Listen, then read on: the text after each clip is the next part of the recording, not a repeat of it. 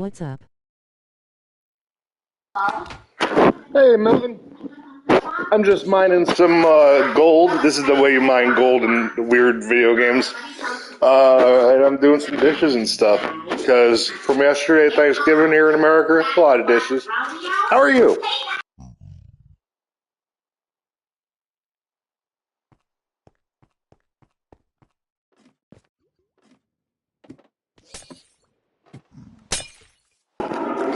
See, Milton, this dimensional portal is being turned on by the fire, aka the lava, sitting behind those trapdoor gates right there. And then this water. Sounds like there's a lot of fun in the background, man. Oh yeah, I just got American Dad or Family Guy on while I'm doing stuff. But it's got a bucket of water pushing these piglins down this chute, right? And they're coming through the portal from Dimension X. Because that one bucket of water is in a dispenser back here that keeps breaking this lava portal, which is pretty neat. But I don't know why it keeps sucking piglins through, but works for me.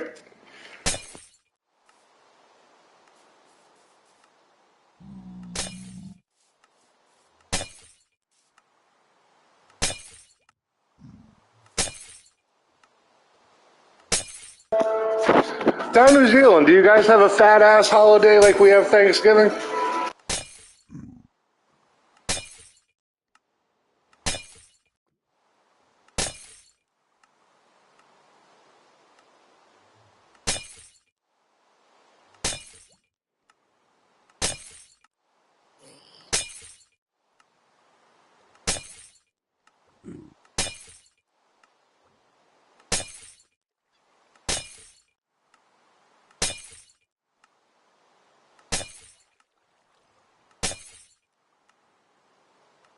Not really, but some people celebrate Waitangi Day. It's when the treaty was signed. What's the natives?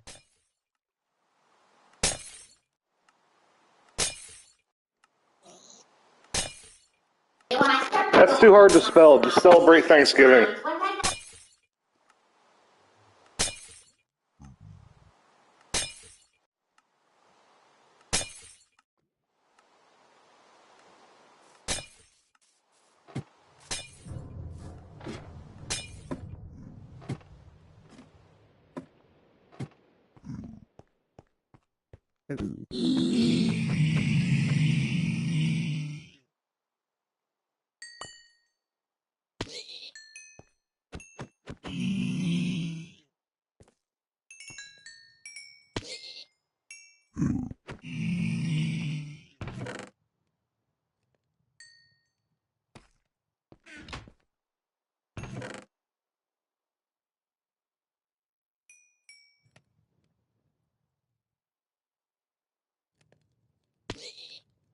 Trust me, speech to text didn't get it right either. It would have been more correct to say Waitangi Day, and I'm deflected. I'm not figuring. Oh.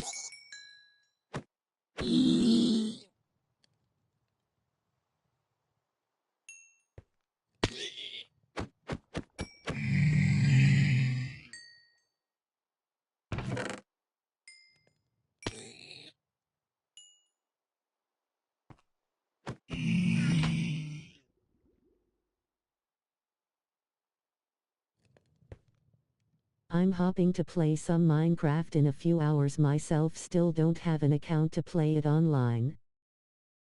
Oh, see, that's the fucked up thing. We're on PlayStation, so unless you're playing on PlayStation, I'll never be able to play with anyone because, like, I can't. You know how like Minecraft has realms and shit? Us PlayStation players, we can't join that. Like, it's just our accounts are different. It's fucking weird, and I don't like it.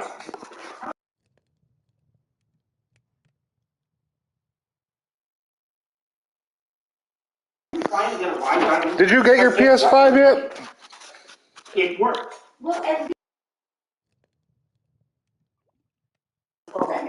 Also, is your Minecraft account on the PlayStation or was it on a Switch or something? Because then you won't be able to transfer that either. Because believe me, I used to have a fucking world. Long story.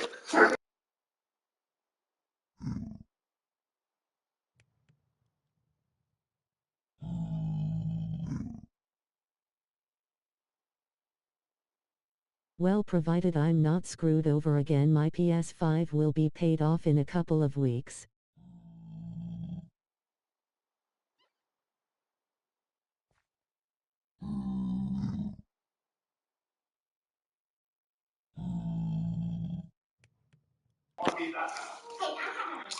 Yeah, but your old game of Minecraft, was that on PlayStation?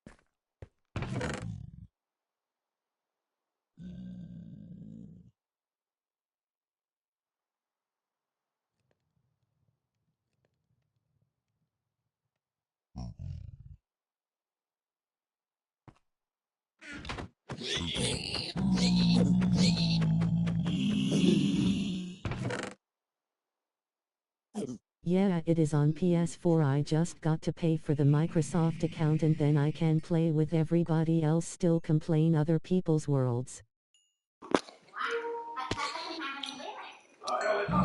You have to pay for your Microsoft account? We don't have to do that. That shit's free for me.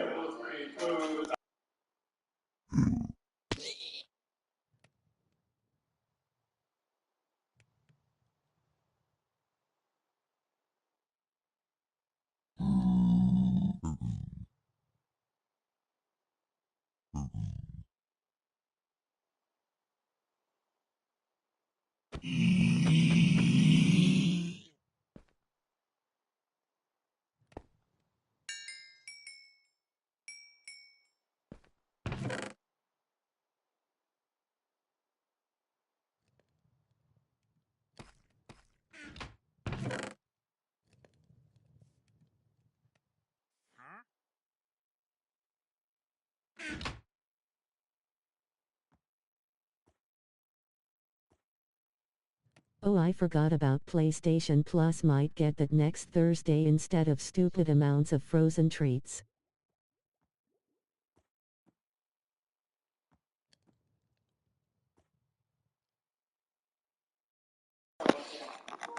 Oh yeah, PlayStation Plus is definitely a pain in the ass. But I just said fuck it and I got whatever the top level is so that you get all these extra games that way. So it's like sometimes I go through and I just download all the games I never end up playing. I'm pretty stupid.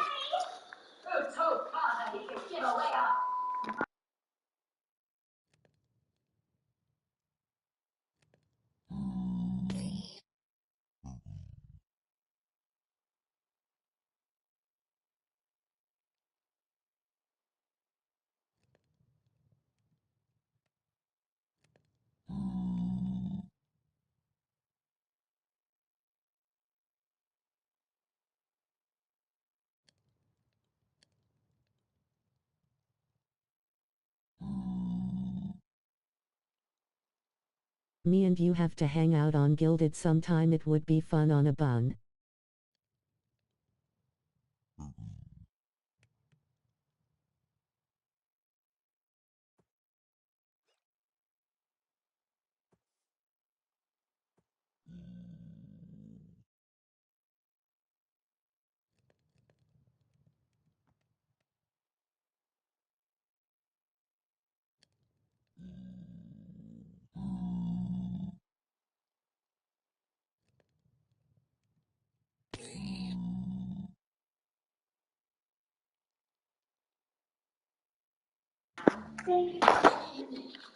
Milton, I barely ever use Gilded.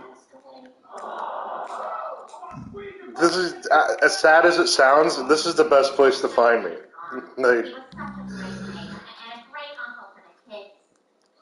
I realize how pathetic that is. Yeah, we're all gonna miss you. Yeah, we're all gonna miss me, West. You know what'll make you feel better, Aunt Carol? Join an Indian guy. Make something with a stethoscope. That. I just wish there was some lady on an island young here in town.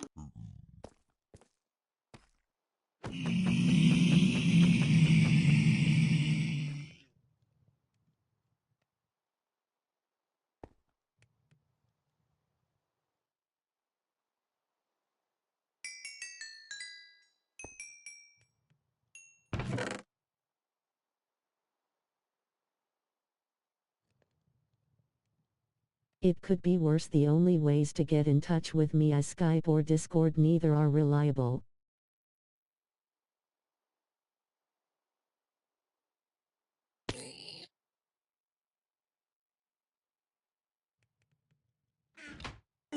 Hey, Chef.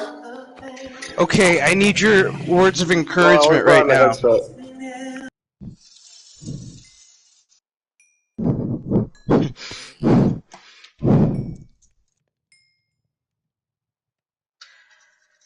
What's he said? I need your words of encouragement, brother. Okay, you could I'm do it. about to go spend like a shitload of money on Black Friday. What are you gonna buy? PlayStation 5. You know what I'm gonna go buy. Go get it. Also, pick up a copy of Minecraft. You could probably get one for like $10 now. It's not exactly new. Will it transfer over? Will all my shit transfer? As long as it's PlayStation. Cause I'm looking at all my games that I have on here, and I'm like, I hope all my shit transfers over. I'd be more worried about it fitting. That's why I got the internal hard drive. True. Chef, you go, girlfriend, get what you need to buy. That's why I got the box right here for the internal hard drive. I leave it on top of the cupboard when people need it. We'll send you a picture. Yeah, because I've got my Hogwarts Legacy. I've got my Friday the 13th. I can easily pop the disc back in that son bitch. Yeah, I mean, That's because not a problem. especially because if you could delete your account and sign back in, you'll have all the same shit because they unlocked everything for everyone.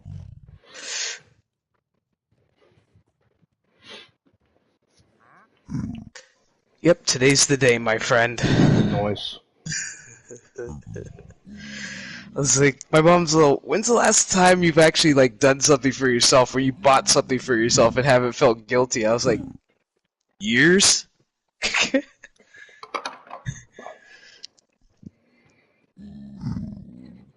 So This is the version that was recommended by the dude who works at PlayStation oh fuck yeah.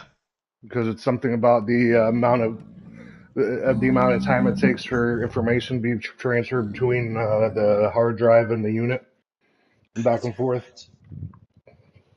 Sweet, I'm gonna order that shit right now. Because there's a 1 terabyte and a 2 terabyte, so the 2 terabyte costs twice as much as the 1 terabyte.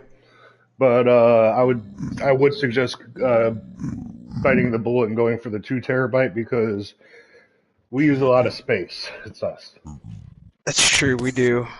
In But you GTA could always 6, you you could never probably know change how it. big that game's gonna be. Then again, I don't know if you can how easy it would be to change it later because then you would have a 1 terabyte that you'd have to take out and transfer the information onto the new one somehow. So I would just get the bigger one right off. Oh, I like that. That's a stand for your PS, and it can. Oh yeah, and the vertical stand. That's what I use. The little disc thing. Yeah, this one's got like it's got a kick-ass fan with this one. Oh, It's got a fan that keeps your shit, and it also has a charging port for your controllers. Oh, when I shit. grabbed mine, it was still all just like the original crap. Nowadays, you could probably get like light-up stands and shit, make it all fucking fancy. So we're gonna go ahead and check out. Oh, you're not even gonna leave the house to go? No, I'm gonna go buy it. I'm gonna send you guys a photo when it's secure in the car, all strapped up in a seatbelt. Yeah, exactly. Oh, but are you gonna? You're probably gonna have to order the microchip though, right? The hard drive. Oh, dude, I already got that in the. We already got that. You know me. Yeah, because Extra controllers already on deck. It's if you go get the unit and bring it home today, it's best that way because if before turning on the PlayStation you put in the extra hard drive, you're gonna just have to turn it back off and take it back out again, start it up without it. Yeah. Then I've done that before. Yep, I did that at Christmas when I got these. I'd put them both in, and I was like, oh, it doesn't even start now. Yeah, I'm like, how about that? How about that? That's weird. Let me take that back out. Let the like, let me system just prepare pull that all itself out. for me. It's like, prepare yourself, baby. It's about to get loud up in this bitch. Exactly. Like, for real. Because I literally sat there and I thought about it yesterday. And I said, And all I can really say is that, like, the controller, it's going to feel a little thick in your hands at first. That's what she said. which is fine. But, like, almost instantly, it's going to feel better. Like, I do like the controller shape better. Just, it's time. I literally sat there and thought about it. I said, I haven't bought myself something. I haven't been selfish and bought myself anything, really, in a very long time. It's like, it's time. Honestly, Chef, the last time I remember you spending a bunch of money was when you took your dad to race cars. Yeah, for his birthday. That was the last time I really spent, like, Those cars mad were money hot. was on my Those dad. were pretty cars. I know, dude. Oh, my God. I don't even know what you paid for that, but I'm assuming it was quite expensive because those were really Between nice my cars. mom and I, we split it. Oh, It yeah, was... That's a lot. Oh, dude, I still have the receipt. Are you kidding me? We spent... Hold on, let me pull it up. Was it over $1,000 just for the day? It was close to 3 because we Close did to the all $3,000? access. Damn, son. Because we did the all That's a big access, day. man. That's We a wanted to big go on the day. pits, man. We wanted to be there. But you know what? Your dad's good. You know? My dad was a fucking kid that day. He's like, what car can I fit in? I'm like, yeah, let's find out what car you can fit in, and then we'll go from there. Oh, why? Is he tall? He's tall. So it's like, dude, a lot of cars nice cars, you get in it, and it's like trying to just sit down onto the ground. Exactly. My dad tried to get into a Lotus, and he was just like, as much as I like this car, he's like, I can't fit in it. I was like, ah! That's so sad. I was like, oh my God. I was like, my dad can't fit in a Lotus. Imagine if you always had your heart set on a car, then you got in, and you're like, nope, not for me. Yeah. So he got in the next best thing, an Aston Martin. He's like, if I can't get in this, he's like, I know I could get in this. And he got in an Aston Martin. It was a 67. Ooh, God damn. Mint condition, barely driven. Well, at least you know it's pretty. Yeah, I was like, dude. Like I was like, don't even ask. I even told my dad, I was like, don't ask him how much it is. He's like, oh, I'm not. He's like, I don't want to cry. I mean, this thing didn't even have 100,000 miles on it, Jesse. I was like, dude.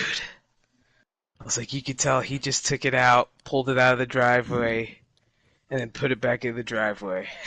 And then turned it off. Oh, good times.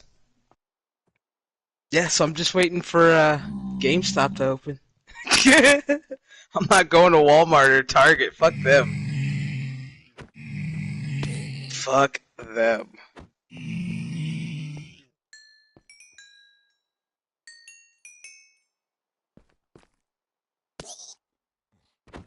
And then on Sunday, I think my uncle and I are gonna go see Napoleon.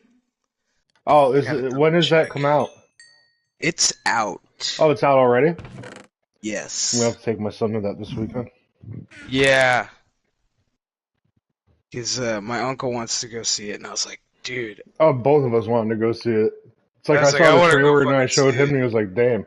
My son learned quite a bit about Napoleon. It's only 2.5 hours, too. Which I was like, my son, man. He always learns about weird historical shit. Fuck yeah, dude. It's Joaquin Phoenix.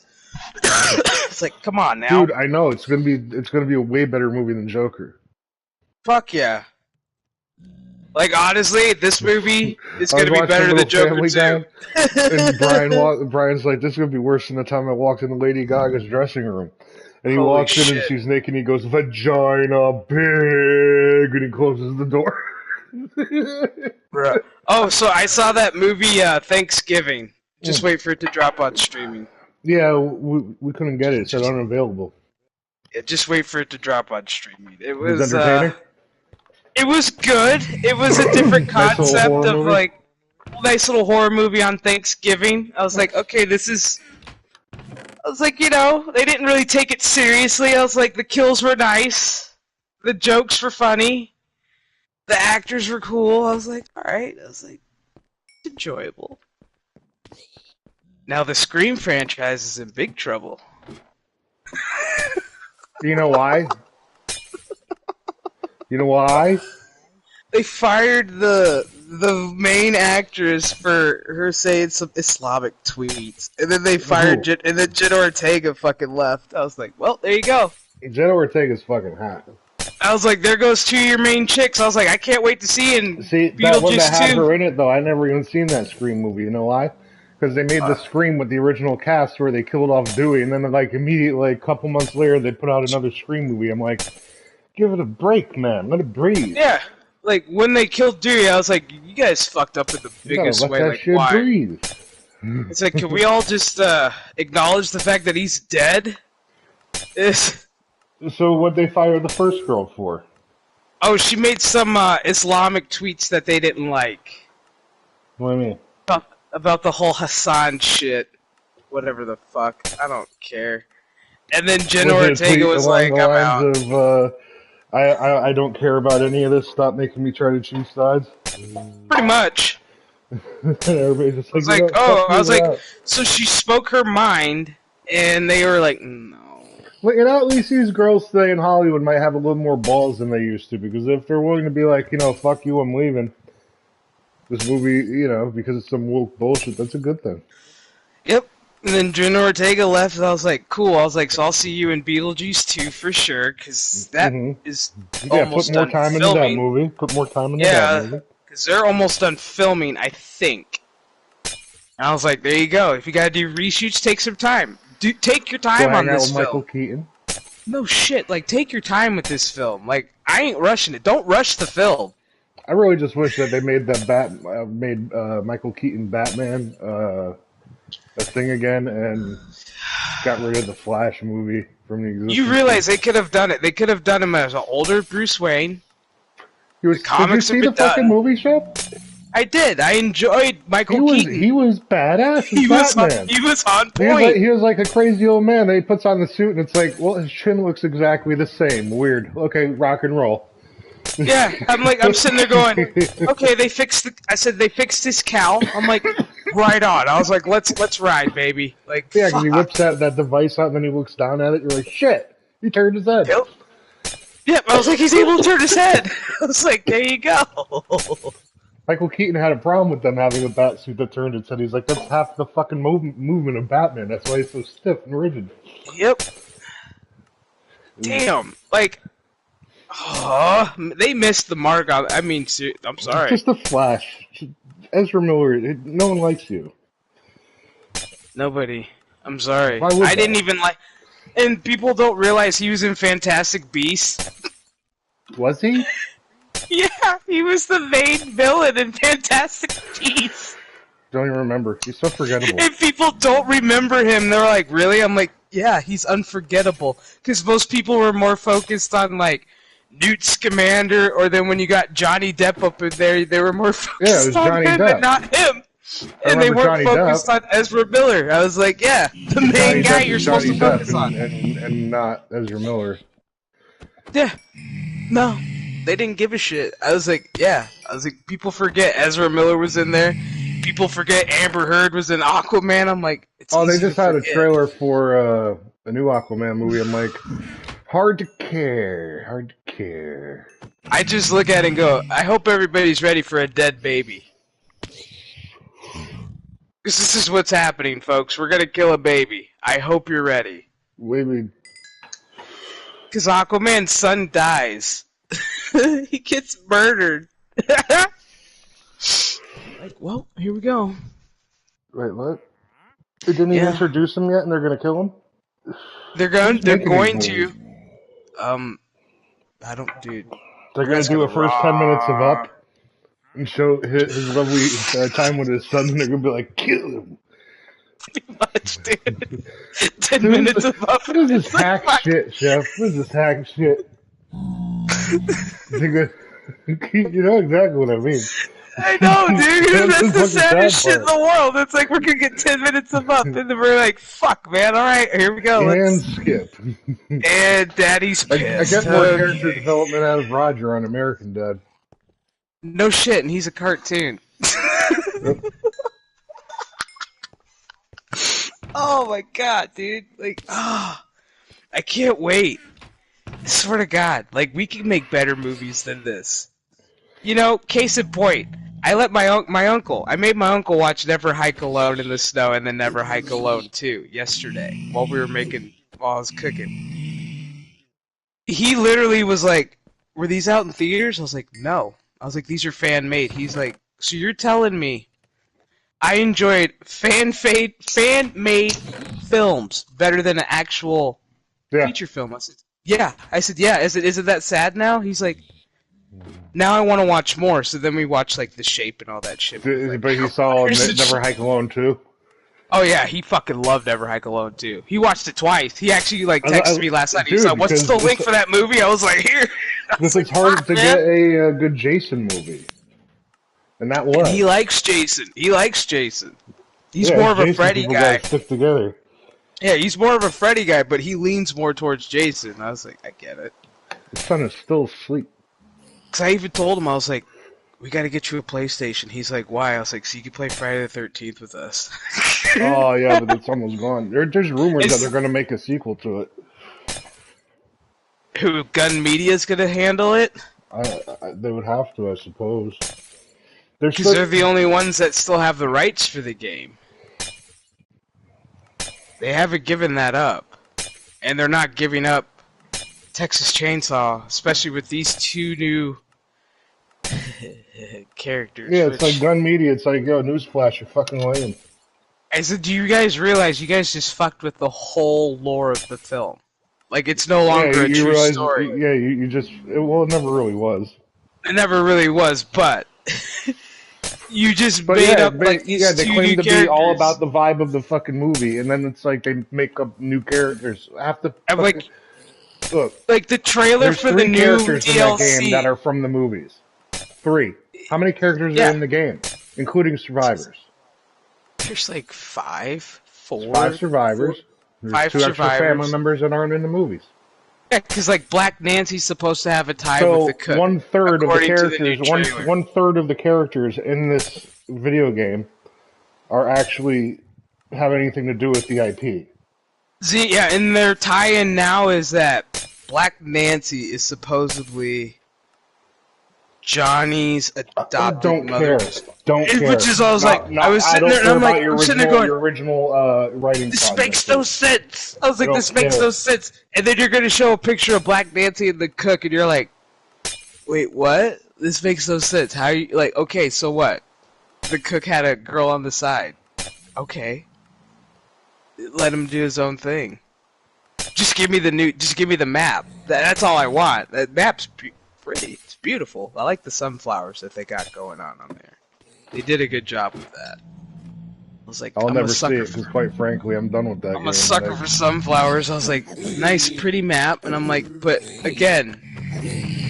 Yeah, I'll just never see it because I'm not going to play that. That would be like if they took Friday the 13th and they started adding new fucking characters and shit. If right now you were like, you want to play Texas Chainsaw, I'd be like, no.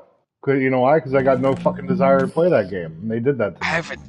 I haven't touched it in I haven't touched it in a long time. I haven't touched it in a minute. I was just like, I can't. Like if you want to go with adding all your original shit to this franchise and calling it Texas Chainsaw, then you should have made it more fun. Seriously. But no, we have to be stuffy about it and up our own ass. Oh, okay, well, you're not exactly doing the IP then, so And like call you even on their that shit, dev but not meetings, buying your shit. You're done. are like, yeah, we're listening to you guys, and it's like, no, you're not. It's like you haven't established. You gave people one thing. Okay, so if you got the Leatherface Nocturnal whatever bullshit, you can now use the chainsaw for all Leatherfaces. I was like, you should have had that in the very beginning. Ooh. I was like, you guys are You fucking mean retarded. the Leatherface that no one bought? Yeah. I was like, you guys should have done that in the very beginning when you guys, quote unquote, sold that shit for ridiculous amount of money that nobody bought. Because they don't even talk about their Come on, sales. Lindsay. That's the sad Hey, thing. Jesse. You would think with that game they'd be like, oh yeah, we're making making this fun in of Texas sales. Chainsaw's business We're fucking theories. making this. It's like you ain't making jack shit because you ain't even talking about your sales. I've been in your chats. I was like, hey, how are your sales doing? How are your sales doing? Chat. The chat saying It's like, there's business you can look up. The That's public subreddit has been information. lit with people saying, I can't get into lobbies, or I keep getting killed. It's like, yeah, they hid the player levels. yeah, so It's if like you're a 99, you're pissed because you're playing with like a level 2, Yeah, level yeah. 3, and you're just like, okay, so we're not even like evening out the matches anymore. It's not even. It's like this is just No, guys, instead just of deciding, bed. how to Did you improve spawn in on by the a bed? players. I did. I spawned I in the didn't realize you were workshop. in it until it said fucking one of two players sleeping. Anywho, it's like, instead of deciding to match make based off of the player levels, they thought, no, we're just going to go ahead and hide in the player levels. Yeah, see how that fucking works out. I just wanted to have a Texas Chainsaw game. Yeah, no shit. Yeah, with like some of the characters from the movies and shit. Yeah. That's what Like, that's what I bought. It says Texas Chainsaw on it. You have 3 characters from Texas Chainsaw, and everybody else in that game has nothing to do with your series. right. That's it. No, what the fuck? That's what you call a bait and switch, children's.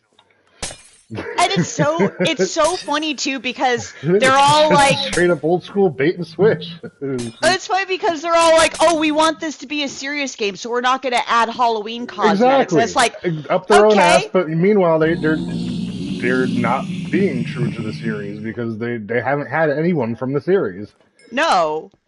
Well, and then it's just like, okay, well then if you want your game to be taken seriously, why the fuck did you add a stun mechanic then, where it's like you slam a door on a person and they go down? Like, come on, that shit's hilarious. And then as you're hitting to get up, you're like, okay, there's no point. I'm just gonna sit here. I'm just gonna sit here for like 5-10 seconds. Put on some Looney Tunes music while we're at it. I'm gonna jerk off real quick. Maybe bounce my checkbook or some shit. It's like, god damn it. I had fun with that game too, and then they just it's like, oh, it's Yeah, Evil it had, Dead all it had over a bunch again. of potential, and it's like, oh, who they bringing in? We're gonna get a Chop Top? No. No Chop Top. And now what they'll do, like in about 6 months, they'll bring in Chop Top and act like we're in the wrong, like we should care. And it's They'll just be like, no, hey, we've been listening. We're gonna give you guys what you want. Here comes Chop Top, and it's like for $10.99, you can own Chop Top. You gotta buy him. He'll be premium. Yeah, you'll be 17. You'll be the $15.99 or whatever the premium pack is. Like, Jesus Christ. How about no? Like, I'm sorry. It's like, no. Oh my god. The subreddit has been lit too. A lot of people are they say if you don't read books, don't write a book. Yeah. Right. Right? If you don't play video games, don't set up the business model of a video game. Because it's not going to go well.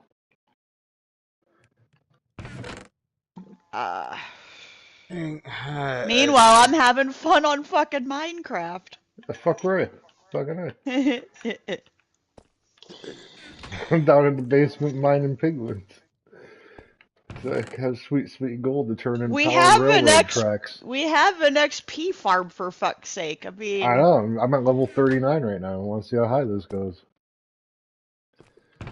I swear, that damn painting of that dude, I'm just like, what the fuck? Dude, So that's the thing fucking Minecraft creepy. needs to work on. They've been around Yeah, what's 15 with all years. They these... got 3 paintings for each size. They got 3 paintings for each size of painting. It's like, dude, can you make some more art? How about you even troll us and you give us paintings of all the mobs that were not picked throughout history? Oh, oh, that'd be funny, What would be? actually. That'd be great. Once again, Jesse solving video game companies' problems for them for free. That's why they need to hire you as the pitch idea guy. Like, hey, let me give you the ideas. Like, what do you do? I smoke pot and I have ideas. I know a lot of people could say that, but mine are actually good. It's funny because you think that they'd be vetting some of these developers, like, hey, are you a fan? First thing I'd be asking, are you a fan of this IP? Yes. It's like, but then of course, I would vet them some more, ask them questions that's about when the I'd be like, IP. no, I don't know shit about this. Hold on. Ask me tomorrow. Yeah. I'm gonna go get an ounce and watch every video on the internet about the lore of this game. Yes. I may not know it, but I will learn I it. do know I how will to know smoke a joint and find out. Chef's getting her PlayStation Day. Oh shit! Really? Yay! Yeah, you might as well, cause it seems like PlayStation 4 games are being phased out now. I'm so taking my gun with me. You know, just taking in your gun. case. No Yeah. reason not to. Black Friday, homie. Yes. Okay. Oh, Dude, good luck you live in a there. populated city. Yes, There I was do. a And salty cracker video from a gas station in your city. a lot of people and a lot of Mexicans just crossed the border today because they gotta go do their shopping. Oh, No, that happened. I'm in Phoenix. it's a that happened in Phoenix. if you live in Mexico, it's a better deal to come over to America for Black Friday. Uh-huh. That's a lot of gas.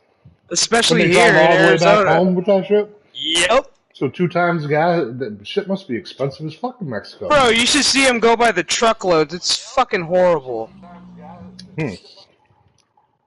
It's like you literally see like the cars just like loaded up, just full of shit, and you're like, wow, somebody went Then to the Border Walmart. Patrol has to inspect all that on the way back through? Or Yep. that doesn't matter? Well, Mexico No, would sometimes want they an inspector don't. coming in. Sometimes they do. Sometimes they don't. It's one of those where I'm just like, this is. It's like on our side, it's leaving the country, so it's like, but for them, it's their incoming security, so the Mexican government has to check them. Yep. I wonder how much more looting's going to occur today, because there's certain spots like they just walk in, just grab shit and go out. It's like, okay. That's why I'm going strapped today. Try to take my PlayStation today. You died today. I don't give a fuck. You are dying today. And unlike you, Vermin, I'm actually giving money to keep these employees working and getting paid. I'll have 2 people on standby on the phone. I'll have you guys on speakerphone. Go, listen, I shot this guy because he was a piece of shit, okay? Look, if you have to shoot somebody that tries to rob you for your PlayStation, just make sure to scream as loud as you can, Alakablam. Because it will be on the internet. Either that or I'll be like, gays for Palestine! Oh, Jesus Christ. Those fucking people, I swear to God. Pulling Alex Stein, dude. I'm like, gays for Palestine. Don't throw me off a roof. That's like chickens for KFC. It's for Palestine and jump off a roof. That's fucking funny. I fucking love Alex Stein. Oh my God. It's like, gays for Palestine and jumps off a roof. It's like, what the fuck just happened? That's a long way to go for a joke. It's like, homie, it's like, okay, wait, what? Did he have a trampoline down there? He did not have a trampoline down there. Like, I did not get that shit. Like, I saw that video, he's all gays for and then he jumped, and I was like, wait. I said, that's not supposed to happen. That's a big wall. You're not supposed to do that. I'll never forget when he got spit on by that college Karen. Off of a fucking roof and set you on fire in a cage. That makes sense. Liberals. Fucking liberals. They're stupid. There's brilliant. a reason why they're called useful fucking idiots. It's not even stupidity, though. That's like another level of just like, you have no cognitive skills. No critical thinking. No way to think outside the box. Like, oh no, I gotta think of what I've been told. That shit. That's right.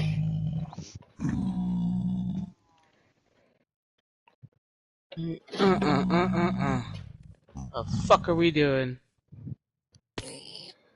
Weird times living in weird times. See, I know I two just thought big gifts I want to get for my son for Christmas, but I don't know what to get him for little stuff. I have to figure it out. There's always Stocking records. stuffers, man. more records, I'd say, because he's into music. Might as well get him He- stuff, more physical needs a- media to listen Needs a to. bigger stocking for them records. Yeah, I couldn't believe they had an Electric Mayhem record. I scooped that shit up real quick.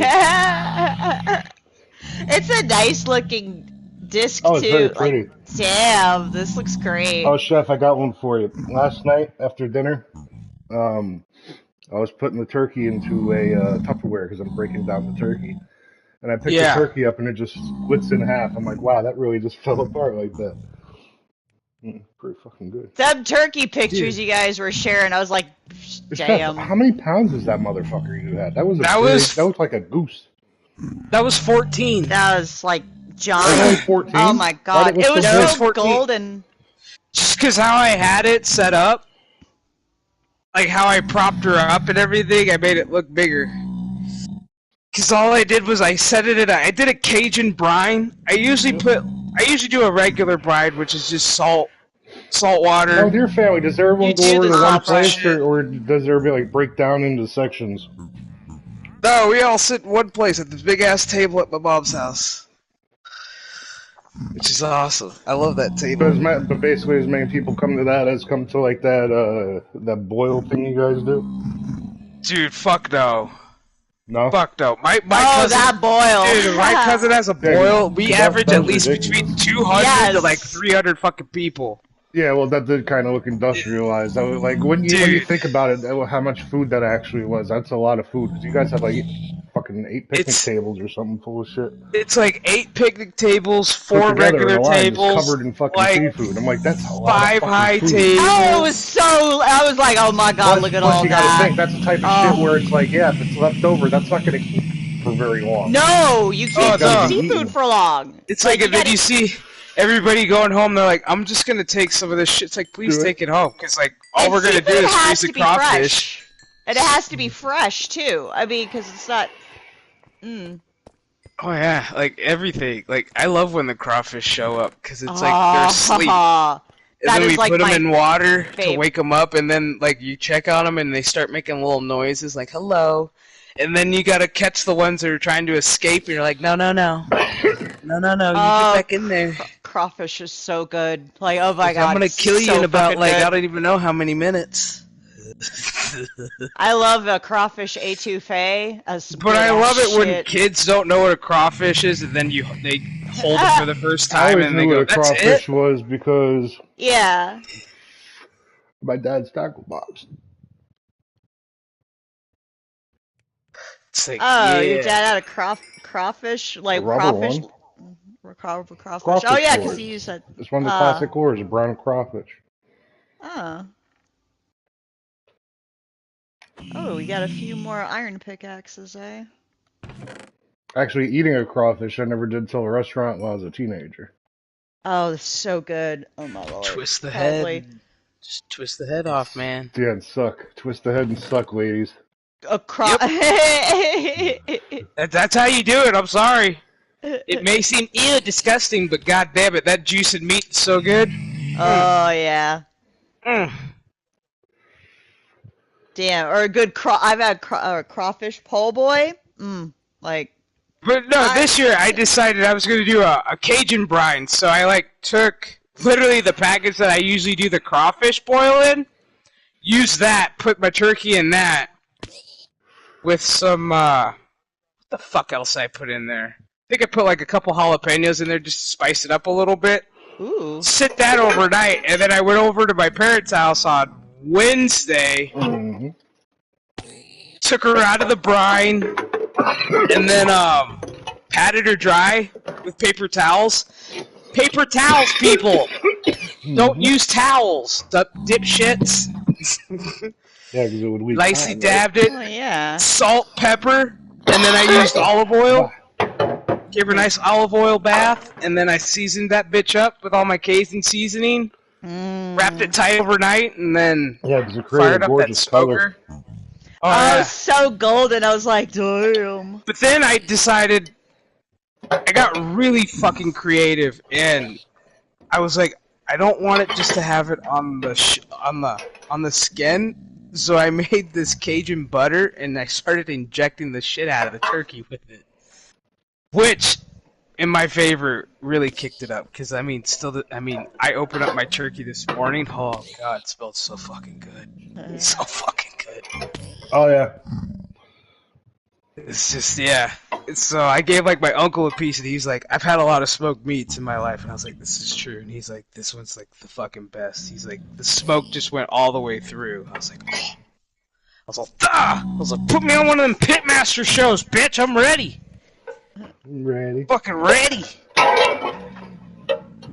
Because the prizes those Pitmasters get, I want. They get a lot of cool shit. They get like Traeger grills and all that shit. What did I do with my Red Bull? It's gone.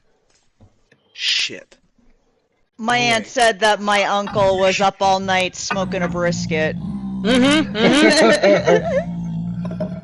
Brisket, you gotta be up with it. Well, that's the thing. I almost did it. I almost smoked the turkey overnight, and I told my mom I was like, if I do this overnight, I'm literally sleeping outside with this thing, with like a headlamp and everything. And she's like, seriously? Because like my dad, he bought some monitors, like baby monitors, in case we were gonna smoke it overnight, so we could keep an eye on it. That's smart. And so I was like, no. I was like, if we do it, we'll do it next year, or maybe for Christmas. We might do a prime rib. We might smoke a prime rib for Christmas. Smoking a prime rib would be very interesting. Exactly. That's so funny. I've been looking at recipes. Dude, I've been looking at recipes, man. I've been looking at some hardcore recipes. There's you gotta a couple... think that's just like a rack of steak. Yeah, because I've been looking at I've been looking at the Kansas City Pitmasters because they do a lot of prime rib for the holidays, and I'm like, okay. I'm like, how would you fuckers do it and make it? And I mean, they're fucking prime rib. As soon as they cut it, like you see all this juice, and you're just like, ah! Just smell-o-vision. Just put it up against the camera. Just let me smell it. Oh yeah, the smell of smoke meat. Oh, it's like, it just, I don't know, it just invokes my childhood, you know, because, you know, my dad and my uncles and my grandpas would be like around the fucking barbecue and shit like that, so.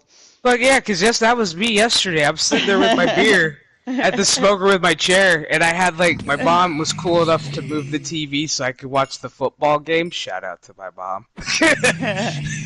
And I'm just sitting there, just every once in a while, temperature would get up, and I just open the door.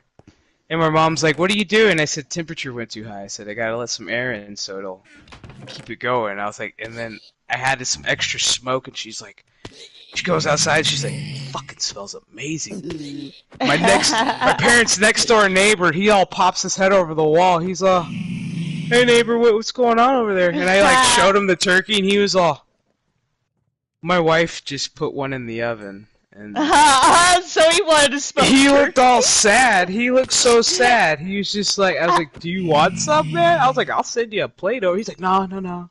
So like before I left, I went over next door and I knocked on the door, and he was like, "Are you serious right now?" I was like, "Yeah." He's like, "Oh, thank God." He's like, "My wife's turkey turned out really fucking dry." He's like, "I don't know what the fuck I did." I said, "She probably left it in too long." I said, "Or she took it out too early and didn't let it rest." And he's like, "I don't know what the fuck happened." He's like, 170 to 180. If deep in the turkey breast hits 180, get that bitch out of there. You were ready. Yeah. But if you're smoking it, you can do it at 160 and just pull that bitch at like 165. Why? Because it gets rid of the bacteria or something? Yes. Well, but what does that make the texture firm enough, though? Oh, yeah, dude. The juices are... Oh, my God, man. Oh, yeah, because it's kind of boiling it with inside. Well, it's not boiling my God, it's dude. not boiled, but... It's just one of those... It's yeah, like, my grandpa liked smoking turkey, too. It's now a thing now where I literally looked at my mom and I said, "I think we're going to start smoking turkeys from here on out and just smoking meats from here on out." Because, like, I was like, we could do a Christmas ham. I was like, I could smoke a fucking ham. Christmas ham on a smoker? Shit, yeah. And my dad's like, we could do a prime rib. I was like, we could do a brisket. I was like, we could do a ham and a brisket. I was Yeah, like, my uncle smoked it's been a thing. My uncle smoked a brisket to go with the turkey and the ham and stuff. And my mom was looking at my aunt like, he's been up for 13 hours. Just yeah, he left like, you yep. he left you for a piece of meat. Let that sink in, ladies. Twice every year, your man will leave you for a piece of meat. It's not personal. It's just business. It's their way of saying, hey, I love you, but I need time away from you. Yes. That's their way of saying they need a break. Exactly. That's their way of saying they need a break from you. Going, I'm going to smoke this low and slow. How long? About 13, 14 hours. That's basically the ladies and shopping. Yeah. During Christmas, so, like, they need ladies, time away from the guys to get anytime a man shopping. says, hey, I'm going to smoke this meat for 14 hours, that's when you go, hey, I'm going to go shopping. And then they go, I don't give a shit. Yeah, the guys would be like, okay. The ladies would be like, I'm going shopping. Guys would be like, okay. This is the one time a year where a man will never go, how much money are you spending? No, they don't care. Because why? It's a man with a grill and his meat. He doesn't give a fuck. He's got weed, alcohol, and whatever else that gets him happy. That's all. Am I right, Jesse? I know I'm right on that one. Yeah, man. I mean, I just cook holidays old-fashioned style. I mean, it's not that hard. Just cooking a bigger meal. Bigger meal. People are like, Thanksgiving's hard. It's like, yo, Christmas is hard. Thanksgiving ain't shit. Yeah. Thanksgiving is more dishes. That's what Thanksgiving is. Just more Thanksgiving dishes. is your pre-game to Christmas on what you need to, like, tighten up on. Well, yeah, because Christmas involves more decorations, and then of course you got the gift giving and shit like that. So speaking of, I gotta pull. Of course, there's more involved into Christmas. I gotta start pulling out the decorations and the stockings today. Mm-hmm. I just switched out Little Chef's We gotta collar, figure out what the hell the name is nice. of the places that we got our Christmas tree last year because it was nice. Right? Shit. I got very mine Americana. You want to go back there?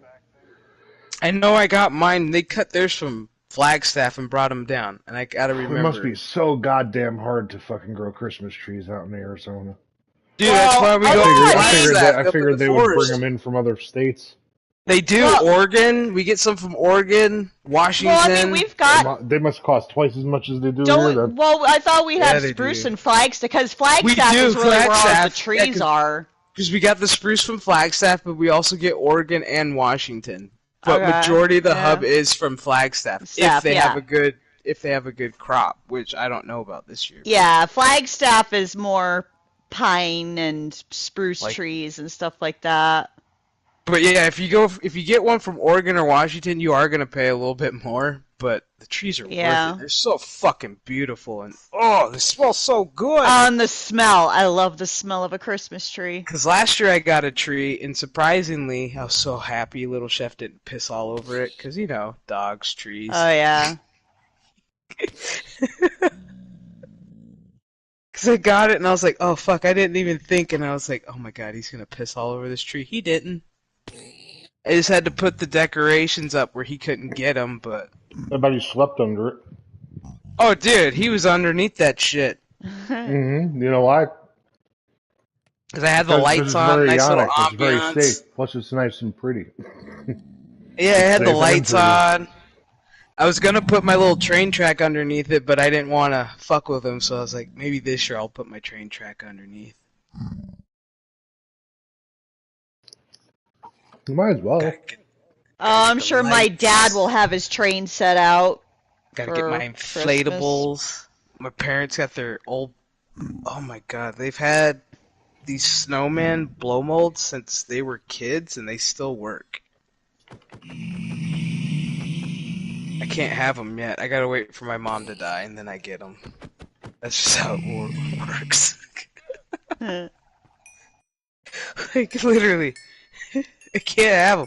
I've been wanting them ever since I had first laid eyes on them as a kid. I was like, I want these in my house. Can't have them yet. Wah! Okay, let's see. I'm gonna walk up in this fucking deal. I'm gonna walk up in the goddamn GameStop and be like, yo, I saw this deal because I'm a What are you Power looking for? member. Oh no, I'm getting this PlayStation for like $390 with my Power fucking points. That's not bad at all. Not Nope. bad at all. If they try to argue it, I'd be What's like, the look, normal according price? to $499. Still $500. Yeah, that's how What if much I paid for What if they say it mine. don't count for that or something? Oh, it's gonna count. There's nothing that says it wouldn't, right? Has anybody seen Falling Down? Shit, I haven't seen that. I gotta rewatch that. We all saw what happened to Michael Douglas at McDonald's. You don't want to Yes. see that looks like a No. GameStop. Power to the players. Well, it doesn't say it excludes anything, right? Because it's like it's got regular price for regular, As long as people it who says don't have a Power doesn't include member. consoles or anything, then you're good to go. What the fuck? Yeah. Because they have the regular price for all you non-Power members, which is still $500. It blows my mind. How many times did PlayStation up and down used to flex their prices up and down throughout the course of like 1s, 2s, 3s, and 4s? Yeah, but the honest part of this, Chef, is that the PlayStation 5 should have been more expensive, and it should just come with the fucking internal hard drive, because that internal hard drive costs almost as much as the fucking PlayStation.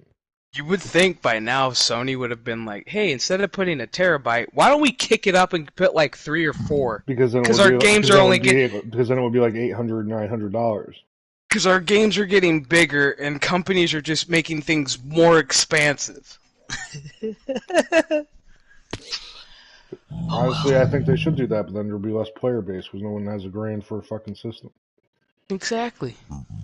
But then there'd be a better world of gamers. Yes. I'd be like, oh, you can't afford it? Oh, fucking well, I can. Well, Pew, pew, pew, pew. computer shit's expensive. And then that's what... If Dude, you want a But you top would of the think that, line like, gaming if I worked at PC, Microsoft, you think I'd be able to go over to AMD and be like, because we're PlayStation and we're gonna make 1 billion of these fucking things, how about you give them to me real cheap? dude, fucking PCs, man. Holy shit. it's ridiculous. Makes Like, me feel like I I think got the a cheapest bargain. I've seen is like 2,000 for like a gaming PC, Just to start. just to start. And it's like, then you add all your extra shit, and you're like, are you fucking serious?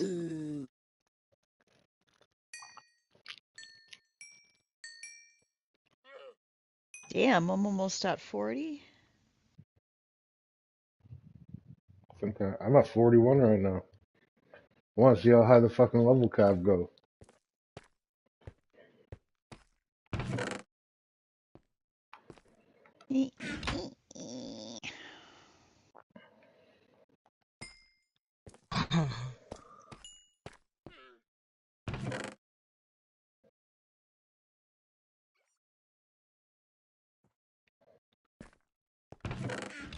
Holy shit.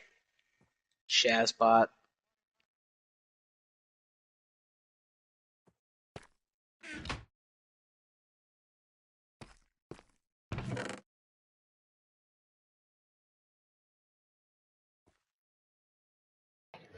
Real quick, I'm gonna go run and put out some of these railroad tracks. I think. I'm probably gonna do some more mining. Oh yeah, there was some more to the cavern I saw down there, so probably gonna go explore that some more maybe. Make sure I secure myself with enough torches.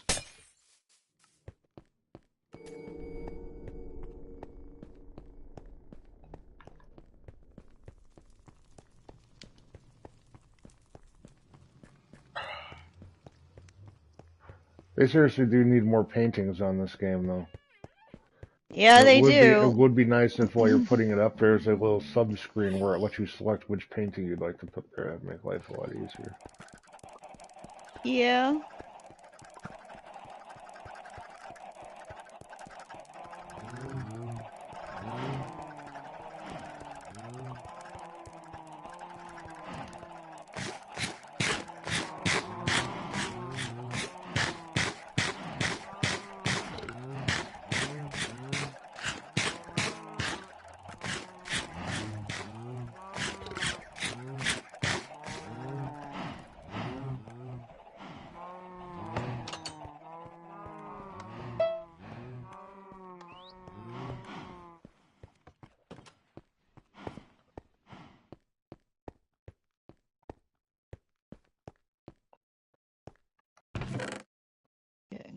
sir.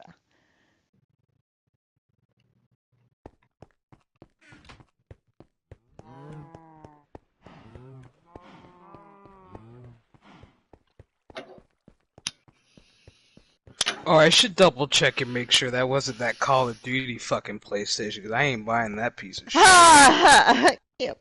Let me make sure about Why are people still? Oh. Playing that because they're too stupid to understand why that's an issue. And I love the people going, this game is just, it's just electric! It's like, dude. No. No. Yeah, I heard the campaign was absolute shit. 2 hours. I haven't looked anything up because I don't care about it. It was only a 2-hour I'm campaign. more concerned. I haven't looked up anything about fucking Call of Duty. I've been watching shit on what's going to happen with that South Park game.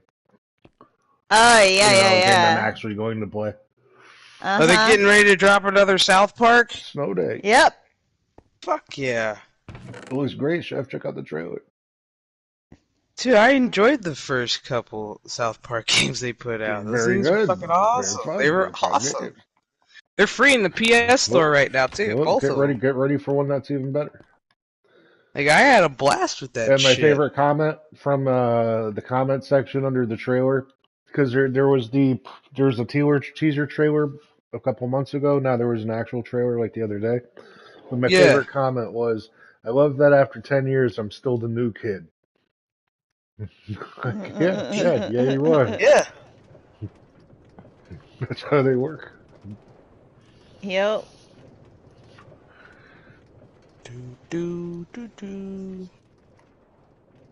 Oh, this includes Spider-Man 2. Well, I did want to play that game anyway, so fuck it. Shit. Well, if you play it, stream it. No, we will not be playing. I already played the Miles Morales and said this is bullshit. The first Spider-Man was awesome. Enjoyed the shit out of it.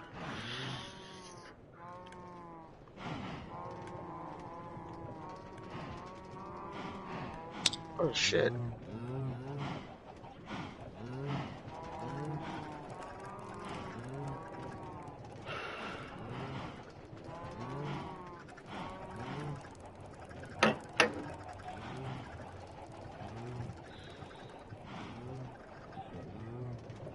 Alright.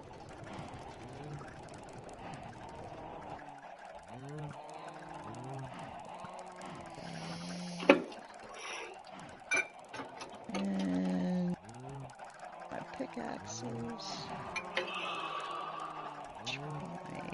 My torches.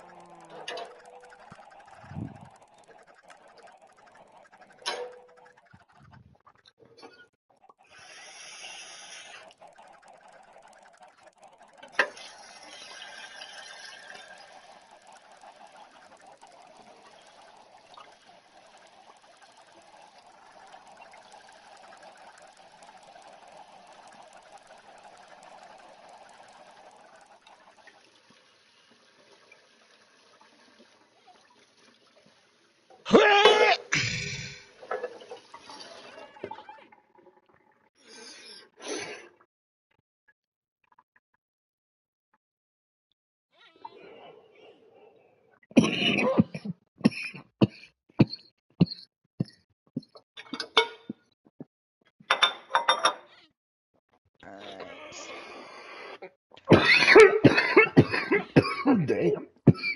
Damn.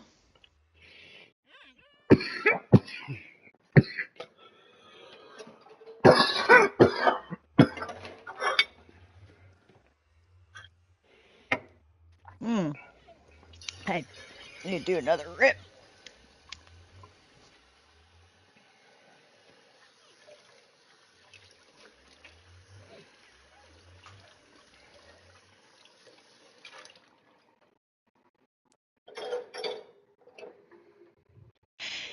Chef, did you witness the infamous turkey trot? from the White House. Dude. Sadly, yeah. I think Yes, he I shit did. himself. I think he He shit probably himself. did. He probably did. I did. Sadly, I Guy's did. an My embarrassment. my uncle decided for pure entertainment. He's like, "Did you see this?" And I was like, "See what?" And then he plays it, and I was like, "Why?" I was like, "I could have went the whole fucking day without seeing that and had a better day." I was like, "Now this is." I was like, "Why?" I was like, "Seriously?" I was like, "Why is he still president?" I was like, "Are we?" I was like, "We have no balls to just invoke the 25th. I don't give a shit. We'll have President Harris for whatever, a cackling dumb God, bitch. but, I don't Yeah, care. just have her in for I one don't day, do care. the same thing to her, and get rid of her too. Keep Because you doing know that. the sad thing is, she's gonna suck some like SARS dick, and we're all gonna be like, you know what? That's what she does. That's what she does. She's a whore. That's how She's she like, got I her don't know way what to to do, so I top. suck them off. What? No. Yeah, she sucked Hamas's dick. What? I mean, She's like, then I blow. I don't. No, Every stupid, time, every time I hear that bitch speak, I get stupider. I mean, I it's swear, I sad. think I feel a one brain cell die every time I hear that dumbass talk. Yeah, Like, did you I see keep. that other one, John-Luc Picard, who just like left the Oh media my today god. and dude asked for She's so stupid. She's so stupid. Like, I can't. She had a whole chart out trying to explain why Thanksgiving was cheap this year. Like, And it's like, hey, no, bitch, no, did you it's not though. see? We're not. Think- We're, Okay, blessed from what? Did you check the prices Sweetheart. last year? Sweetheart, Thanksgiving's not cheap. Do you realize this is like the Black Friday today? People are really hoping people are spending money because it's I'm like not going out today. it's not really doing too well. The past couple of Black Fridays, they haven't really been staying spending home money. playing game with my friends. It's like the That's what funny I'm gonna thing do. is Cyber Monday tomorrow, or not tomorrow, but in like a couple of days, they do a lot better because why? Amazon drops their deals like fucking no other. Yep. And it's cheap. And now Best Buy is going to stop selling DVDs and such. Yeah, they're gonna stop selling physical media, games, all that shit. Yeah, altogether. good luck with that, Best Buy. Rest in peace. Which is fine because they make their big deals during Super Bowl Sunday with them big ass TVs. Because every year I go get one. I'm that Yeah. sucker. Yeah, it's like, well, Best Buy was where I'd go to get my games. No, they figured since everything's going digital, there's no need to give out physical media. And I'm like, dude, there's a reason why I prefer physical media. Yes. And this is like I'm very excited Exactly. because the reason why I'm very excited. I've waited. The version later. Now that's all gone. Like, oh, Yep. Exactly. in 20 years, if shit goes the way it is, imagine trying to watch Blazing Saddles. You get about No 5 shit. minutes of the fucking movie. And that's Yep. it. And then you get the credits. Yeah. We Like, I can't don't show the understand rest why of this was this. popular, It's but too I will. sensitive for the modern audience. Like case in point, James People keep Cameron, The moving that shit Abyss. on the street like crack. It's what's that? Unedited Blazing Saddles. You know I got that cooked up. Like he never released that movie on DVD until now. He's getting ready to release The Abyss on 4K and Blu-ray. I'm very excited. I like I that fucking love movie that movie. I've actually. always wanted to own that movie. I've always really liked that movie. That was really never It's available for purchase. Never. God. It's been one of James Cameron's films that's never been.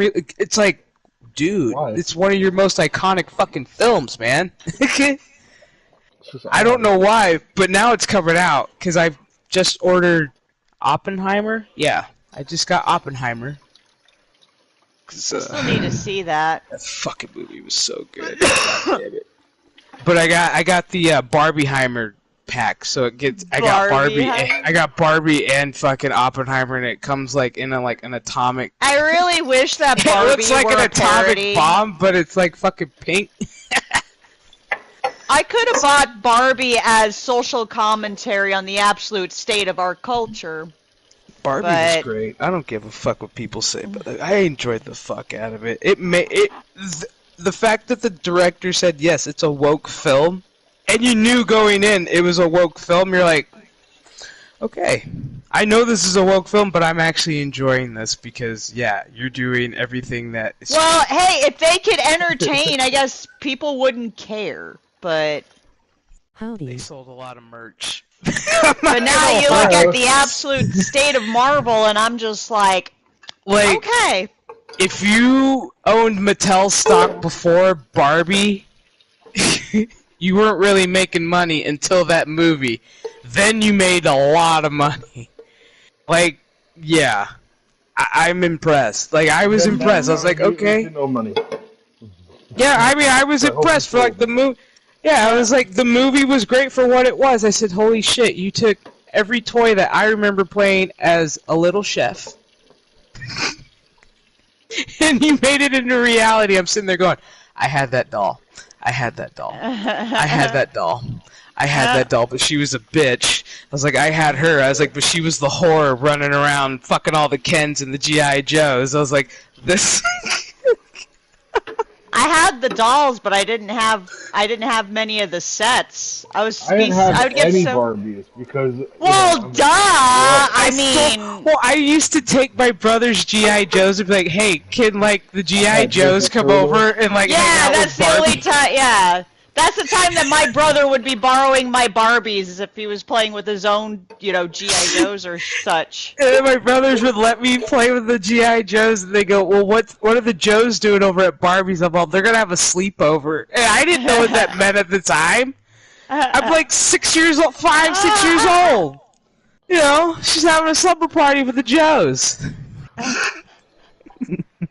Go Joe. It's like, yeah, Sergeant Slaughter's hanging out with Barbie, okay? He's hanging out with Black Barbie. Why not? You dip in that chocolate. I didn't know. Yep. Speaking of Mattel, I finally got my Honky Tonk Man figure, comes with a guitar and everything. I was jealous of like the sets that like some of my neighborhood friends would have. I had one friend. Actually, she really wasn't a friend. She ended up being a bitch. She destroyed my fucking Malibu Barbie dream house because she wanted it. And I told her no. She's like, can I take it home? And I was like, no. And so she decided to destroy it. And so, well, let's just say I was the first person to give her a black eye and a fucking bloody nose. Oh, damn. I was like, this bitch up in my house trying to take my shit. No. The fuck? She wasn't allowed to come over to my house after that. God damn it, way too long while I was doing dishes. Now my guy's going back up the fucking hill. That's not what I wanted. My Terry Funk is supposed to come here today too from eBay. That little fucking bitch. You know who you are. You know who the fuck you are. Fucking bitch. Whatever. I know where you work too. Is this serious? Dude, that was serious back in the day, homie. You don't fuck with Barbie's like her dream houses and shit. Okay? Yeah. Whatever. Yeah, I do that. I respected that. I would sit there with absolute envy at like my friend's set, but you know what? I respect like, hey, your parents. I had a whole fucking setup, man. I had her dream house. It looked like you walk into my room and it was like you had to kind of walk over because I had my Lego set, like my Lego towns in the background. Oh yeah, I had Barbie shit all the way up in the Legos front. too. My brother got like Lego sets and shit. And then every once in a while, the Millennium Falcon would fly up in that bitch. I don't know why. It would just happen. A Millennium Falcon. It's like talk about a Solo would just drop up in there. multi-universe. You know, hey, I had the multiverse before it was a multiverse, bitches. Okay. Hell yeah. At least mine made sense. And then I would put my dolls down and I would pick up the NES controller. Yeah. Actually, I wouldn't. I would just sit in my little circle with all my Barbies and be like, Barbie, we're gonna play Mario. I've done that too. We're gonna play Mario. And sit there and play Mario. And then I'd be pretending that they're cheering me on as I'm getting through each of the levels. I always had... I think I was racist back then, because I fucked up my black Barbie a lot. Like, I feel kind of bad thinking about it now. I'm like, shout out to Black Barbie. I'm sorry. Like, I think I treated her like the biggest bitch of the world, because, like, I'd be playing video games, and I'd be like, why are you side-eyeing me? Like, why are you giving me a side-eye? Like, why are you hating? Why you hate? Oh, I'm so bad to that bitch.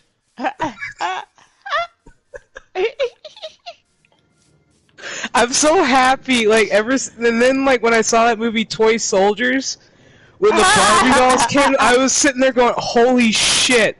What, like, if that were to happen, I was like, I am fucked. You're right. There are certain toys that, holy shit. No. I love that movie, Toy Soldier. Shut up, that was a good fucking movie. Well, shit. I mean, Phil I Hartman need to know before how to his make wife these blew his brains mine out. parts faster because this thing seems so slow now.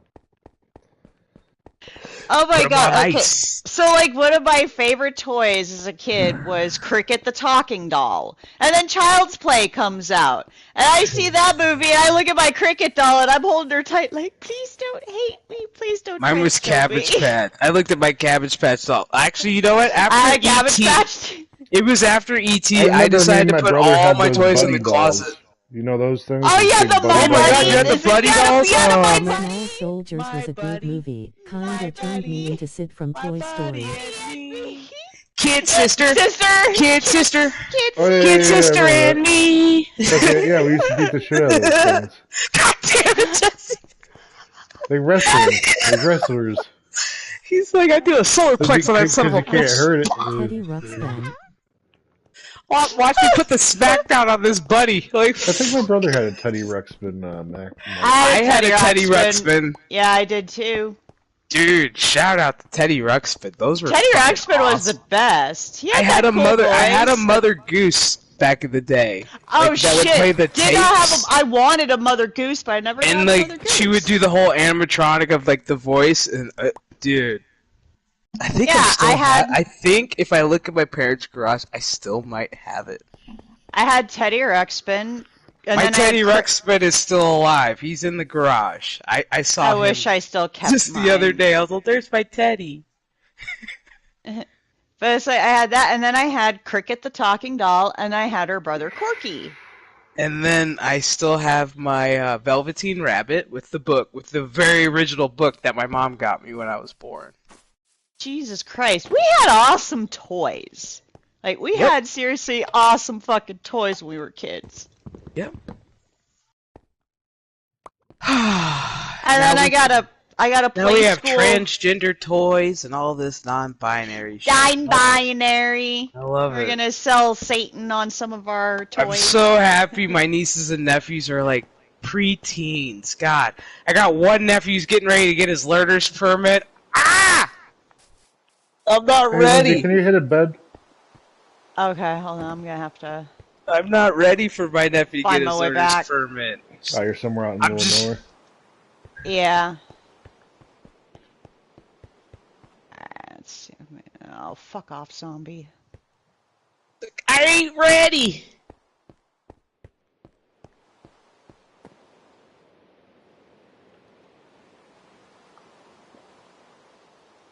I grew up with a bunch of I'm just happy my G.I.JOES and nieces and nephews are Transformer into toys. sports, video games, and that's it. Yeah, we had tons of toys when I was a kid, man. I didn't Oh, have yeah. toys growing up, but I had from the age of 5 woodworking chisels, axes, and I my own also had welding the mask. play school cooking interesting. stove and oven that was like interactive kind. Well, or not really interactive. Well, like it made the noises. easy bake oven or something. I had an easy bake oven too. Did you destroy your house? No, I did not. I was actually surprised too. Like I thought that My favorite thing with an easy bake oven ever was Homer put one in his car. Yes, dude. Yes, that was like the best episode. He's like, here. God, dude, remember when was it Homer? Yeah, Homer, and I think Peter did it too, with like a hibachi or some shit. I can't remember. One of them fucking did it. They were selling shit out of their car. Fuck. Good times. I should pull cash out, huh? I don't want to use my card. Shit, where am I gonna go? Okay. 10, okay. 1, 2, buckle my shit. Fingerprint. fuck is it? Ooh, I think I found my way. Peter did it with a sandwich oven or whatever it was. There you Oh, are. I can see it. Panini press, right? Is that it?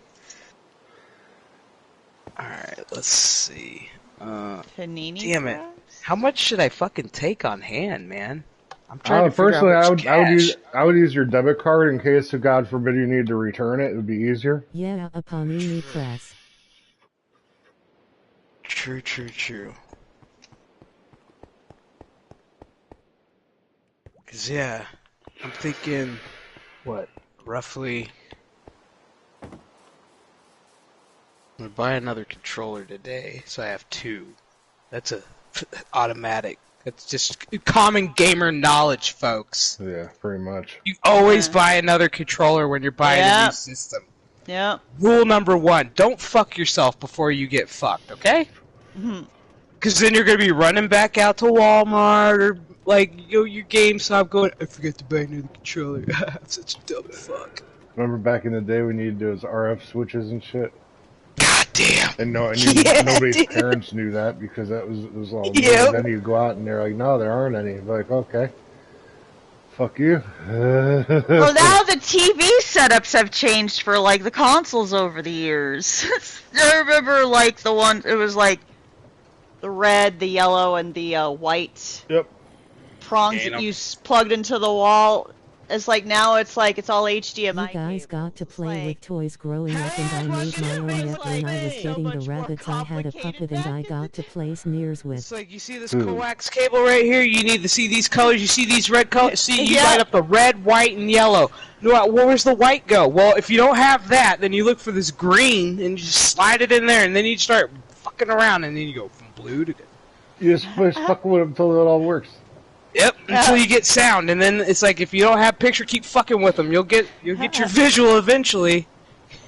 It's kind of like games back in the day. Didn't have a tutorial. You just picked up a controller and like, oh, okay, this button's to jump, this button Now, is when to, you like, get your when you get your Nintendo set up, you're gonna want to open up the flap, give it a nice little blow, and then you're gonna take your cartridge and you're gonna go, and then you're gonna slam it in that bitch, and then you're gonna drive that power hard, and then you're gonna You know why that is? blink.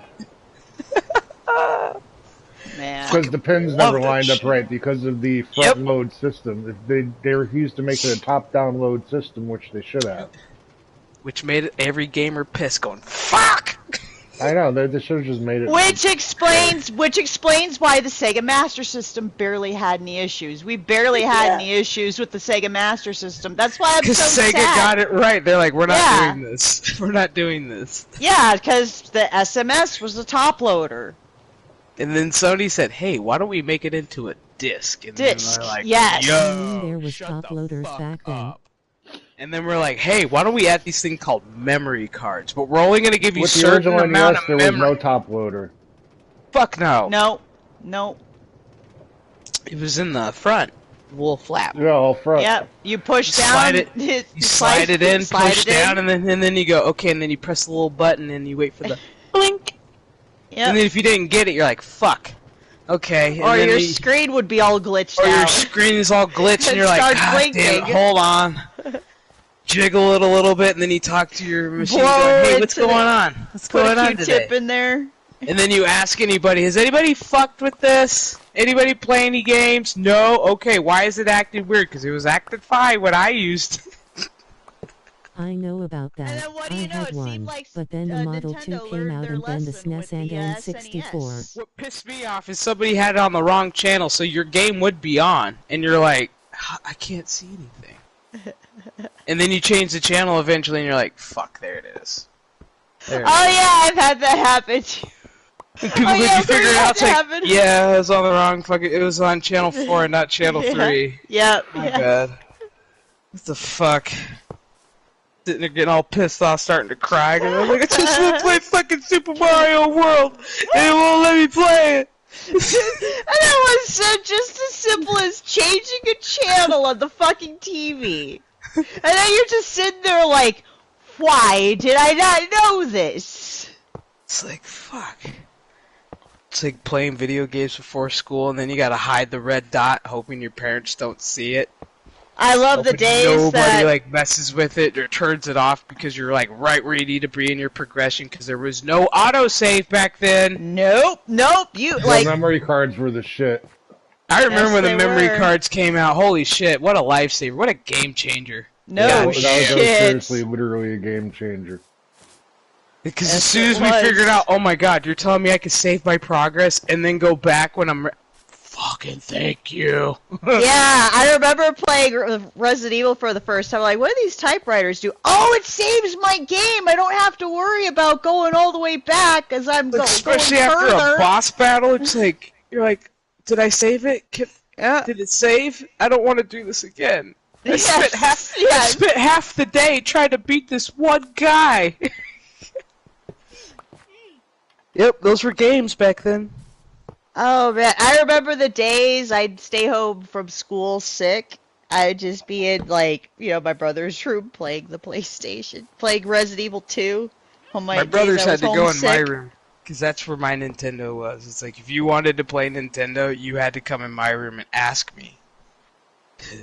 Yeah, I guess since my brother was the older one, it's like that. I was the games would baby in the cost him. family, but I had all the electronics. I was smart enough to ask for certain shit for fucking Christmas, or if I got good grades, it's like, hey, if I pull this off, can I get a Nintendo? And my dad would go, yeah, sure, fuck it. I don't think you're gonna do it. And the next thing I know, Just passwords, here's my memory report card. Let's cards, go and get a saved Nintendo. files. Yeah, okay, cool. Hey, Dad, if I score 12 points in this basketball game, can we go get the new pair of Jordans? Yeah, sure. I don't think you'll make it. Boom, 20 points later. Let's go to the Nike factory, Dad, and let's go get them badass Jordans. Oh, I was like, yeah, we're going to get them in solid black. Fuck off. Yeah, my brothers weren't smart enough to ask for stupid shit like that. I was. How do you think I got a Nintendo 64? Yeah, boom. Meanwhile, I'm asking Good for grade. like a brand. I'm asking for a leather biker jacket and shit like that, which I got. I had to pull up one grade. My dad's all, you pull up this one grade, I'll get you anything you want. I pulled it up. He's like, what do you want? I said, we're going to the store. We're getting a Nintendo 64 with some fucking games. I was just asked for ammunition at wasted all on target if I got good grades. God, I was a dumb my kid. brother got that one. That was my first console and IT was the best. And then he's like, there's only one controller. I was like, and there's 4 people in this family. And looks like you're going to buy 3 more, Dad. Different colors. I think that's when my dad got smart. Not really, because then after that he bought me PlayStation 1, 2. Oh, I saved up for a PS2. But I saved up for my 3. And then by then, I was out of the house. Yeah, the PS2 was the first console I owned on my own. And then I had a girlfriend who decided to buy me an Xbox, and I looked at her and was like, the fuck is this? Buy you an Xbox. I was like, I don't play Xbox. I play PlayStation. She's Well, like, what's I the don't difference? understand things. Yeah, she's like, well, what's the difference? I was like, what's the difference? What's the fucking difference? Bitch, the only game I'm going to be playing on this Xbox was Halo. That was Halo, the only yeah, thing I played that on there was what Halo. everyone- That was it. Other than that, it collected dust. I bought the 360, but I had a friend who had Halo, so we played that once in a while. But I beat Yeah. the original Halo story mode. Like, that was the only thing I played that thing for. And then when we broke up, I took it to GameStop and sold it.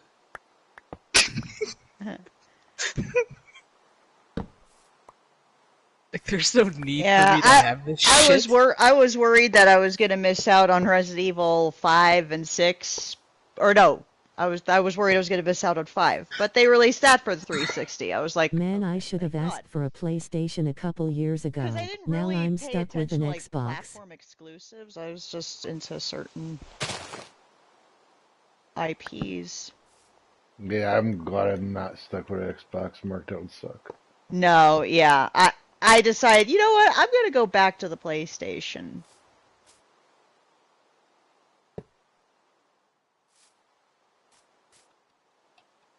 And then I saw they were the release of Resident Evil 7. I'm like, okay, now it's time to buy the PS4.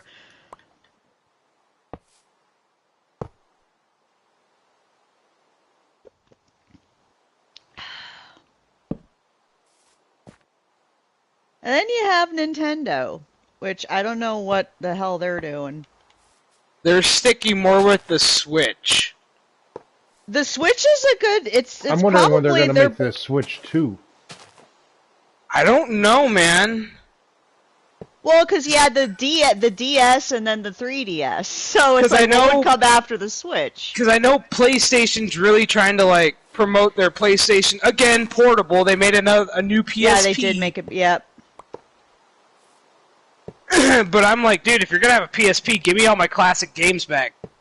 Put all the classic catalogs back from like the original PSP.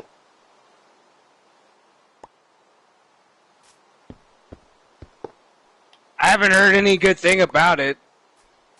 Yeah. Didn't even know. I just heard it's expensive as fuck. I was like, really, for a PSP? Like, here we go again. I've just never been one for handheld games, except for like, yeah, I did have a DS. But that was about it, and then I got the Switch.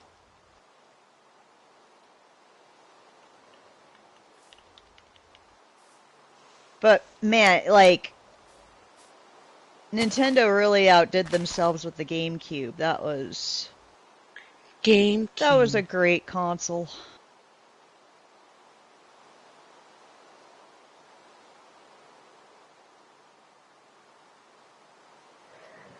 It's just this tiny little disc.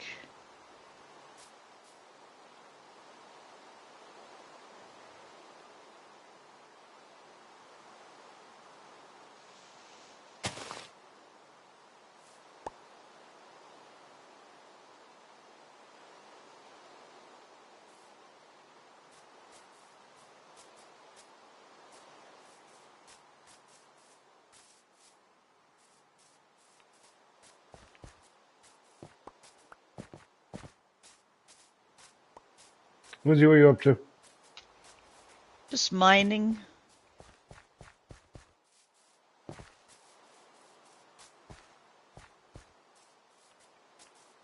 I have to dig a tunnel through a mountain. So I'm coming back for some pickaxes.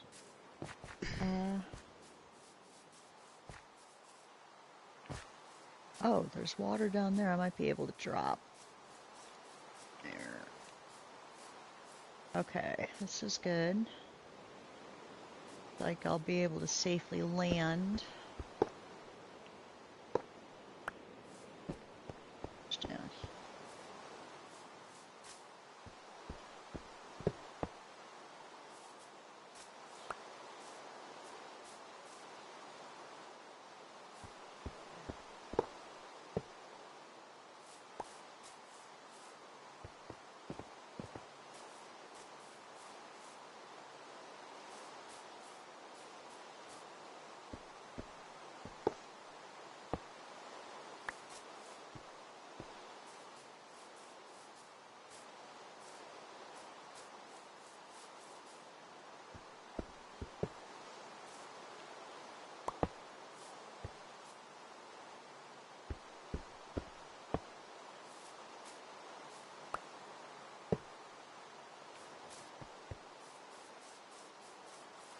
Ooh.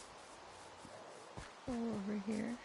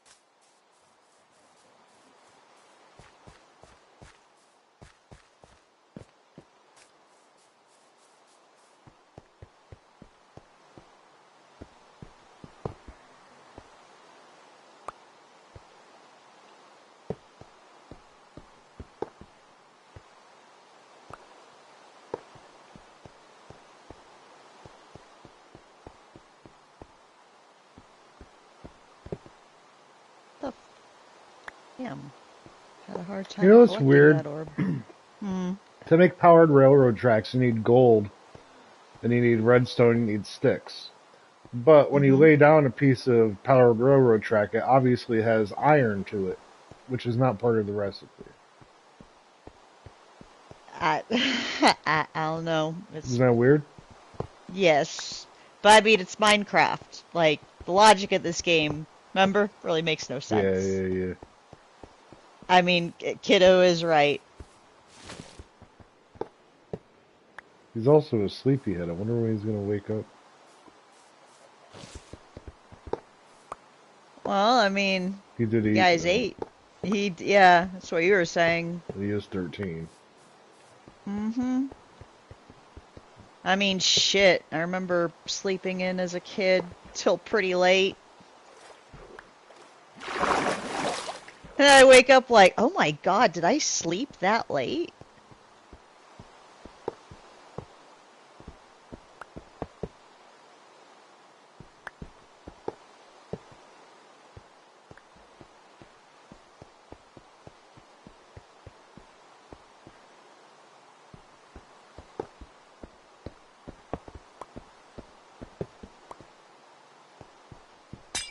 Shit!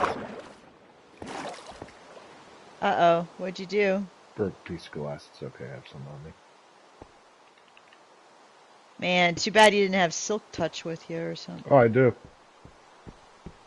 So I broke a piece by accident. I'm gonna change this because I don't like the way this is. I hate it when that happens, when you you hit a button by accident and it just like Dude, when the better fucks something up. pickaxes get, like, you'll cut too deep with them. Sometimes it's like, you might as well just carry a Yep. wood pickaxe on you for delicate matters.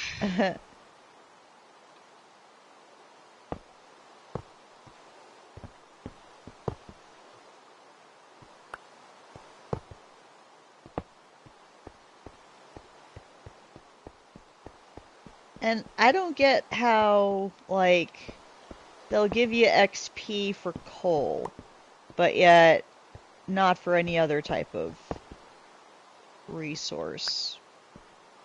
Like different ores.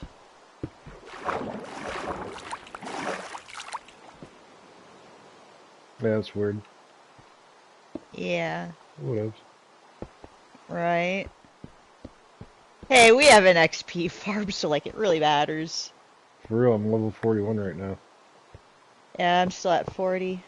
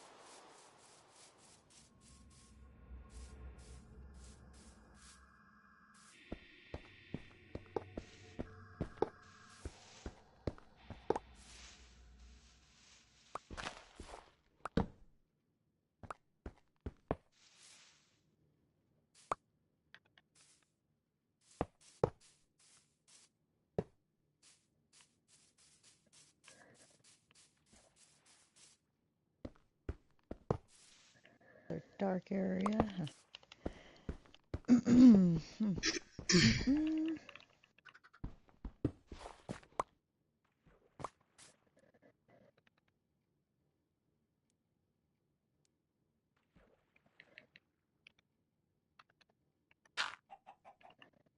Ooh, some more stuff down here.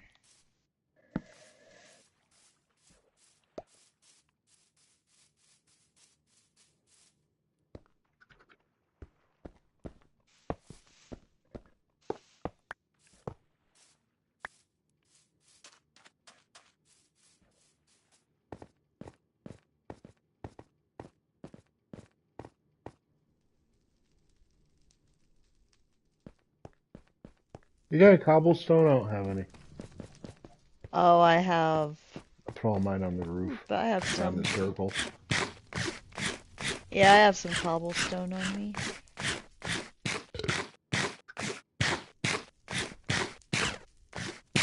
Oh yeah, you're not at the castle though, you're down to some mines. Never mind. Yep.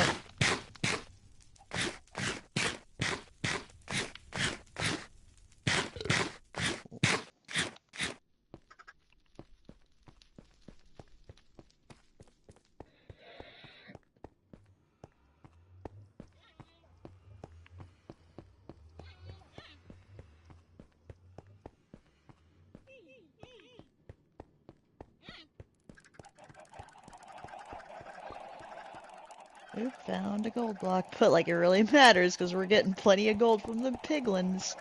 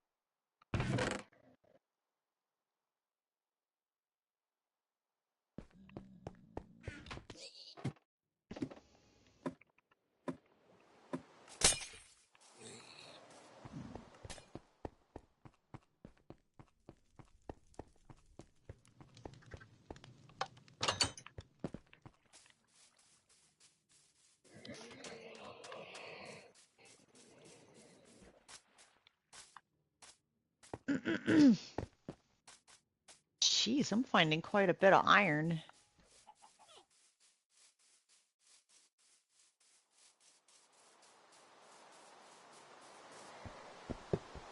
Well, that's good. Mm-hmm.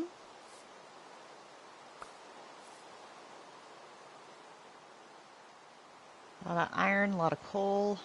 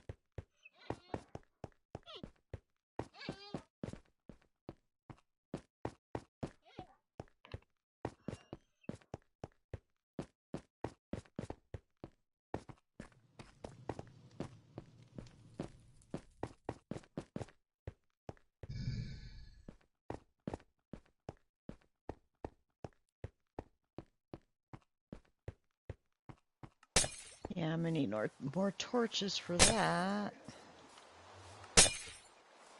Okay. I'm gonna try to find my way back out.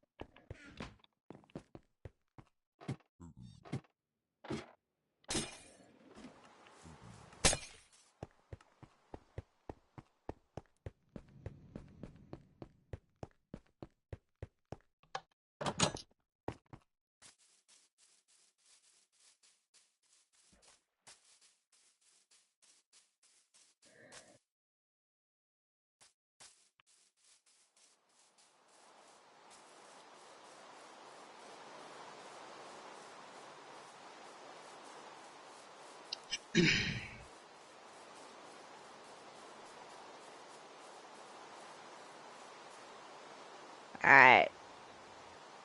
Now I made it back.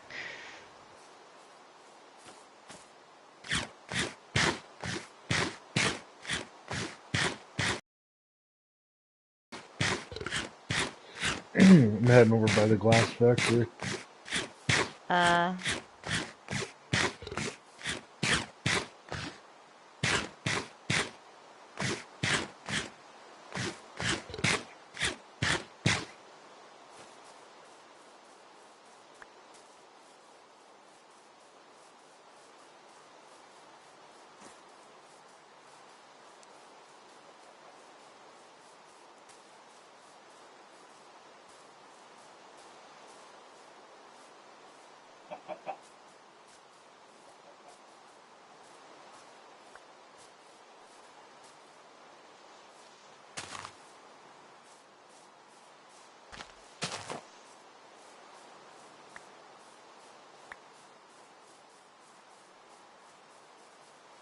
Alright, so I got a bit more cobblestone dropped off in the trunk.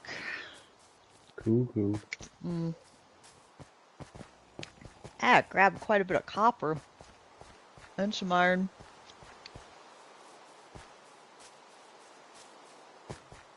Quite a bit of coal, too.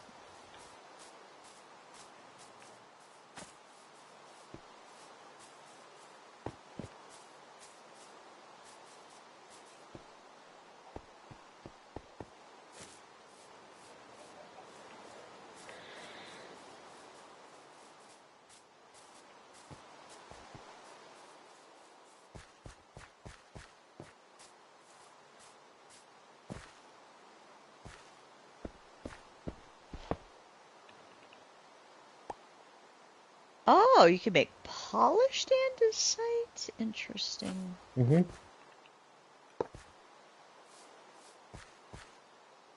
Alright, we'll do that. Ooh, that looks shiny.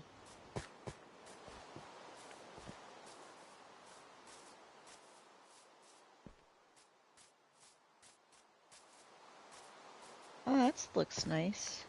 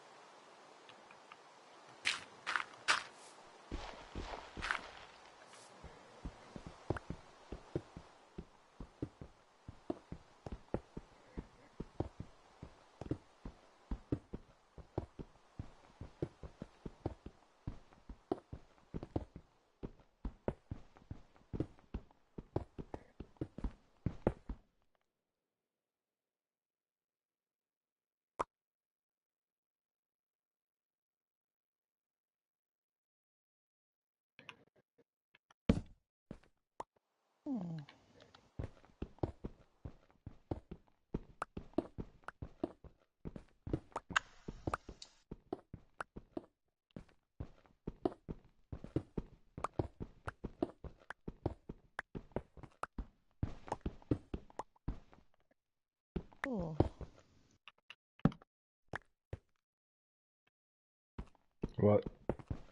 I was just checking out the stonecutter table. One where you repair and disenchant tools and weapons and stuff.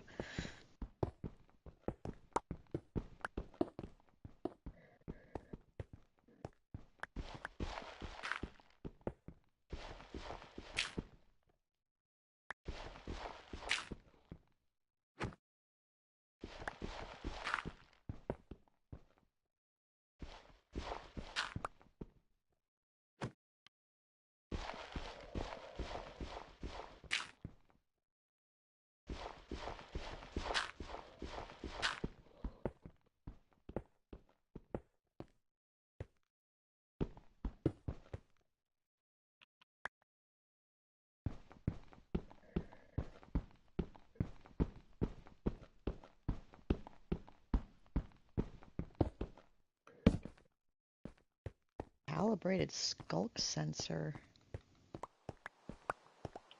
Saw that in my on my recipe book.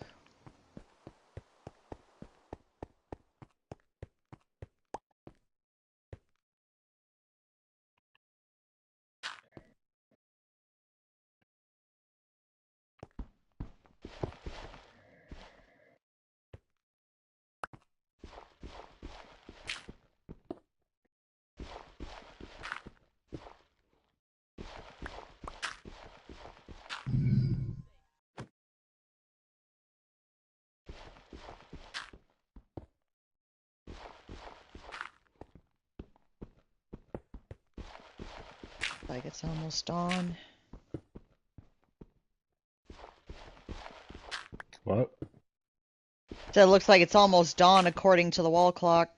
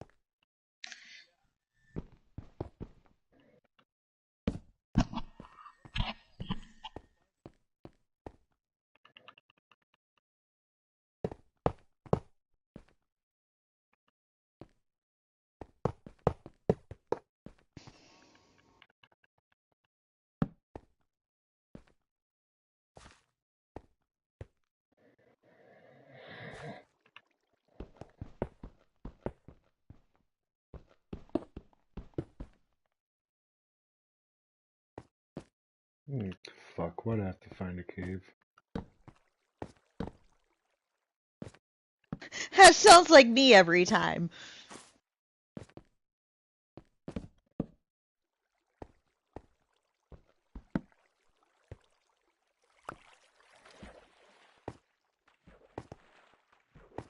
And I go in and I'm just like, why am I doing this?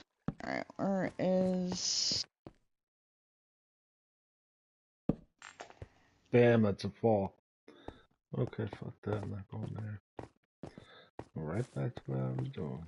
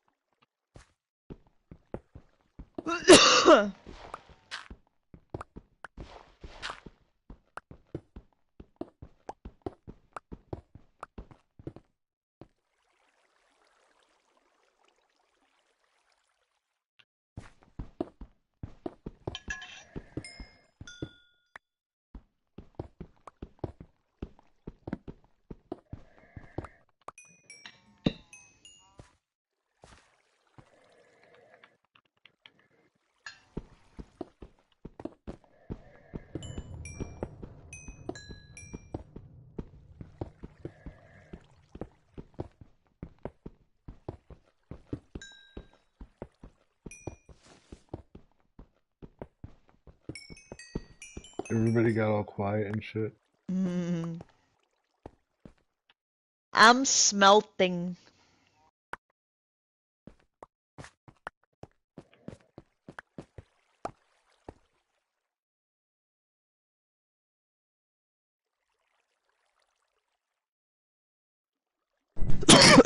Okay.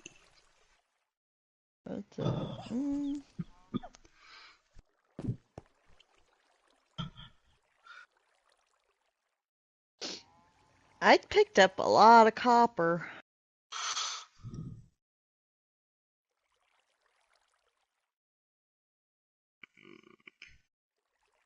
This has some easy XP too.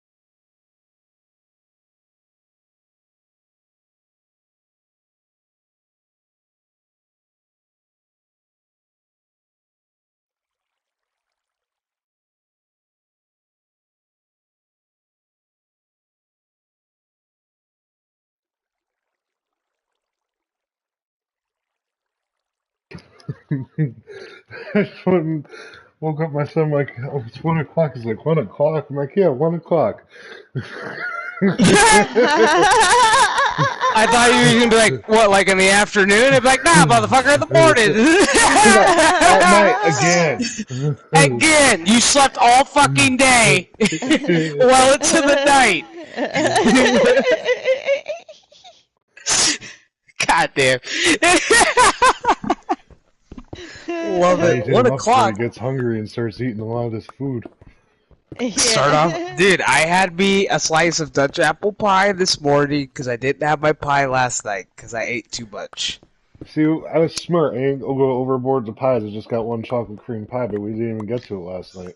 And then my mom bought this really good fruit tort. Oh man, Oh, I torts fucked are myself good. up. Dude, I fucked myself up with that, dude. It was so fucking good. It's so fresh. Oh. God damn it. Fucking hate holiday Hey, good seasons. morning, afternoon to everyone.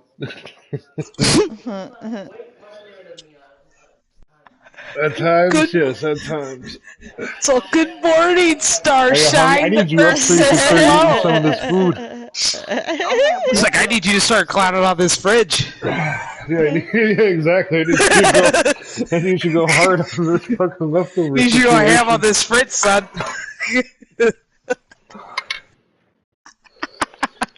And then he could go downstairs and get in on the punching bag. Shoot, my grandpa used to tell me that, like, the day after Thanksgiving, he's all, baby Get girl, I that need you to go in energy this out. fridge. It's like, what do you want me to get? He's like, I need you to start eating all this food.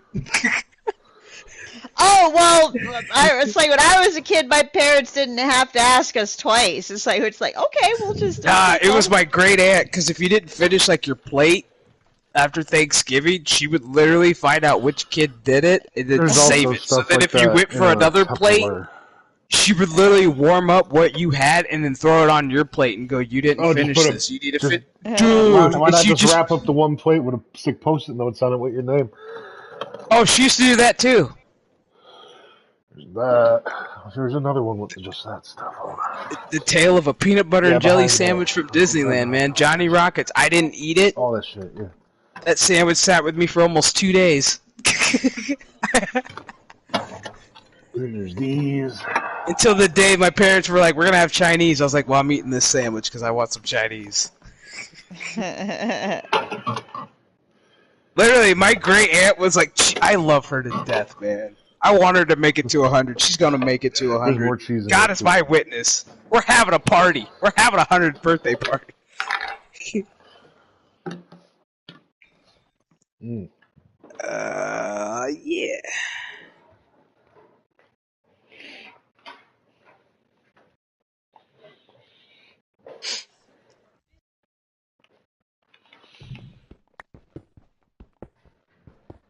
This is a Black Friday football game. Why not? Why not?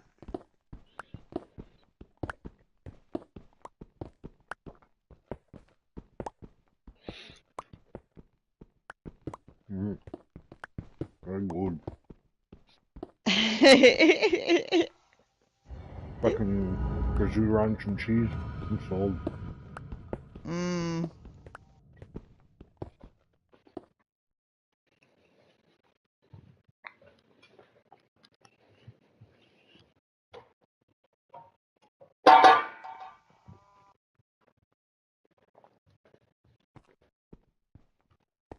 What you looking for?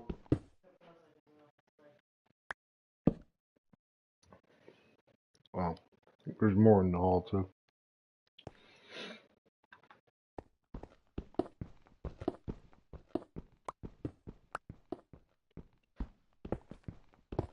So I'm probably going to be sending your guys' care packages just a little bit earlier than usual, than the like close to Christmas. You know what I'm saying?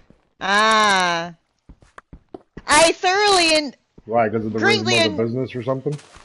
Oh no, it's just because like shipping and all that shit. Oh. Chef, Yeah. that care package I got last year, that was, delicious. I don't know what to get you guys this year. Like that, and then of course, like my boss is getting ready to make all our holiday goodies. I got ideas. My mom asked me what I wanted for Christmas. I was like, I want a trip to. I was like, I want a trip to Normandy. She's like, what? I was like, there's this World War II tour. I was like, Yo, they're starting next year really? where you actually get to walk the beaches of Normandy to the Eagle's Nest. I was like, That's the only fucking thing you weird. gotta pay for is your Yo. fucking food. I was like, because they have hotels and room and board as you go. I was like, so you're walking through fucking history. I was like, that's on my Christmas list. Oh, kidding, right? She's like, fuck, I would go. I was like, exactly. I was like, next Christmas. I was like, family vacation. Let's all fucking go to Normandy. Talk about learning how to respect what you have. Exactly. No shit. Like, and this is big because Like Scotty they've done was here. certain. Mad Jack Like they've Churchill done a was little here. bit of tours, but they've never done a tour where you start from Normandy all the way to the Eagle's Nest. Like you take that journey that they took, and it's like, fuck yes. Like this is what I want as a history. Look, buff. as- Like, this is what I want. as I want to just like- walk the fucking footsteps that my grandfather walked through. It's like, let's go. Let's see. Well, he flew, so it's like, but still. It's like let's do this. World policing aside, I'm not a pacifist. I'm just like, you strike our country, it's like, we're gonna strike you back 10 times fucking hard.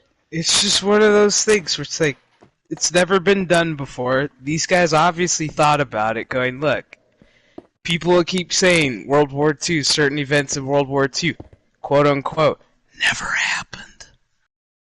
It's like, well, you got people trying to deny the Holocaust. I got into a debate. Also, never mind the fact they're going to deny all the stuff that Stalin did. See, Lindsay, what Chef did right there was called tippy toe around. You saw that? Lindsay's like, fuck it, I'll say it. Lindsay's all, anyways, what Chef meant to say was, if you didn't read between those lines, folks.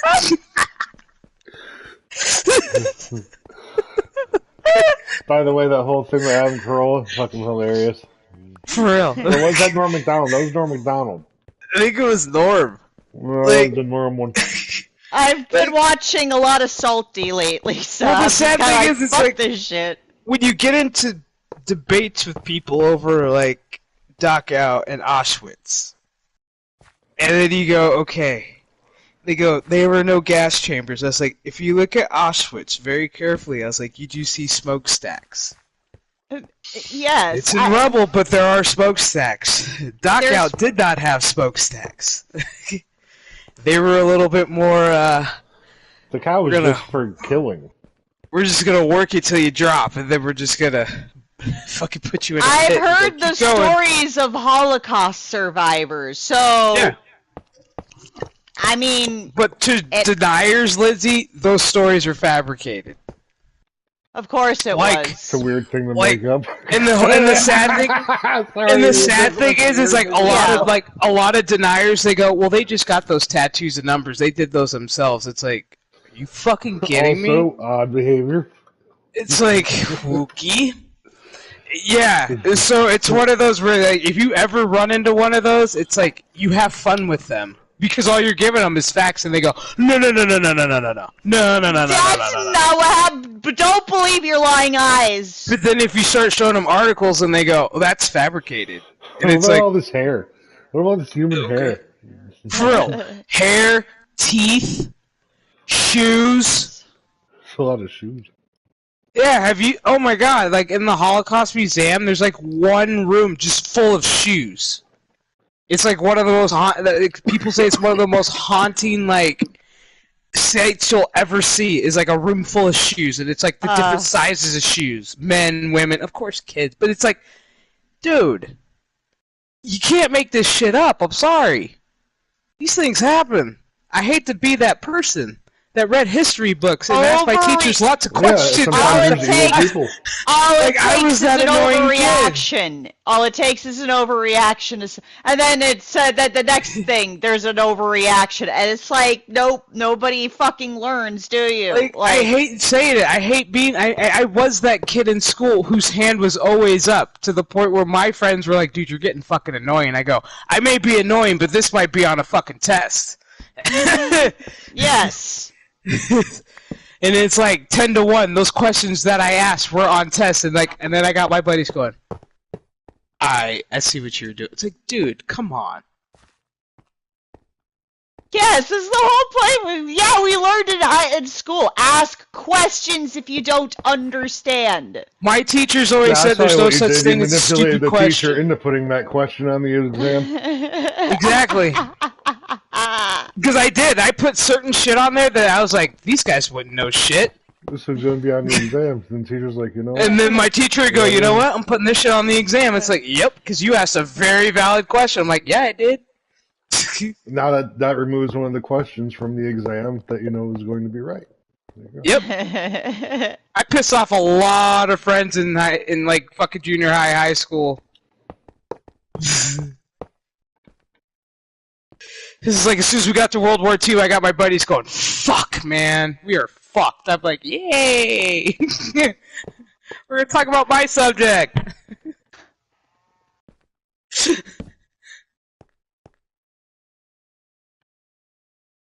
oh my god, I love these people.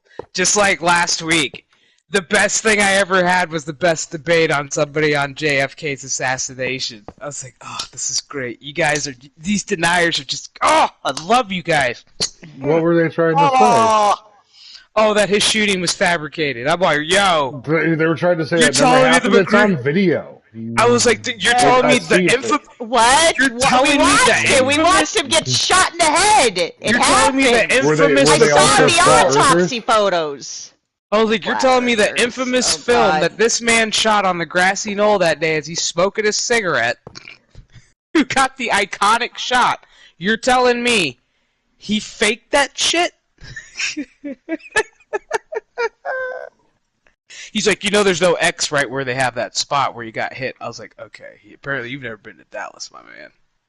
I've been on that X. I took a picture by that X. I was like, damn, look, that's where it is. And then I've literally stood there, and then I lined up Lee Harvey Oswald's so-called $1 million shot and said he would have been off by oh so many meters. And then I stood and I said, well, if I was on the grassy knoll that day and I shot him and where his head went back and to the left. Goddamn, Kevin Costner, you know what you were doing with that line. If you haven't seen JFK, I highly recommend you watch that. Oh shit, that's on Tubi now, I think. It's long, but it's fucking so good. Great casting. It's got Joe Pesci, Tommy Lee Jones. Fuck, I think Sissy Spacek's in it. Kevin Costner. Oh my god, dude. Donald Sutherland. Ah, damn, that's quite a lineup. He had a kick-ass cast in that whole fuck. There's more, but it's just, oh. No, the shot came from the grassy knoll, folks. There was 2 shooters that day. Okay. Oh yeah, they're trying to say that. Are they still trying to say? Oh, because they're all trying to say like one bullet bounced around Kennedy's body like a fucking pinball machine that day. I was like, dude. No bullet. I'm sorry. There's no bullet could go through a person like that. And That's just why bing, they call bing, it the bing, magic bing, bullet bing, theory. bing, bing, and then pop out of his like so-called chest, and then kind of go down in aerodynamics through the seat, through the I think what was it the governor of Texas through his What? No. Some bullet. No shit. I want to know the caliber and make so I can get that magic bullet. So I'd be like, hey, come through my house. I'd be like, you want a pinball machine through your body? Bing, bing, bing, bing, bing, bing. Fuck, man. Didn't happen. It's like anytime I hear the flat earther talk, I just think about that Carl Sagan clip from Cosmos talking about, I can't remember, I think it was the Greeks that came up with it, where it's based off of the shadow. You could tell that there's a curve to the earth. Lee hit him twice. He hit him in the shoulder, the one that went through Kennedy, hit him in the throat. The one where you actually see Kennedy have his hands up, where he's got like, he kind of looks like Spread Eagle and he's holding his throat. That was the one. And then the other shot, well, I'm sorry, that was from the grassy knoll, folks. Whoever made that shot, he's living a life going, I can't believe I got away with this shit. He probably took it to the grave unless he's still alive. Yeah, there you go. You know what I'm saying? Just like the Zodiac Killer. If he's still alive, he's going, guess what I did, grandkids, back in the day? I tortured and killed San Francisco for a while, and they haven't found your grandpa. Shh, don't tell, because... Wasn't there like some sort of... Right? Wasn't there like some sort of theory that tied the Black Dahlia murder to the Zodiac Killer or something like that? Yes, they tried to pin the Black Dahlia on the fucking Zodiac, and I'm like, Black Dahlia dude... killer was weird. He cut her practically in half. Yeah, dude, those photos! Black Dahlia murder, fuck. he was sadistic as fuck. I said, Zodiac, you could tell he was having bitch was fun. cut in half! That bitch was cut in half. There was nothing left of her. Like the photos, like have you seen that movie, The Black Dahlia? How do you do? I have not seen that movie, but I'm aware of that murder. If you Lindsay's do, like, I haven't seen that, but I have seen the actual crime scene. I've seen the crime scene photos, like because they like reenact the crime scene photos, and the actress who plays the Black Dahlia, Mia Kirshert, like she was even like, holy fuck. Like, what the fuck did they do to this girl? I'm like, they fucked her up so bad. They do what the fucking cartels do to people, because that's the type of shit that's a fucking savagery. It's like, you want to know where they got that Joker smile from? Like, to me, that woman's death was personal. It was fucking personal. You think, Lindsay? Jesus. You think hoes were mad I'm like, day? what the fuck did she do to this person? You think hoes were mad that day? Hoes were very mad that day. And Z, what makes you think it wasn't a female that did it? A lot of people think a male did it. What makes you think a female couldn't do it? I mean, I thought she got raped. Well, I mean, the guy could have raped her, and then the chick could have just fucked her up. You know what I'm saying? Go for it. You know what I'm saying? She's like, hey, you bust this nut, and then I'm gonna bust my nut. Glass for that eggnog?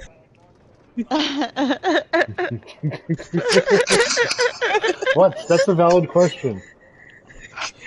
You're both laughing. It's true. It's true. It's true. Thanksgiving's over. It's Christmas. It's the season. Yo, I'm high as balls. I've got a defense. I'm actually excited for this Christmas. I'm actually really pumped for this Christmas. I don't know why. It's just I'm actually excited. Just fuck all the communies. This is our country. Merry Christmas. Yes. I think it's because it's like I'm getting excited. Like smoke more meats. That and that my uncle's here, and like it's been a while since I had a Thanksgiving with my uncle, and yesterday was just fucking icing on the cake. It was fucking awesome. He's like, this might be my last Thanksgiving, but it was the best Thanksgiving. I'm like, dude, don't talk like that. Oh man. Like you're gonna make it, even if I gotta make you bionic and shit. If I gotta make you like the Terminator to keep you alive, I'm gonna do it. Yeah, it's like we asked my grandma yesterday for the cheesy sloppy Joe recipe, and I was asking my aunt what the ingredients were. You don't ask your grandma that on a holiday, because then they're gonna be like, the bitch thinks I'm dying. Fuck you. I do. You never ask your grandparents for a specific family recipe on a holiday because they assume that this is the end. This is the end. This is the end. I wasn't gonna say anything, but you kind of look like hell, Martha. You feeling all right? How's that memory? Memory good? Still sharp as a tack? You look like hell, Martha. It's time to give up this family recipe. Hey, Martha, I'm gonna go through your kitchen, cool? Where's that recipe book? I'm just gonna glance. I'm just gonna take my phone here and just click. What do you mention that for? You were the kitty. Oh. Just fancy Holy pants. shit. Fancy pants. The accoutrement. Oh my God. What does that even mean? Not French. It's extras, like if you put like your stuff on a plate, like you have like turkey, and then you go, and I have all these accoutrements, all the sides. Oh, chef, what's the? I like accoutrement then. Yeah, hell yeah, everybody does. Okay, so what's the onion, garlic, butter? There's a name. Is it mirepoix? Is that how you say it? A marpois? Marpois? Is that the Yeah, it's like what you put in soups and stews, like in a big ass what is sack. It's like onions and. If you want to talk, okay, American, we say maripox. Maripox. That's the American word, Ameripox. It's where you take a cheesecloth and you literally put like onions, like a bunch of vegetables, and it helps like make your stews and soups, and it keeps everything sealed. So like when you don't like, if you're using like bay leaves or whatever, you don't want to be fishing for bay leaves. You put it in that. You put it in a cheesecloth. So then all your herbs stay together, and you get a nice fucking aroma.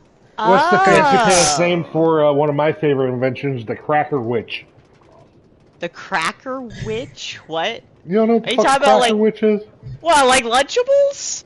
No, when you take a cracker and you put some cheese on that cracker, then you put some meat on that cracker, then some banana peppers and maybe some pimentos, Yeah, that's and what I like some thought it shreddable was, cheese, Tim. and then I like some thought- olives, and then whatever else you want. It's like the size Hey, of I'm 14 I'm playing cards. ghetto. I was Exactly. like lunch. I think Lunchables is like I think crackers and cheese. Lindsay's assuming Jesse goes to the fridge, busts out a Lunchable, he's like, hell yeah, this is my Cracker Witch. What the fuck? Artichoke hearts. Hey, man. Yo, artichoke hearts are so fucking good. I just smoked a couple artichoke hearts last week with my mom for family dinner. Oh, man. Oh my god, I love artichoke Dude, But that hearts. doesn't I'm have getting no fancy name. That's just pasta. a Cracker Witch. Yeah, it's just a Cracker Witch, man. Is it like charcuterie?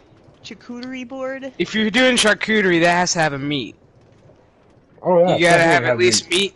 I You got gotta at four least meats. Oh, have charcuterie's meat, yes. I got two proper different types of charcu- pepperoni. Got salami. a proper other salami. charcuterie board has to have at least 3 to 4 meats, 3 to 4 cheeses. You have to at least have 2 types of olives. Don't ask. Don't ask. And you gotta at least have like 2 types of like tomatoes. Don't ask. Don't ask. I have sun-dried tomatoes. I Yeah. love sun-dried tomatoes. Oh my god, Like you that's could the do like best. the cherry A tomatoes and the pasta dish? fucking like Fuck. sun-dried tomatoes or some shit, or like Greek olives and fucking just regular olives. It's just don't ask. Don't ask. It's just So why are they so It's- specific? it's a chef thing, dude. I don't fucking know. We just put shit on a plate on a fucking nice little board and gave it to people, and we're like, here, eat it. And they're like, ooh, fancy. It's like, why is this so good? It's like, why oh, is but it's avocado beef. toast a fucking thing? Okay, Jesse? I question like that on the avocado comment. toast. See? And then I look at white bitches like Lindsay and they go, I just love Yes. the fact that you just put avocado on some fucking bread and you sell Dude, it for it's like- $7 and I'm that bitch who's stupid enough to pay for it when I could actually do it at home and just be quiet about Well, it. And yeah, not even bring it up. it's like that's what my grandpa did when I was a kid. He'd put avocado on toast. He's like, hey, you want avocado on toast? I'm like, I'll try that. Yeah. And I really Yeah. loved it. But Lindsay, you do that at home. You don't go to Yes. a restaurant. No, and I have don't it go as to an a restaurant. appetizer. Good. No, but I'd make At an least you know I'm not avocado a fucking toast. liar, right? See, my son just tried. Say that to them. It's all up. Look, do you, okay, so do you two know what the Balkans and Baltics are? The which ones? Balkans and Baltics. Or Yes. Balkans and Baltic, I should say. Bal- tell them the apart? Balkans. Do you know which one's which? I know at least one. Yeah. There's only, What? So, why is your dad not a liar? Did he tell the truth? he doesn't know which one's which. Should we know which one's which? The Balkans were under Argentina, weren't they? No, both are in Europe. The Balkans is the Greek, Serbian, North Macedonian, that area. See, because The my Baltics. understanding was that they were both European somewhere on the map. Yeah, That's as far as I got. My Baltics God. are Estonia, Latvia, and Lithuania, way above Poland, to the south of Finland. Don't even get into the complications of Eastern Europe. Because you had Okay. Yugoslavia and Czechoslovakia, and then I think those all ended up breaking down, and it's like, I can't Yeah, keep up I with mean, you like I guys. said, I knew both of them were somewhere in European, somewhere on the map. They're somewhere over there. That's all I knew. But now that you break it down, it makes a lot more sense, especially like with certain people that I know that when they go, yeah, I have a little bit of Scandinavian or good shit. Yeah, Scandinavia is only actually Finland, Denmark, no, Sweden, not Finland. Norway. Yeah, Sweden, here's Norway, Finland, Denmark, and Iceland. Sweden. See, here's a historic question. Here's an American historic question for you today. What? Today marked an important day in JFK's day. Do you know what happened today? After his death?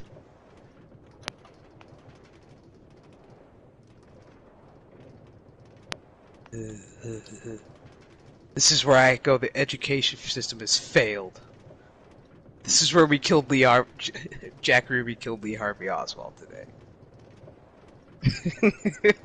Oh, it's like I knew it had some to do surrounding JFK, No, but I it didn't know was- which event it was. It was the fact that Jack Ruby killed Lee Harvey Oswald like in a police station. That's the one part that always gets me, that he had a gun in the police station. He managed to get it through and You know, shoot him actually, right know in the that chest. considering like a day or two ago, I watched an hour and a half long no documentary on that entire thing. Hey, there's a couple good ones out right now. There's one on Amazon with the original Parkland surgeons who actually dealt with Kennedy. So you actually get their side of the story 60 plus years later. Yeah, I agree with the Parkland doctors. They're like, he was dead. This guy was gone. And then you get the Warren Commission, they go, hey, he wasn't. He was still alive. He was okay. It's okay. Good stuff. Mm-hmm. I just think it's effed up that we killed a president before Thanksgiving. And then we buried him on Thanksgiving. Which a lot of people don't remember. And then we shot his killer on technically Black Friday, the day after Thanksgiving. Black Friday, that's a rather dark irony type. Hmm? Oh, the dark irony of that. My goodness. Chaos and destruction. But most people go, it's little Jack Jr., JFK Jr. saluting his dad's casket, the most iconic film. Oh, I saw that, yeah. See, it's things like this that I go, come on, man. So there are people that outright deny that the JFK assassination happened. Like, Oh, are you fuck fucking yeah. kidding me? Oh, fuck yeah. Like, they'll think that the Warren Commission, that They were whole just Warren playing a report... joke on his son. Yeah. Huh? And I'm like, okay, why don't you explain that to his son who, sadly, dude, that was a fucked up plane crash, whatever happened to his Dude, for real, like, what the fuck? That family know is what happened there. cursed. Oh, No, I know that we know wasn't a what curse. That was a shutting up of a man. Yeah, we know what happened to that. Yep. We know what happened to that plane. It's fucked up, but hey. That's why I'm surprised that RFK Jr. is still around, especially with some of the shit that he's been saying. No, I'm waiting for it. You know we're all gonna see another potential, I'm not gonna say it, but you know what I'm A strange occurrence happening? A back and to the left situation. Mm-hmm. It's not that important. This might be back and to the right. Dude. Oh god, yeah. Do we have bulletproof, helmets or some shit, faces? I mean, he has not, they're trying to throw all this lawfare at him. I love that man. And he's just coming back swinging. I love that man like I love my father. Unconditionally. He's not even my father. He's my president, and I love him like I love... You know what I mean? Yes. I trust that guy. If I were to sit and have a conversation with Donald, he would break it down to me. I'd look at him in the eyes going, I trust you. I believe you. Yeah. You put out a 3-point plan? Hell yeah, I believe that plan. Don't ever fuck me. It's this... For real. I'm gonna come. I'm gonna come. Fucking hell, I love that man. I love that man. No, but I just remembered seeing... Hilarious. I saw an early interview with him talking about loyalty, that he says he feels that he's very loyal to people, and when disloyalty happens to him, that's fuck. I'm like, yo, that resonated with me, man. Shit. Oh yeah, I hear that. We all hear that when the show. Been there. Cracker witches. That's why it's it's so fucking hilarious just watching shit backfire on these fucking clowns. It's you don't think we don't know what you're doing, which is exactly why they're trying to shut people up. Allegedly. Allegedly.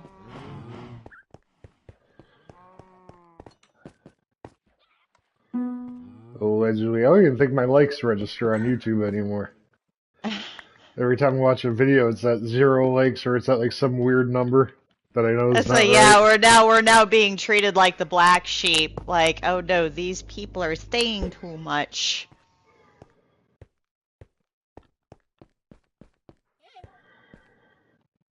Oh shit. What am I doing? Oh. I swear that spider painting is creepy. Yeah, there's a panda up here in the workshop. You know that, right? There is? Oh my god, Oh, you know okay. what happened? Hmm. He got into one of the mine carts. How do I get this mine cart without killing him? That activator really should have thrown him out of that mine Oh, cart. bamboo. Oh, yeah, Let me dude, I get some got bamboo. bamboo. I got bamboo. Okay. Come on, buddy. Hey, asshole. Oh, he ain't getting out of the cart. I have to be careful. Hold up. Let me see if I can try. Can I try pushing him out? Come here. Hey. Come here, buddy. The other way.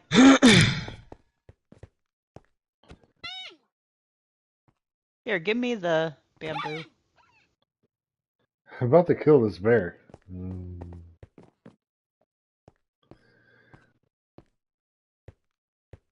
I can't get back of him.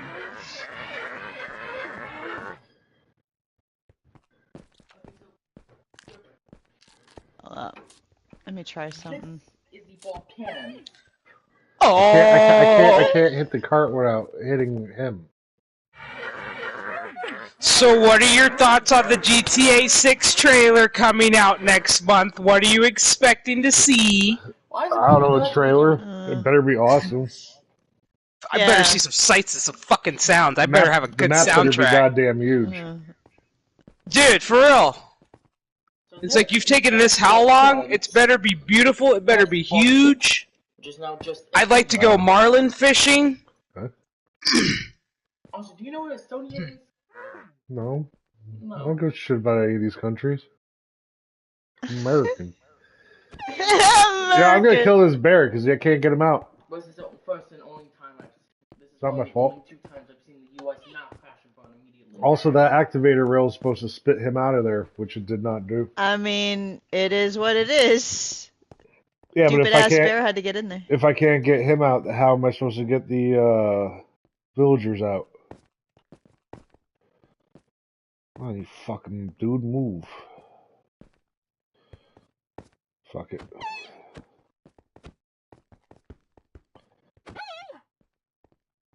Shit.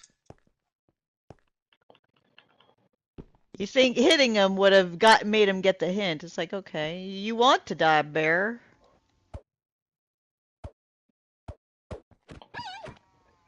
You know what's funny? So I wore Jesse's shirt with Kennedy's speech on it on on Wednesday. I had so many motherfucking people go, did Kennedy really say this? I was like, dude, this was his last speech before he took a bullet. And everybody's like, really? I'm like, wow. I'm like, let me guess. You failed, you failed, you failed, and you failed. Fucking high school, fucking history. It's like, Jesus! I thought those were just cool words. No. They are, but no.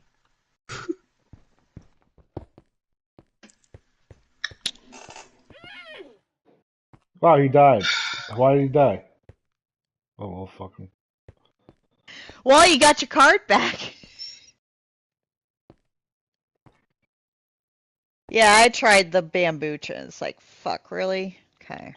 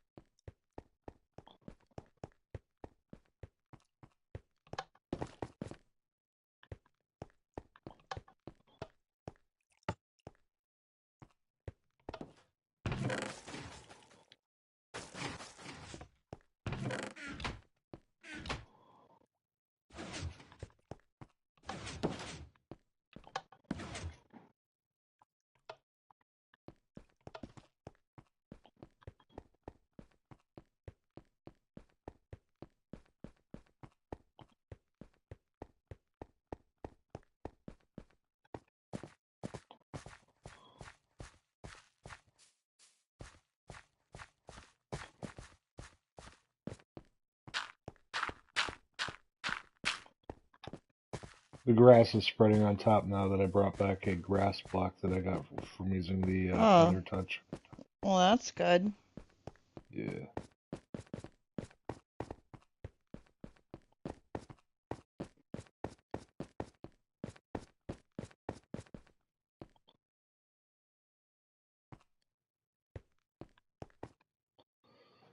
I have to put railings on everything and childproof this whole thing before we bring villagers here.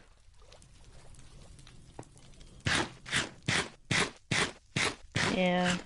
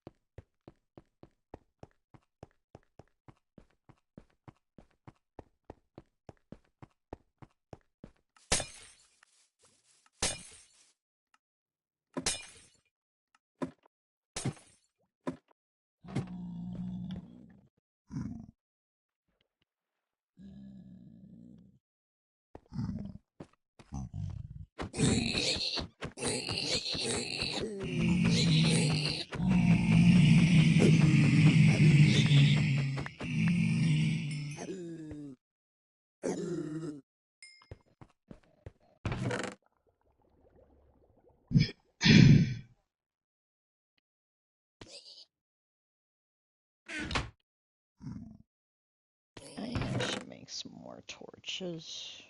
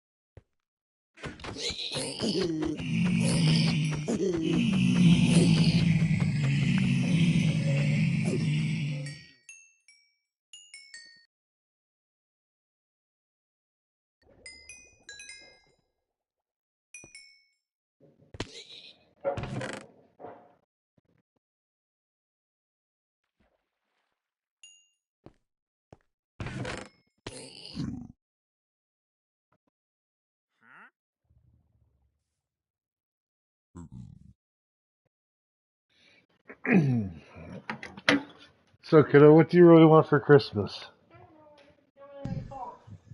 Machine gun? I want a Red Rider. That's what I Red used to ask for Rider. since I was 6 years old. I used to just write down my list machine gun. My mother would be like, "What do you mean a machine gun? Like a Nerf gun?" I was like, "No, I want like a machine gun, like Rambo."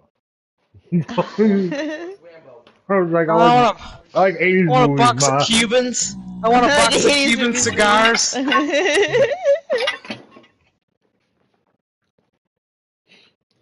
probably Dude, ways to this could get be. those still in America. Fuck yes. Kidding me? Well, if you know the right guy. Fuck yeah.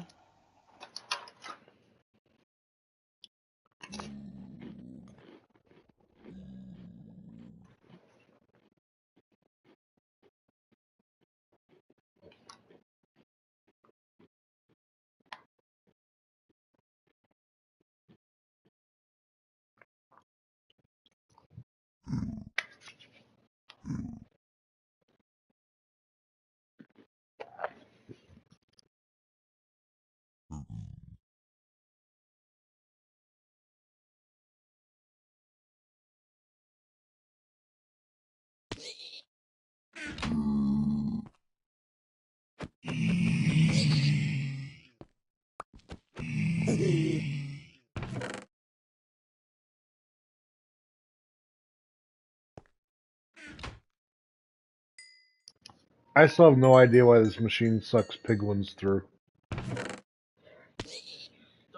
Mm. Really not. Works pretty fucking good, that's all I know. Mhm.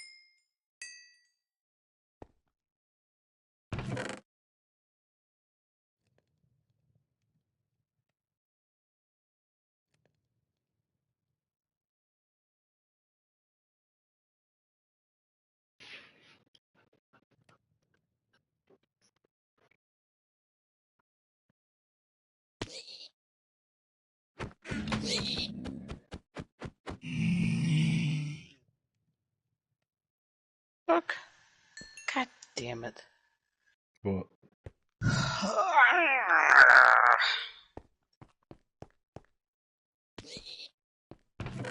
hey, Lindsay, can you look up where the hell we could get us some dogs? Because we got like so much rotten flesh.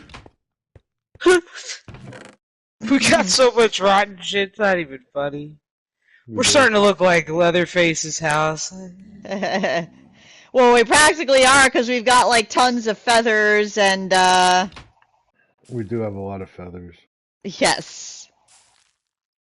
These dang chicken machines.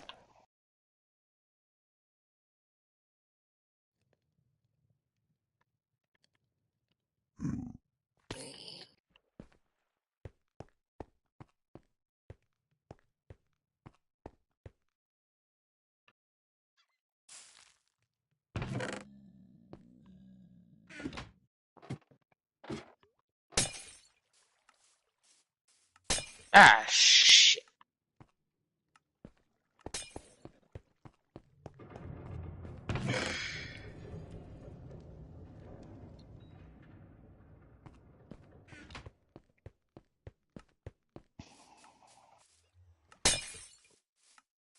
Wolves spawn naturally above grass blocks, coarse dirt, snow blocks, or podzol in forests, taigas, groves, old growth taigas, and snowy taigas. She said tigers. What I is don't the even know how you taiga? say that. I don't even know. Taiga. Hey, can you look up what's Taiga? What does that mean? Some sort of let's see. Taiga. Hmm?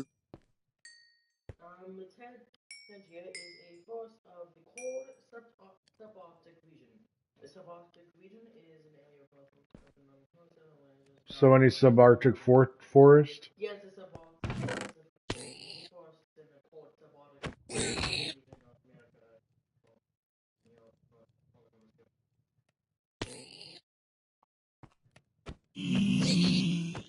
Alaska, Canada.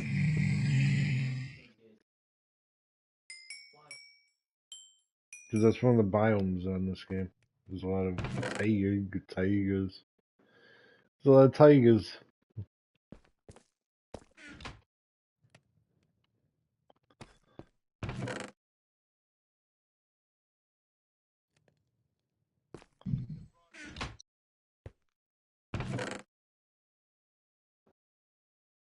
I think that's might be what Flagstaff is.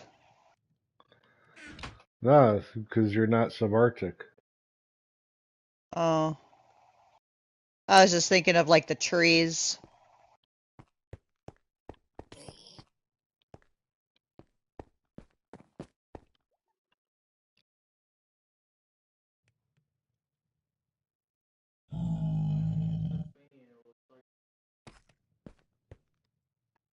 I'm farming piggies. It's a fair fight because I'm going to stab them in the calves. I only have to have it like that so I can kill the children. The child piglins. They're zombie child piglins, I believe.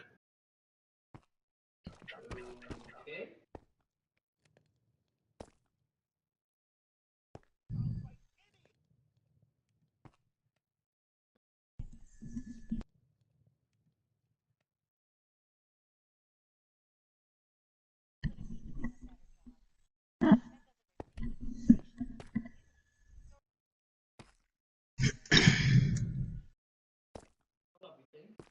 That made me Looks like level there's 42, forest get some land gold. to the southeast of us.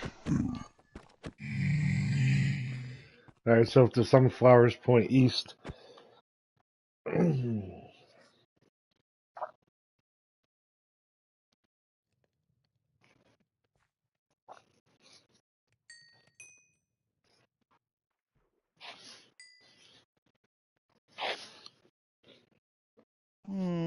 Okay.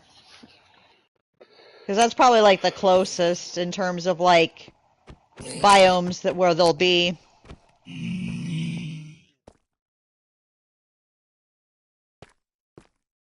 That's where the old server came in handy because That's there was a kind of lot of where taigas I'm. down there. That's kind of where I'm headed with the railroad, I think. Okay.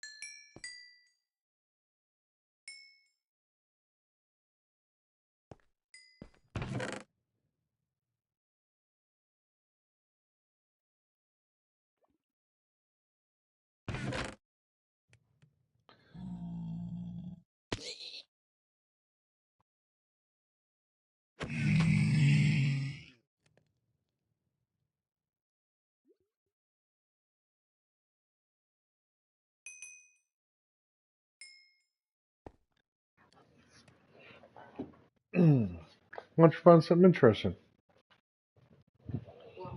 Uh,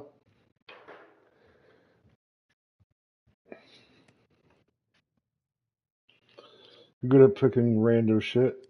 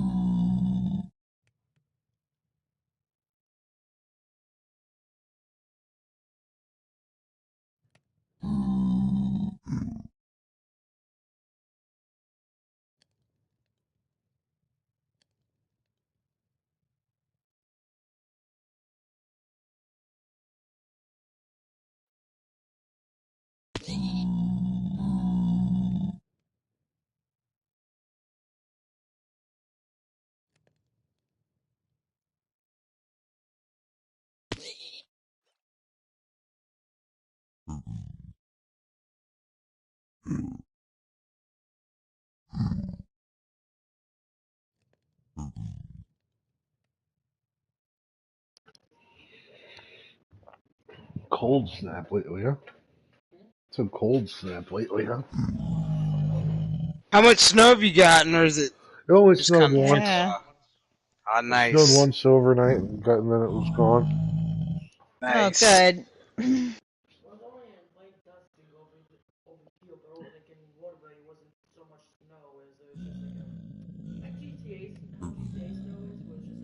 There and gone. hmm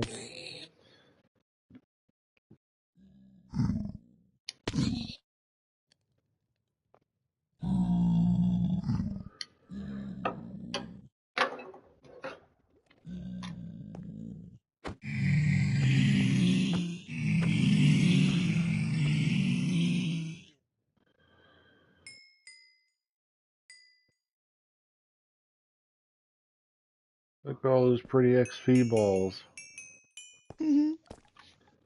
I go ding. Yep, they do.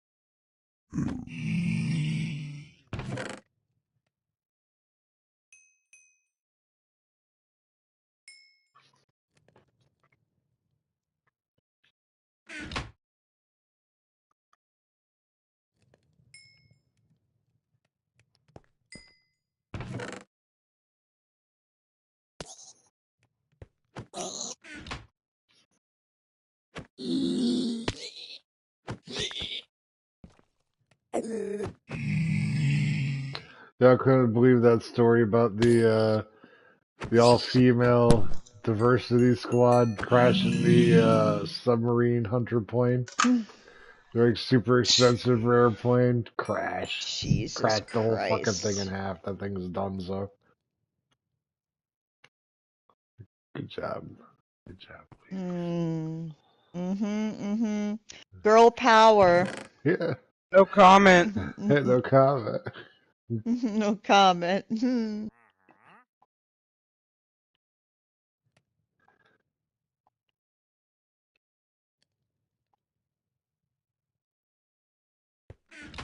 It's like we let the Spice Girls fly a plane. What? What? You did what?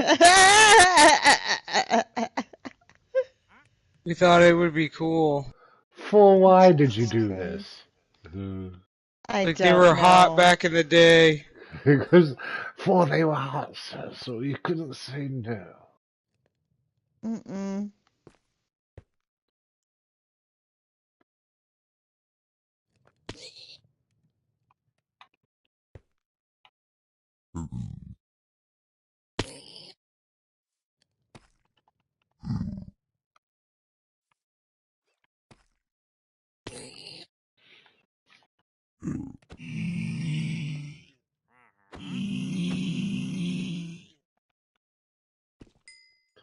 Penguins should give you leather. Yeah.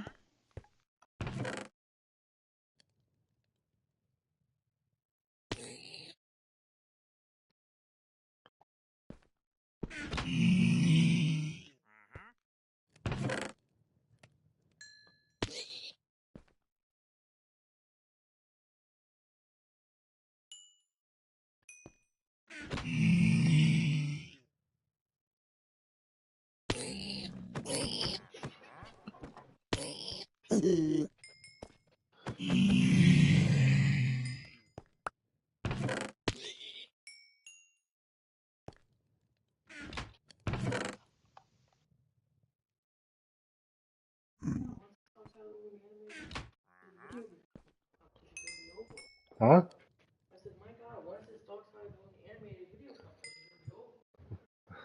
Oh, what? There's a competition to make a cartoon, The Dark Side? That's pretty cool. You're gonna get a lot of trippy looking shit in that contest.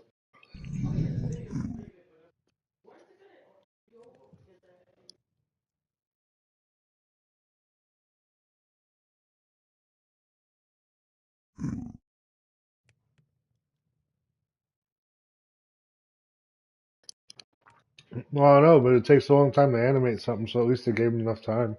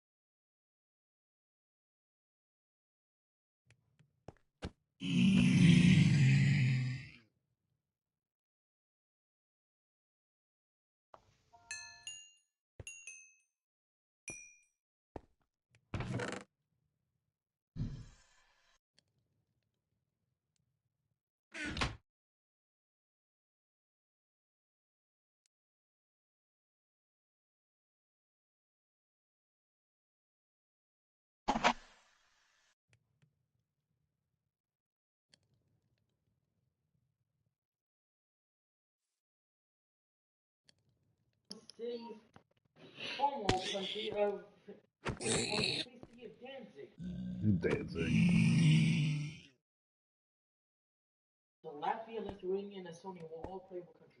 Mm-hmm.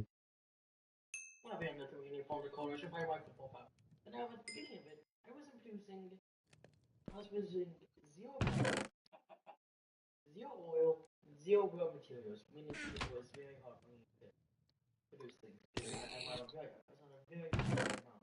Mhm. Luckily, Australia is fine with being a monster training farm for everybody's like 5,000 of each. Now I've taken over with Latvia and Lithuania and I have a walking economy along with 2 more cities, practically doubling it. But now Oh boy. every hour I'm only making 20 raw materials. Now,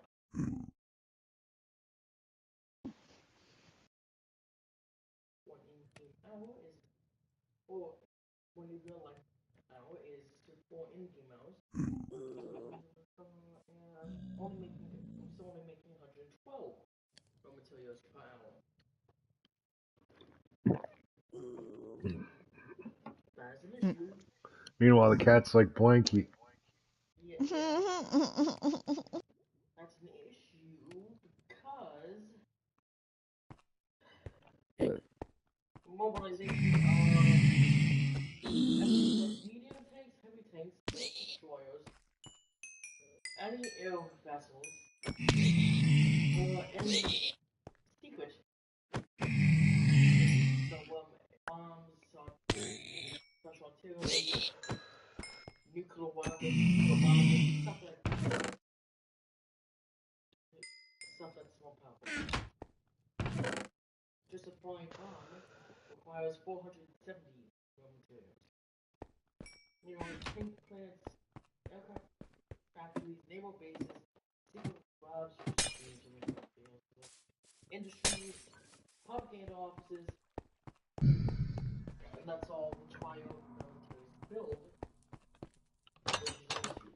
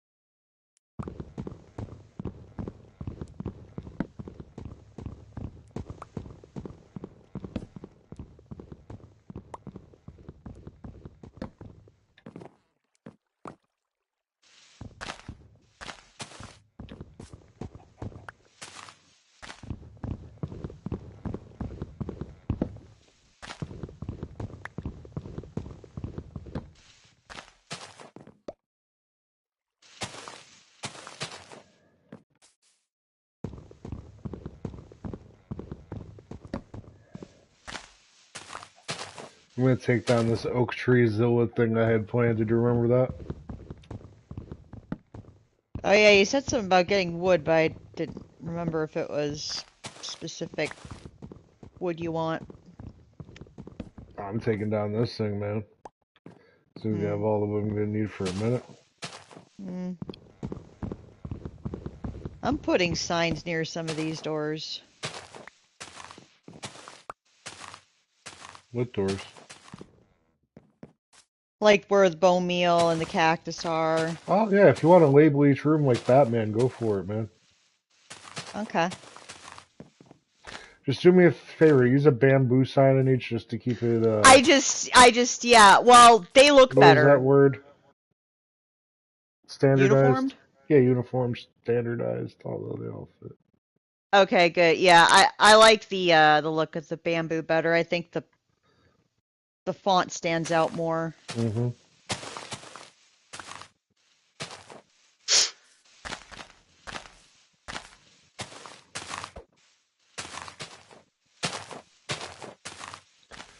Bamboozled.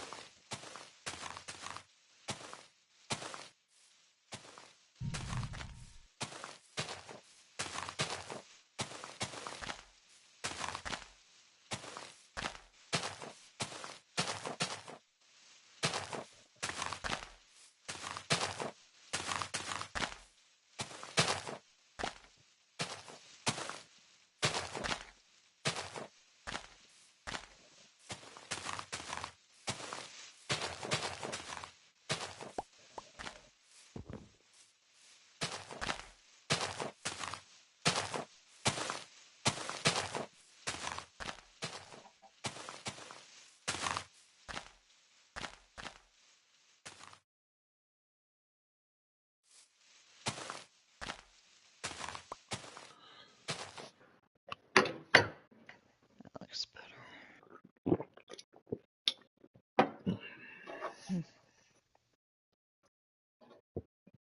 You looking at war? Yeah.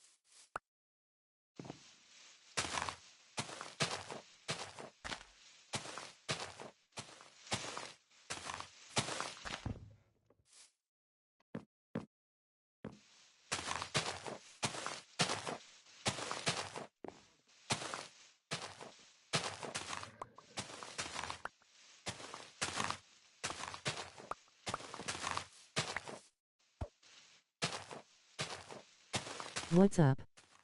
Just passwords, memory cards, and save files. I was just asked for ammunition I'd wasted all on target if I got good grades. God, I was a dumb kid. That was my first console and IT was the best. Man, I should have asked for a PlayStation a couple years ago. Now I'm stuck with an Xbox.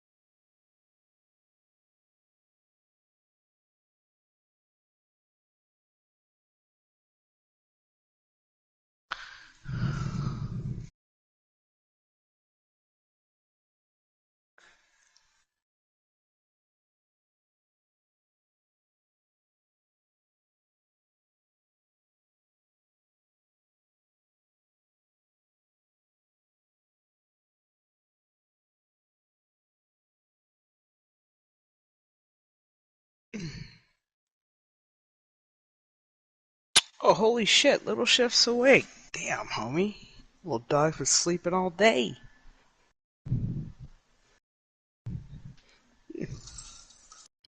Chef, you seen that shit I sent with Shatner using the katana, right? Yeah, dude, I sent that to my mom. Yo, did you see that video I sent of Sylvester Stallone? Dolph Lundgren? Yeah. Yeah, I'm like, he's shit. all, let's just see what happens if you wail on me for 20 fucking seconds. What's the worst that could happen? Apparently a lot. Apparently, homie, what he did to your heart only happens on head-on I was like, holy I listened to that shit twice. I was like, did he just... God damn. That dude, like, he's a fucking Swede, yo. Some of those guys, like, back in the day, holy But shit. the scene that he's jacked. talking about, they left it in the movie. That's when he starts really cranking on him. They left that in the movie, so that's actually him getting his fucking ass kicked. It's like, damn.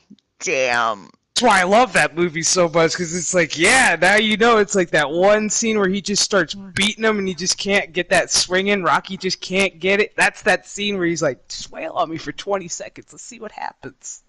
Damn, that's wild. I saw some dude doing a review of Kindergarten Cop 2 starring Dolph Lundgren, and he's like, this is the worst movie on the planet. Oh god, that's right. I forgot they did a sequel. I'm like, why would you do that? It is. It was one of those of like, this is a joke, There's right? only This one is a sad kindergarten joke. cop.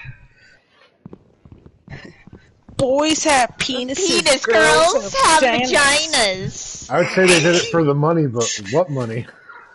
Exactly. They Yeah. did it all for the drugs. They're There's all steroids out. involved. Steroids were involved. Cigars. Huh? Steroids were involved. Fuck, I don't know. Oh yeah, probably. Twix made it. I just love that scene. I just love the fact that Sylvester Stallone had the balls to look at this guy and go, let's just see what could happen. Let's just see. Just give me your worst. Fucking A. I wouldn't even look at that motherfucker and go, give me your worst. Are you kidding me? I'd die. Right? I'm like, hey, Dolph, why don't we go You're play some golf or asking. something? You're asking for death. If that's the case. Dude damn near almost died. He was one punch away. Yeah, he was. I If mean, you hit when him he was. twice in the chest, dude, we wouldn't be talking about Sylvester Stallone's movies anymore. We'd be like, dude, he was a great man, Shot but in the heart, goddamn. yo. Damn. Like, fucking A. I'm gonna rewatch that movie today, probably. Drago! This is time for a training montage.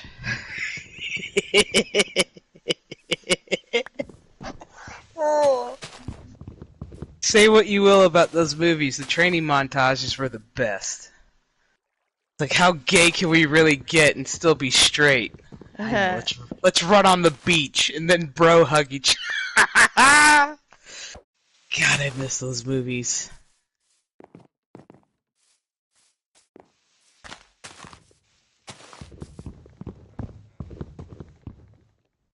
I could switch these back out. Like in the movie Predator, they had to do so many re-edits because Arnold Schwarzenegger had to have a cigar in like almost every scene. And he got Carl Weathers to get him to start smoking cigars. I just love that one part. You're one big ugly motherfucker. Shit. Yeah, dude.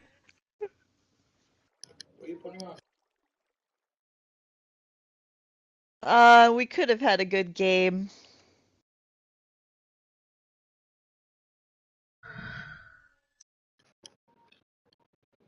I want to check out all 25 subjects taught at Hogwarts. Potter Theory. Today, we're going to be discussing every single subject taught at Hogwarts School of Witchcraft and Wizardry. Wait, every story? Every study. Every study at Hogwarts. Oh, nice. The list probably needed updating. 25 is a lot of It choices also for gives me an classes. opportunity to expand on existing subjects. I didn't realize I still need to finish that fucking game. Yeah, the game isn't what they advertised the game to be at all. Nowhere near the size. They're like, oh, if it was mention even in of Game lore, of the it's in there. Year. It's like, no. Astronomy classes take place in the Astronomy Tower, and they're taught by Professor Aurora Sinistra. Much like No Game of the Year nominee. No. It doesn't deserve it. They didn't do anything. It really didn't. If it really had what it really wanted, it could have been Game of the Year. Had the potential. Astronomy is a natural science that studies celestial objects and phenomena. So basically, Hogwarts is going to go down as a game that was exciting at launch, but then you go into it and it's like, is it really that good? It's one of those where you play the music. It didn't have any DLC in it either. Beautiful. Oh, yeah. I give the devs credit for actually taking the time to go through every little detail in that school. Humdrum mint. Fancy shade. Cooling and creamy flavor? Fancier. Too fancy. Perfect amount of fancy. Icebreakers. Ooh, fancy. Origin and evolution. Objects of interest include planets, moons, stars, nebulae, galaxies, and comets. As magical concepts are not necessarily applicable in this class, the subject doesn't deviate much from the muggle version of the subject. Astronomy is a required class for the first 5 years of study and is optional in the last 2. 2. Charms. Charms are spells that add different properties to objects or individuals. In this class, students I wonder why they're learn so various focused on it. incantations, wand movements, and the proper concentration needed to cast a wide range of spells. These spells can include levitation, summoning objects, creating protective enchantments, and more. Charms classes are notoriously noisy and chaotic, and the lessons are very practical. You may remember units like the Leviosa, not Leviosa, scene between Ron and Hermione, which occurs in the Charms class. Classes are held in the Charms corridor, and the subject is taught by the cheerful and talented Professor Phileas Flitwick. 3. Defense against the Dark Arts. Defense against the Dark Arts, DARDA, is a class that teaches students techniques to defend themselves against dark creatures, curses, and other malicious magic. The curriculum covers a wide range of topics, including recognizing and repelling dark creatures, identifying and countering choices, and learning new protective spells. Drama is considered an essential subject for young witches and wizards due to the potential dangers they may face in the magical world. The turnover for instructors in this subject is extremely high, with no professors lasting more than one consecutive school year. This is because Voldemort cursed the role after being rejected for the position by Albus Dumbledore. Some notable professors in this subject include Snape, Lockhart, and Remus Lupin. 4. Herbology. Herbology is the study of magical plants and fungi, including their care, uses, and properties. Students learn to identify various magical plants, understand their growth and care requirements, and recognize the potential dangers associated with some species. They also study the many applications of magical plants in potion making, spellcasting, and other areas of magic. Herbology classes are held in Hogwarts greenhouses, and the subject is taught by the knowledgeable and nurturing Professor Pomona Sprout. Though herbology's magical subject that deals with magical plants and materials, it's also worth noting that the Hogwarts greenhouses also house muggle plants, which makes this subject doubly useful. 5. History of Magic. The History of Magic class involves the study of magical history, including important events, people, and discoveries. Students learn about the founding of Hogwarts, the history of the wizarding world, the evolution of magical laws, and the lives of famous witches and wizards. The subject provides a comprehensive understanding of the magical world's past, which helps students appreciate the context for their magical education. At least that is the desired outcome. Typically, the professor for this class, Cuthbert Binns, falls short on his delivery. History of Magic, a great way to introduce other stories to the universe. Go fuck Exactly. yeah. She's got, like, if you go through J.K. Rowling's, like, Hot Harry Potter series, there are extra books about spells, and then, like, they have the history of the Blacks, the Weasleys. So that's the next video, Jeff. History of the Oh, Black is it? family. Oh, fuck yeah, dude. I listen to a lot of Harry Potter fucking lore shit. So do I, because it's like the Blacks are one of the families that I really, really liked in the large books, family. and they're huge. Because when you get to Sirius and Bellatrix, you're like, fuck, man. And learn the precise techniques required for successful potion making. Potion making is a very methodical process. It's like, how did a family become so badass and so fucking corrupt? And then you get to the Malfoys, and you're like, holy shit. Notable professors include Severus Snape and, later, Horace Slughorn. 7. Transfiguration. Never liked Slughorn, dude. Snape was more my guy. It deals with the changing form and appearance of objects, animals, and people. Students learn a variety of spells and techniques to transform one thing into another. As they progress, students I could never tell if I could trust Slughorn. Transformations, including yeah, you couldn't. Transfiguration and conjuration. It's worth noting that it's a heavily... It's like, at least you knew with Snape, you know, okay, guy's playing a game. The limitations on transfiguration are outlined by Gamp's law of elemental transfiguration. And he once loved a girl named Harry Potter's mom. Who was an expert in the field, as well as Professor Minerva McGonagall. 8. Care of Magical Creatures. Care of Magical Creatures is an elective subject that teaches students about various magical creatures, their habits, and how to care for them. The curriculum covers a wide range of creatures, from relatively harmless ones like flobberworms and bow truffles, to more dangerous species like hippogriffs and glass-ended spruce. Students learn to identify, handle, and care for these creatures, as well as understand their roles in the magical world. Classes are held outdoors, often in the Hogwarts grounds or the Forbidden Forest, and the subject is taught by the enthusiastic and passionate. This may look like a holiday shopping showdown. Add that to the top of your wish list. And no one's just gonna run out and buy a car this year. Other notable professors include No, this economy. and Nope. 9. Divination. Divination is an elective subject that introduces students to the practice of predicting the future using various magical methods. The subject covers a range of divination techniques, including tea leaf reading, fire omens, crystal balls, palmistry, cartomancy, astrology, and dream interpretations. The students also learn about the history and theory of divination, as well as limitations and controversies surrounding its practice. Divination receives considerable scrutiny from other professors, and its legitimacy is constantly in question. It is described by Professor McGonagall as one of the most imprecise branches of magic. Classes are held in a classroom at the top of the North Tower, filled with mystical and atmospheric decorations. Notable professors include the eccentric and dramatic Professor Sybil Trelawney, as well as the centaur Firenze. 10. Muggle Studies. Muggle Studies is an elective subject that teaches students about the non-magical world, its culture, and its technology.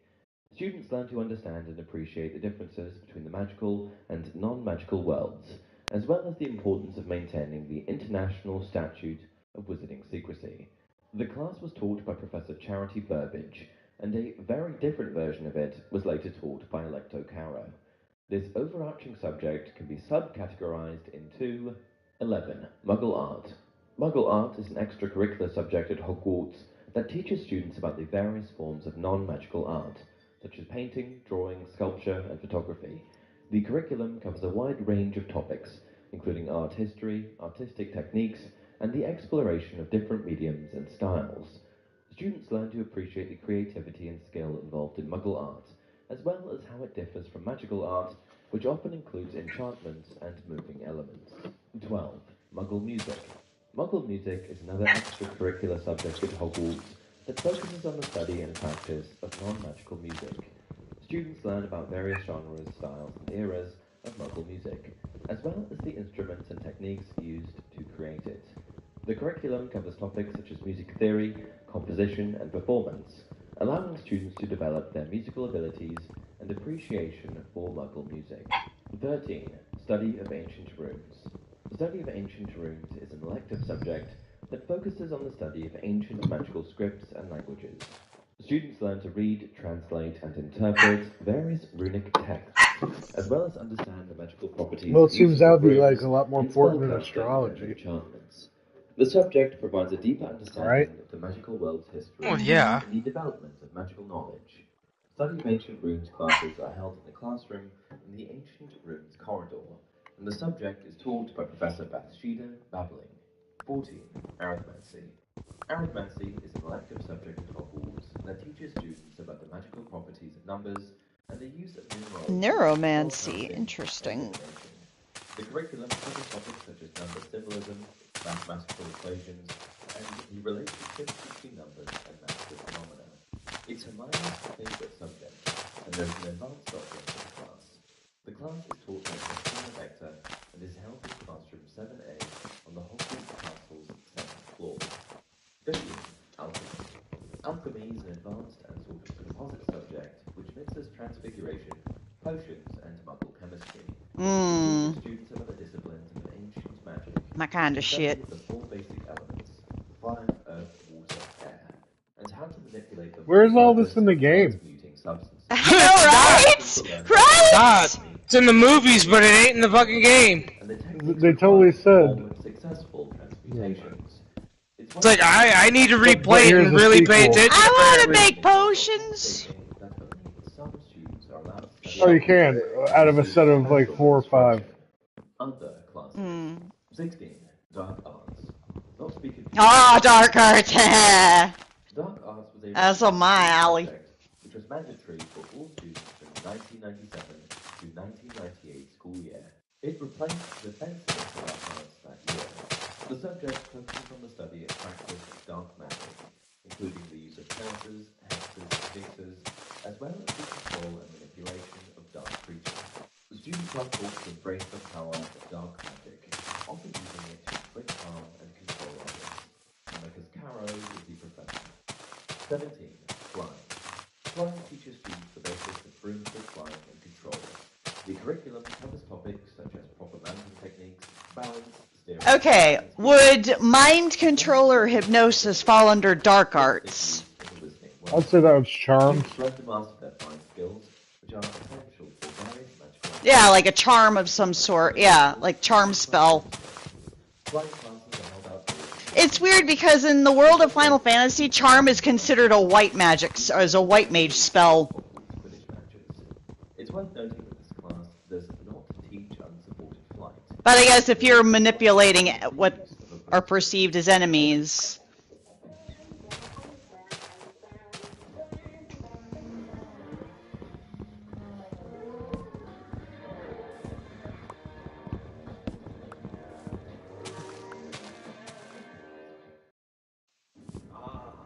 Nature. Majestic, wide open, teeming with life. From the earthworms down here, enriching the soil, to the songbirds that welcome the sun each day.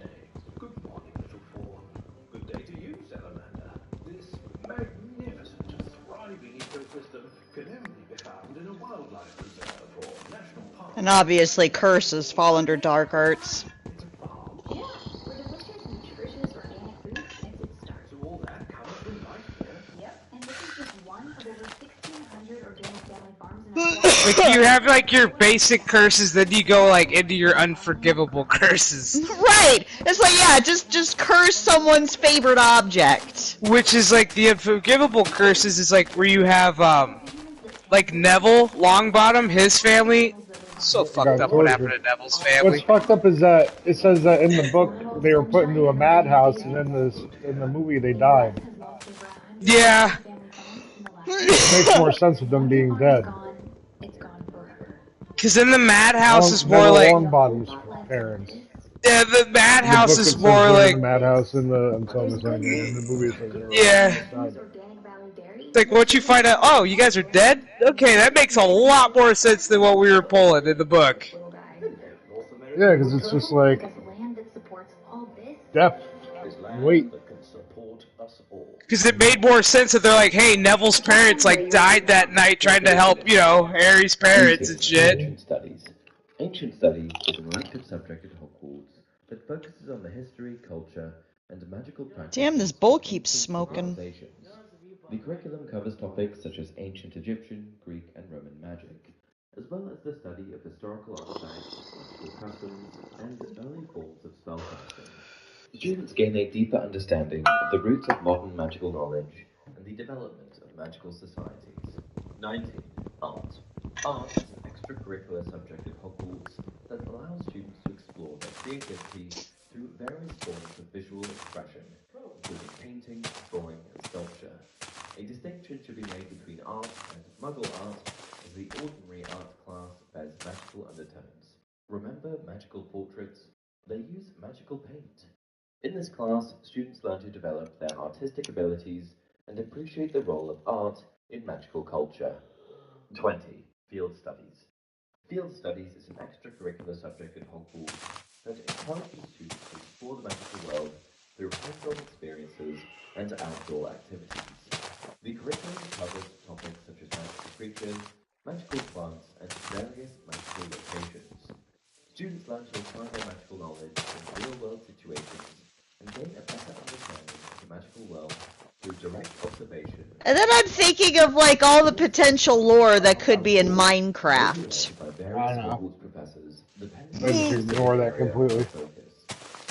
I mean, you saw, right, that one dude's video of like the deep dark biome and the warden, like the relations to it, like why? I mean, this shit's got to be canon. The curriculum covers topics such as school biology, behavior, and habitats, as well as methods for dealing with schools and understanding their role in magical folklore. You know, you see some of these weird creatures just pop up, and you're like, I just want some lore on these guys. Responsible manner. The class is taught in the Serpentine Corridor, located in the Hogwarts Terrace Magnus. 22. Magical Theory. Magical theory is a subject at Hogwarts that provides students with a foundational understanding of the principles and mechanics of magic, taking a look at magic from a theoretical standpoint. The curriculum covers topics such as the nature of magical power, the laws governing magical energy, and the theoretical basis for spellcasting and potion making. With this class, students learn the underlying concepts that inform their practical magical education and develop a deeper appreciation for the complexity of magic. Reading materials for this class include the book Magical Theory. 23. Music. Not to be confused with Muggle music, music is an extracurricular subject at Hogwarts that teaches students the fundamentals of magical music, including the study of magical instruments, enchanted compositions, and the role of music in magical culture. The curriculum covers topics such as music theory, composition, and performance, allowing students to develop their musical abilities and appreciation for magical music. 24. Xylomancy. Xylomancy is an elective subject at Hogwarts that teaches students the art of divination using twigs and wooden objects. It is considered to be often overlooked. The curriculum covers topics such as the symbolism of different types of wood, the interpretation of twig formations, and the application of xylomancy in predicting future events or understanding the present. 25. Apparition. Apparition.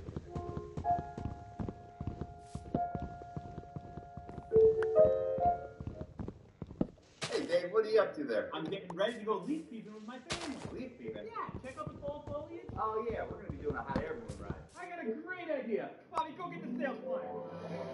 Yeah, go get them sales Going on flyers. the finest expedition that's ever been seen. Is an optional 12-week specialized class at Hogwarts that teaches students I'm the still magical cutting down skill this of massive tree. teleportation, allowing them to instantly transport themselves from one There's a lot. I I distinctly remembered planting a lot of saplings around the castle. The curriculum covers Look at topics that, such as planted the like three a Ds dozen of them in apparition, one spot. destination, Fucking made this thing. It's like, geez, we're just creating our own biome, it seems like. Students start to visualize their desired destination, focus their determination on reaching that Fine, location. we're all good. Yeah, I think I used the enchantment table so many times, I'm like, great, I should probably build my XP back up. Held in a large, open space within Hogwarts, such as the Great Hall, to provide ample room for students to practice their skills. The class is taught by Ministry of Magic Apparition Instructor, who is specially trained and certified to teach this advanced magical skill. In the series, Wilkie Twycross is the Apparition Instructor who comes to Hogwarts to teach the students. And that concludes all of the classes taught at Hogwarts. However, what's also worth diving into is the education that students receive prior to attending Hogwarts. Without a proper academic base, some of these classes simply wouldn't be accessible. By the time most students have started at the magical school, odds are they've already received some level of education, either through homeschooling or attending local primary school. And it's through this introduction to schooling and the establishment of that foundational knowledge that students are able to find increased value in magical subjects. Using English as an example, we can link lots of magical careers that would rely heavily on this subject. Journalists for the Daily Prophet, head of the Aura Office, politicians like the Minister of Magic, all of these professions would seemingly require a higher than primary school knowledge of English. The skill of writing is reinforced in Hogwarts through essay writing, but it's important to note that most of the subject matter is magical, not muggle. So my thought is that these foundational subjects are mixed into the curriculum wherever possible or applicable. I'd imagine that maybe they just aren't discussed because they're not particularly exciting. Whichever way you look at it, some professions are going to require maths, English, and/or science, whether they're magical in nature or not. So it makes no sense that students would grow into adulthood with no knowledge of these subjects.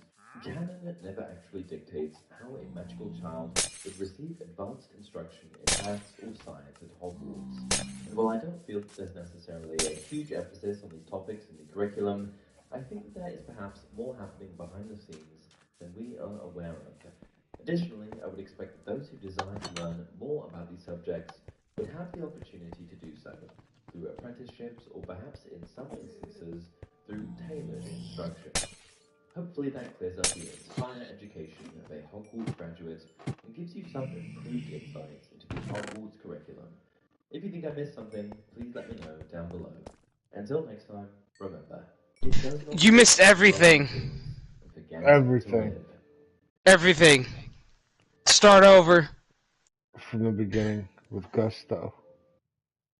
Your voice was just very monotone, dude. I got nothing from you. Yeah. You made me very sleepy.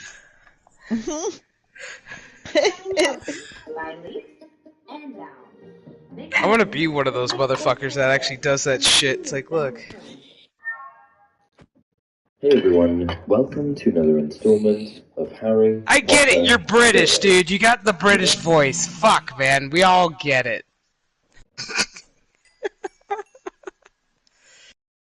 Ah. I love the Brits. Shout out to He's you, no Brits. as. That dude is fucking hilarious. I've learned so much British slang from that man. Cause he'll say some shit, and I'm like, what the fuck did you just say? And then he breaks it down to like, this is what it means to you Americans, and I go, gotcha. Not for nothing, but if you're a bunch Gotcha. of bad guys, Death Eaters is kind of a gay name. Right? It's like, what are you guys rolling as? We're Death Eaters, brah. Right? Well, It's you're the like, edgelords. it's like, so what do you guys do? It's like, You're the edgelords. We like, know the edge. it's like, you know, we sense out fear and we just fuck shit up. You know, we're just Death Eaters. Shut up. We We eat death for breakfast. Okay. It's like, okay. Okay, whatever. You got I'll any write cool it down. shit? I'll write it down next in line, please. It's like, now if you're a Dementor, now that's something more like, you're like, okay, now we're getting interesting in your name. Serpentor? You're Serpentor? Serpentor is already a guy. They're like, no, the mentor. Yeah, You're Dementor. just They're like, oh.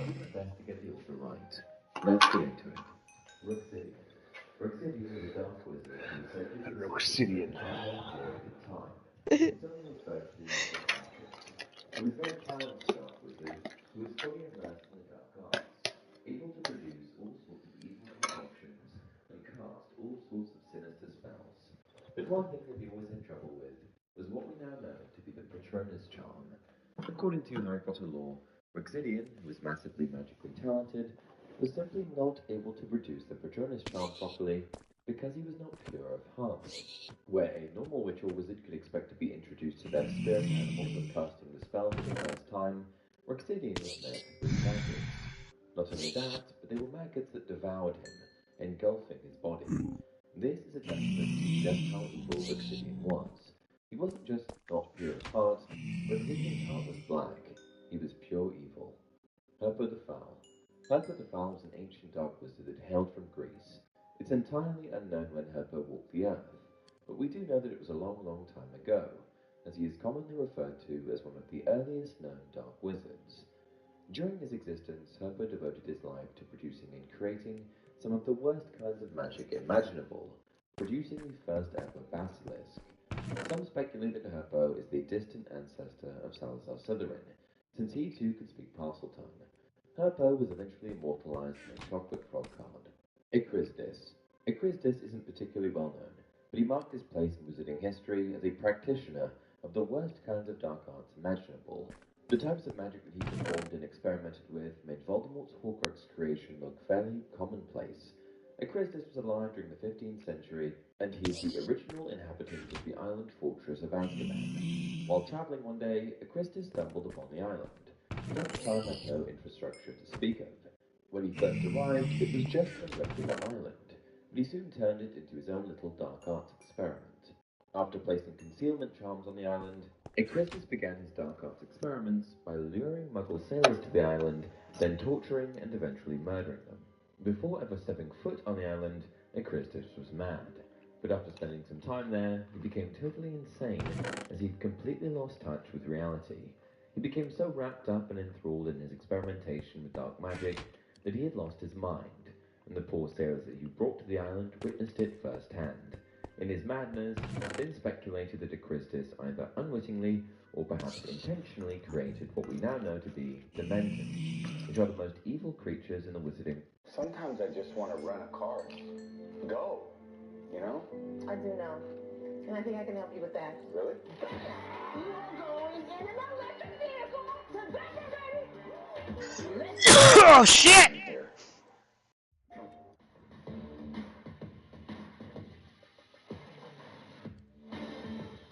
World. Merwin the Malicious. Next up we have Merwin the Malicious, an evil pureblood wizard that existed in the medieval period, sometime between the 5th and 15th centuries. During his lifetime, Merwin was a dedicated practitioner of the dark arts, and would conduct all sorts of twisted magical experiments using his uniquely hooked wand. He had dark grey scandy-looking skin, which sort of resembles lifeless human skin, and would often sport a long dark green cloak. He was a scary-looking guy, I have no doubt that the experiments he would conduct had a lasting effect on his physical appearance, as we know how dark magic can affect you in that way. Merwin was single-handedly responsible for creating a lot of the dark spells, jinxes, and hexes that sprang up out of the medieval era, and after his death, made it onto a chocolate frog card. Salazar Slytherin. Salazar Slytherin, whose name you should probably recognize, was a pureblood wizard that was born sometime before 976 AD. Famously, or rather infamously, he founded Slytherin House at Hogwarts. Slytherin is also infamous for his disliking of muggle-born students, and was a strong proponent of having only pureblood students at Hogwarts. This philosophy was ultimately passed on to other Slytherins. His response to muggle-born students attending the school was to build the Chamber of Secrets, which concealed a Got my basilisk Terry that was Fung Vic intended here. to purge the school of these students. Emmerich the Evil, the first official known historical owner of the Elder Wand, is a wizard who went by the name of Emmerich the Evil. Though the wand may have been in the hands of other wizards before Emmerich and after Antioch, Emmerich is the first wizard on record to have possessed it. Emmerich has been described as a short-lived but exceptionally aggressive wizard that terrorized the south of England in the early Middle Ages. Godelo. Godelo was one of the named and known owners of the Elder Wand before it came into the possession of the likes of Gregorovitch, Grindelwald, Dumbledore, etc. If his name sounds doubly familiar to you, it may be because Godelo wrote the famous dark magic textbook, Magique Most Evil, a book containing information on dark magic, including a passing reference to Horcruxes in its introduction. Godelo used the Elder Wand to push the boundaries of magic, and considered it to be his teacher, allowing the wand to help him write the book. Leveraging the powerful wand and using it in accordance with his dark mindset, Godelo ultimately created a lot of dark spells and curses. Godelo was eventually killed by his own son, who locked him in the cellar in order to gain ownership of the Elder Wand. Morgana Le Fay. Morgana Le Fay is actually a pseudo-historical figure, and in many versions of folklore she's the nemesis of the powerful wizard Merlin, though not all of them. Morgana, however, also exists in Harry Potter folklore, where she is portrayed as an extremely evil witch, and again the nemesis of Merlin, who went to Hogwarts. Morgana is considered by many to be the most powerful witch of all time, and someone that truly hated every aspect of goodness in the world, doing everything she could do to fight against it. Gormley Gaunt. So where's her Gormley movie? Gaunt was an Irish pureblood dark witch. Let's redo that. No, let's reboot it instead. Witchcraft and wizardry. Okay, whatever. Gormla, who attended Hogwarts herself and was sorted into It's like, where's her movie, huh? No? strongly believed in Just pureblood don't care? society No? and Okay. had an intense hatred for anyone that went against these extreme views. Her hatred went so deep that she murdered her own sister and brother-in-law. She also shared something in common with Voldemort. She had an inability to feel love. Gormla may not have caused widespread turmoil in the wizarding world, but she certainly terrorized her family. Barnabas Deverell. Another previous owner of the Elder Wand, Barnabas Deverell was a wizard from the early 18th century who earned quite the reputation as a fearsome warlock. To put things plainly, Deverell certainly didn't use the wand for good, and for many years he leveraged the powerful wand to tyrannize the wizarding world. However, eventually his reign of terror ended when he was defeated by a rival wizard, Loxias. And here we have yet another previous owner of the Elder Wand. Loxias is the man who famously gave the Elder Wand the name the Death Stick, and ruthlessly murdered copious amounts of people while using it. Loxias was a truly evil dark wizard that many wanted dead, and according to Dumbledore, many claimed to have been the one to finish him off, even his own mother. And that's it for this video. If you want more info on these evil wizards, then please leave a comment down below. Also, if you enjoy the content, please be sure to like the video and subscribe to the channel. Until next time, remember, it does not do to dwell on dreams and forget to live.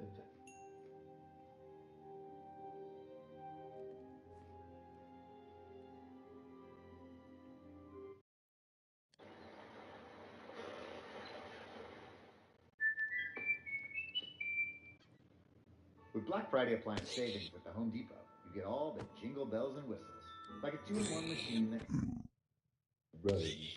Filter warning.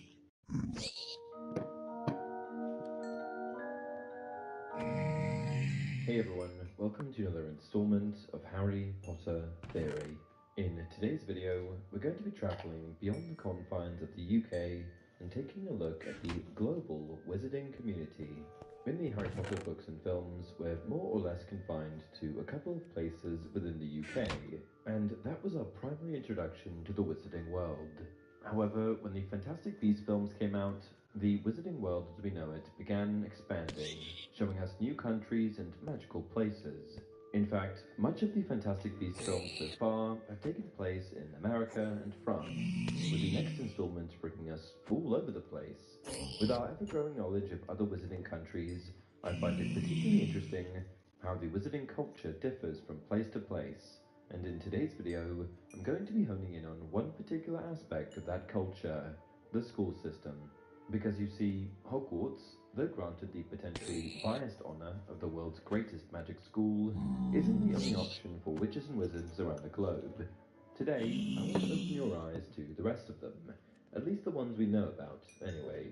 As it turns out, there are 11 established wizarding schools in total, at least 11 that are officially registered with the International Confederation of Wizards, the primary governing body. There are others, but they aren't as official or regulated, and we don't know much about those ones.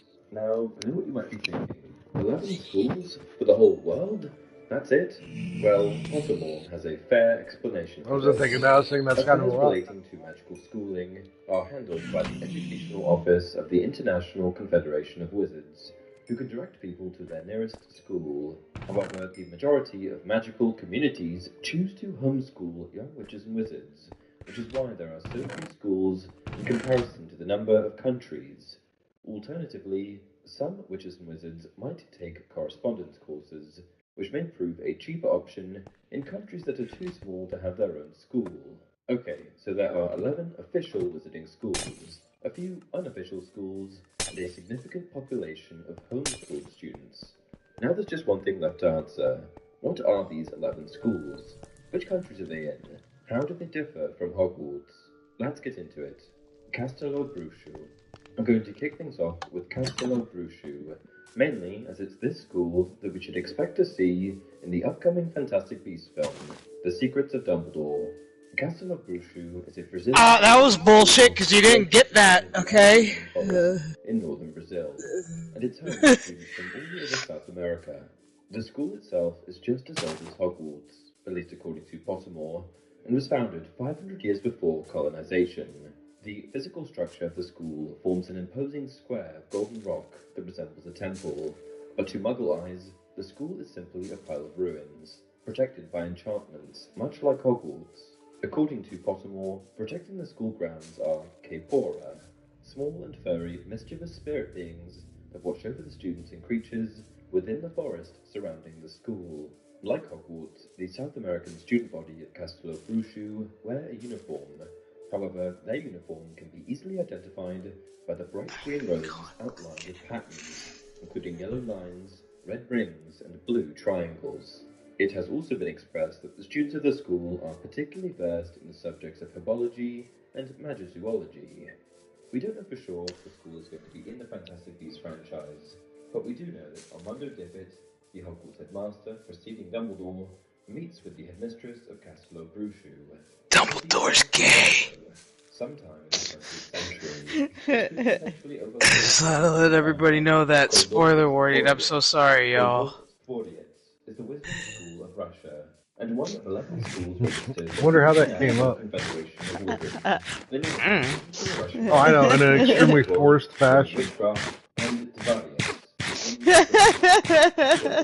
I mean, it was in the book, so I mean... There isn't much information available out there on the school, and this is because J.K. Rowling, despite including it in the official list of wizarding schools, decided not to publish much additional information on this particular academic institution. However, this lack of information has forced fans to get exceptionally creative, which has resulted in the following fan-published and unofficial school details, including the school being located on a hidden section of Lake Ladoga, a freshwater lake located in northwestern Russia, the school having a protective barrier surrounding it, and the school having a house system, with houses instead being referred to as courts, that are represented by coral, pink, turquoise, and amber. The only canon information that we have on the Koldovtstvoriets is that they have their own version of Connecticut fire investigators from Thermologics I had didn't do over it. 30 years of experience in the Quidditch, where, instead of flying on brooms, they fly on entire uprooted trees. Durmstrang. Durmstrang, which you've probably heard of before, think Goblet of Fire, bears the darkest reputation of all wizarding schools, and was once home to infamous dark wizard Gellert Grindelwald, before he was expelled for experimenting with twisted magic. Aside from students and staff of the school, no one knows exactly where Durmstrang is, other than that it's located somewhere in the far north of Europe. This is because visitors of the school must comply with having memory charms performed on them in order to erase their knowledge of how they arrived there. According to Pottermore, visitors of the school speak of vast, sprawling grounds with many stunning views, not least of the great, dark, spectral ship that is moored on a mountain lake behind the school, from which students dive in summertime. Durmstrang was originally founded during the Middle Ages by a Bulgarian witch named Nerida Volkanova. She successfully operated the school until her mysterious death, at which point she was succeeded by Harfeng Munter, a wizard who established the school's reputation for its emphasis on martial magic. Later in the school's future, Dark Wizard and former Death Eater Igor Karkaroff became headmaster of the school, at which point he promoted a culture of fear and intimidation, further contributing to the school's dark reputation. Upon Karkaroff's assumption of power, many parents withdrew their students from the school.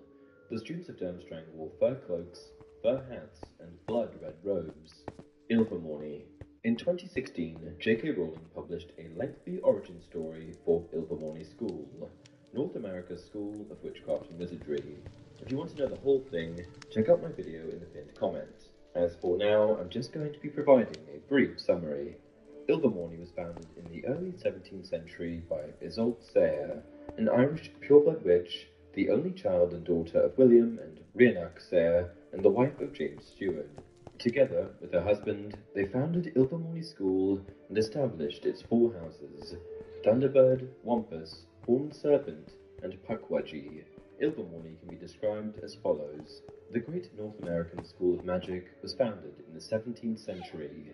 It stands at the highest peak of Mount Greylock, where it is concealed We're gonna from need the gaze by a variety of powerful enchantments. We're gonna need a lot of which sometimes manifest in what's the that shit? mystical Glowing. plane.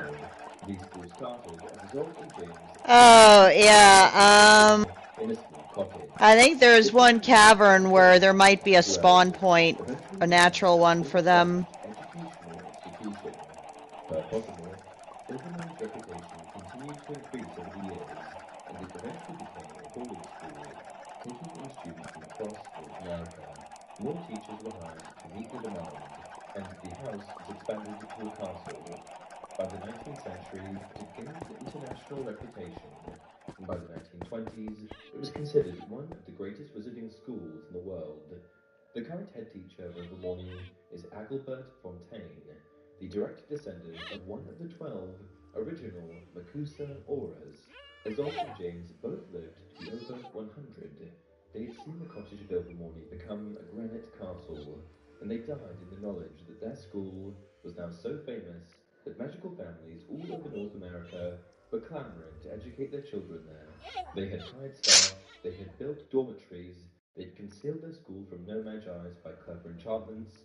In short, the girl who had dreamed of attending Hogwarts had helped found the North American equivalent. Beauxbatons.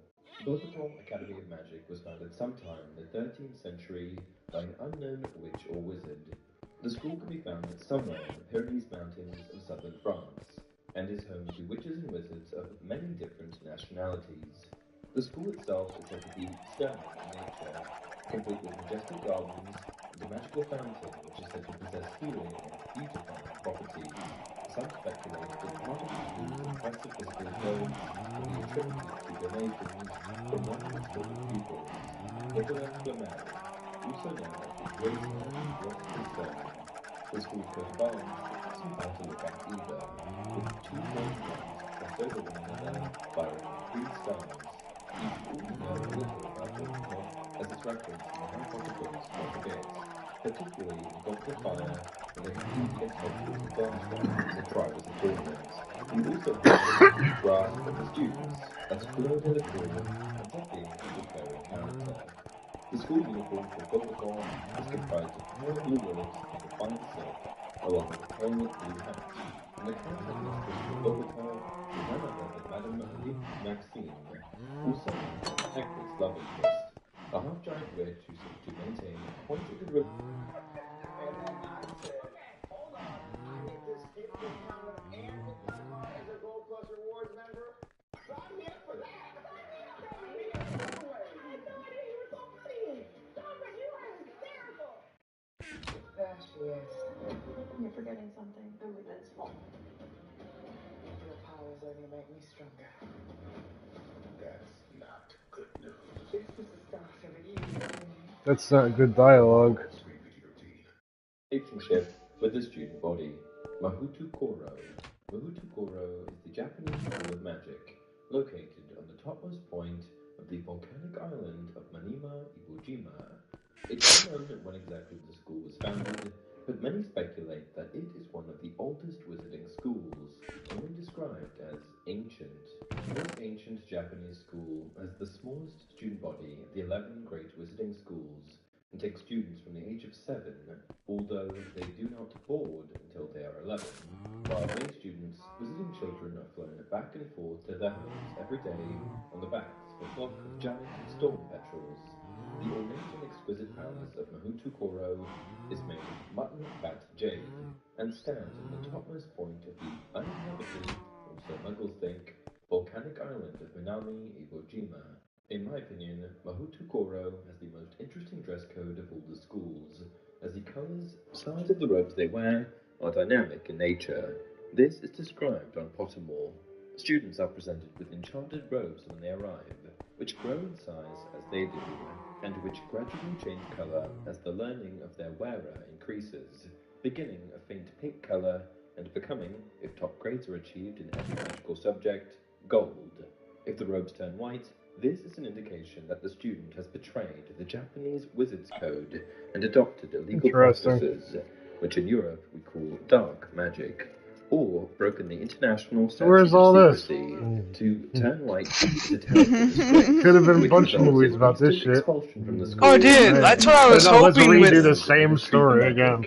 Like, I was hoping they were gonna continue on with like the Dark Lore, like get into the dark arts and everything else with the professors' Yeah. families, but they never did. And the sad thing is, J.K. Rowling said, "Go for it," and nobody ever did. It's like you guys have no balls. Which could suggest that some Asian witches and wizards also attend Koldov Stvoriets in Russia, Wagadu. Wagadu is a wizarding school located in what are called the Mountains of the Moon, an ancient term referring to the Wenzori Mountains of Uganda, found at the source Fucking of the Nile damn River. shame. The school, located in the mountain range, has been described as a stunning edifice carved out of the mountainside, shrouded in mist so that it sometimes appeared simply to float in midair. The exact founding year of the school is unknown. However, we do know that the school has been around for about 1,000 years, making it similar in age to Hogwarts. Despite many other smaller wizarding schools popping up all over Africa over the centuries, it has been expressed that Wagadu is the only one to withstand the test of time, making it the largest wizarding school in Africa, and even the world. Students receive notice that they have gained entrance at Wagadu from dream messengers, sent by the headmaster or headmistress of the day. The dream messenger will appear to the children as they sleep, will leave a token, usually an inscribed stone, which is found in the child's hand on waking. No other school employs this method of pupil selection. The students of Wagadu are said to be particularly versed in the areas of astronomy, alchemy, self-transfiguration, and wondless magic. As the wand was primarily a European invention, witches and wizards of Africa learned to channel their magic without any kind of instrument.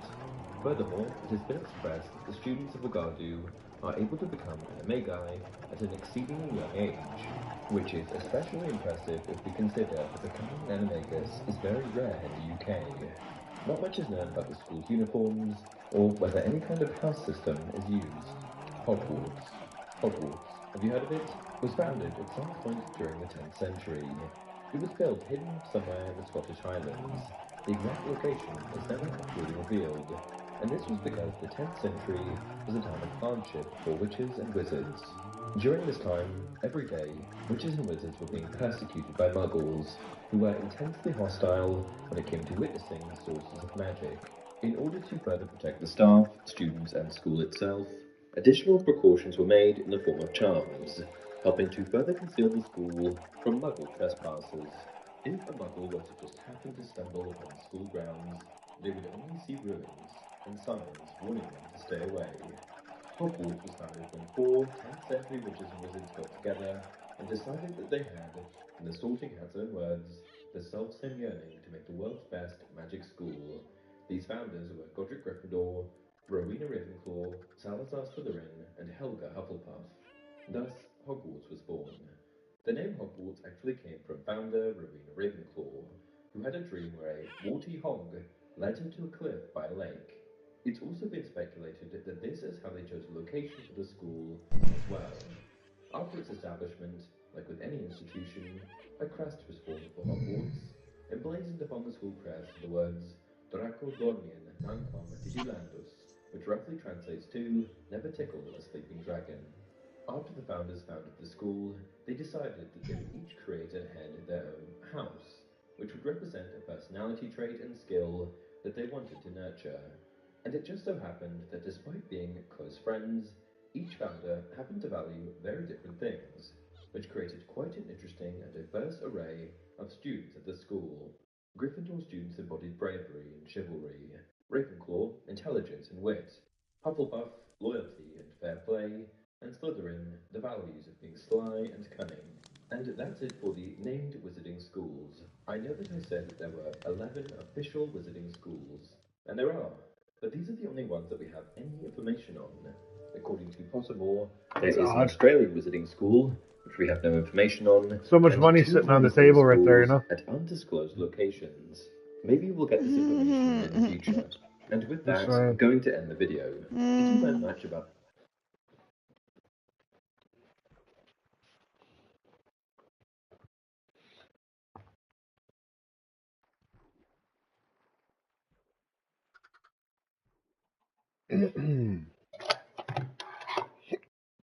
Get coffee.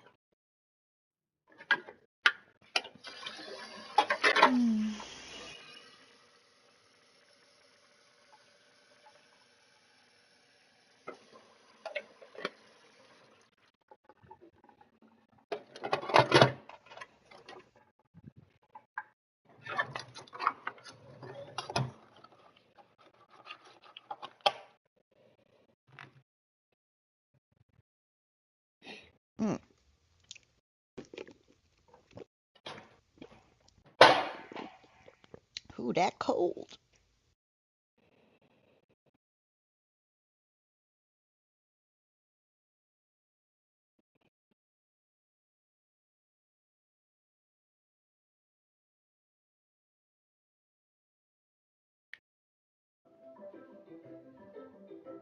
The fuck, are there drowned nearby? Not really possible. I feel so fat when they keep eating though. You need to get back on your little, that little gym machine thing you got. Goddamn right I do. Or, yeah, it's a workout on that punching bag. You'll go all rocky on that shit. Obstacles guarding the Philosopher's Stone. I mean, really, the As for right now, I bought a lot of food and it's time to eat it. That's why it's important to stay, you know, physically active. And also, you know, with doing chores, that burns calories. Yeah, it does. And honestly, though, it doesn't end there. Prisoner has a secret tunnel that leads to the Shrieking Shack, which it turns out was built by Hogwarts, so I guess it just also counts as another secret room. Goblet features Dumbledore diving into a secret basin, which contains all of his thoughts and memories. Order has the Room of Requirement, and then Half-Blood also has the Room of Requirement. And then Deathly Hallows also has the Room of Requirement. But this time, with a secret tunnel! Secret tunnel! Secret tunnel! Honestly, the room gets a little overused by the end there. It's kind of the polyjuice potion of rooms, if you will. Whatever. The point is, the castle is overflowing with secret passages and rooms. Like, that wasn't even all of that. There's the passage out to Honeydukes for some reason. Like, what was that for originally? Was there always a sweet shop at the end of the tunnel? I mean, it feels like there has to be some history there. There's also the secret acromantula nest in the forest, the secret tower with the book and quill. Heck, most of the students don't even know where the headmaster's office is. But obviously, the most secret and ironically most well known is the Chamber of Secrets that Salazar Slytherin himself built to house his vassals.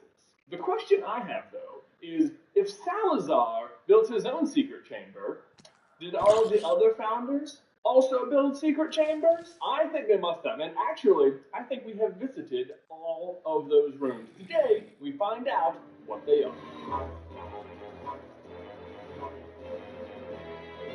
Hey, brother! Guys, before we dive on in, we need to give a huge thank you to today's sponsor, BetterHelp Online Therapy. You know what's funny about health? We love physical health. But, and look, going to therapy doesn't mean Come on. 5% off your first month. Like, what is the point of the moving staircases? Seriously, if it's one thing Muggles got right and Wizards did not, it is moving staircases. We figured out how to make the stairs themselves move. They're like, move the whole thing? Is this what you meant? Is this helping?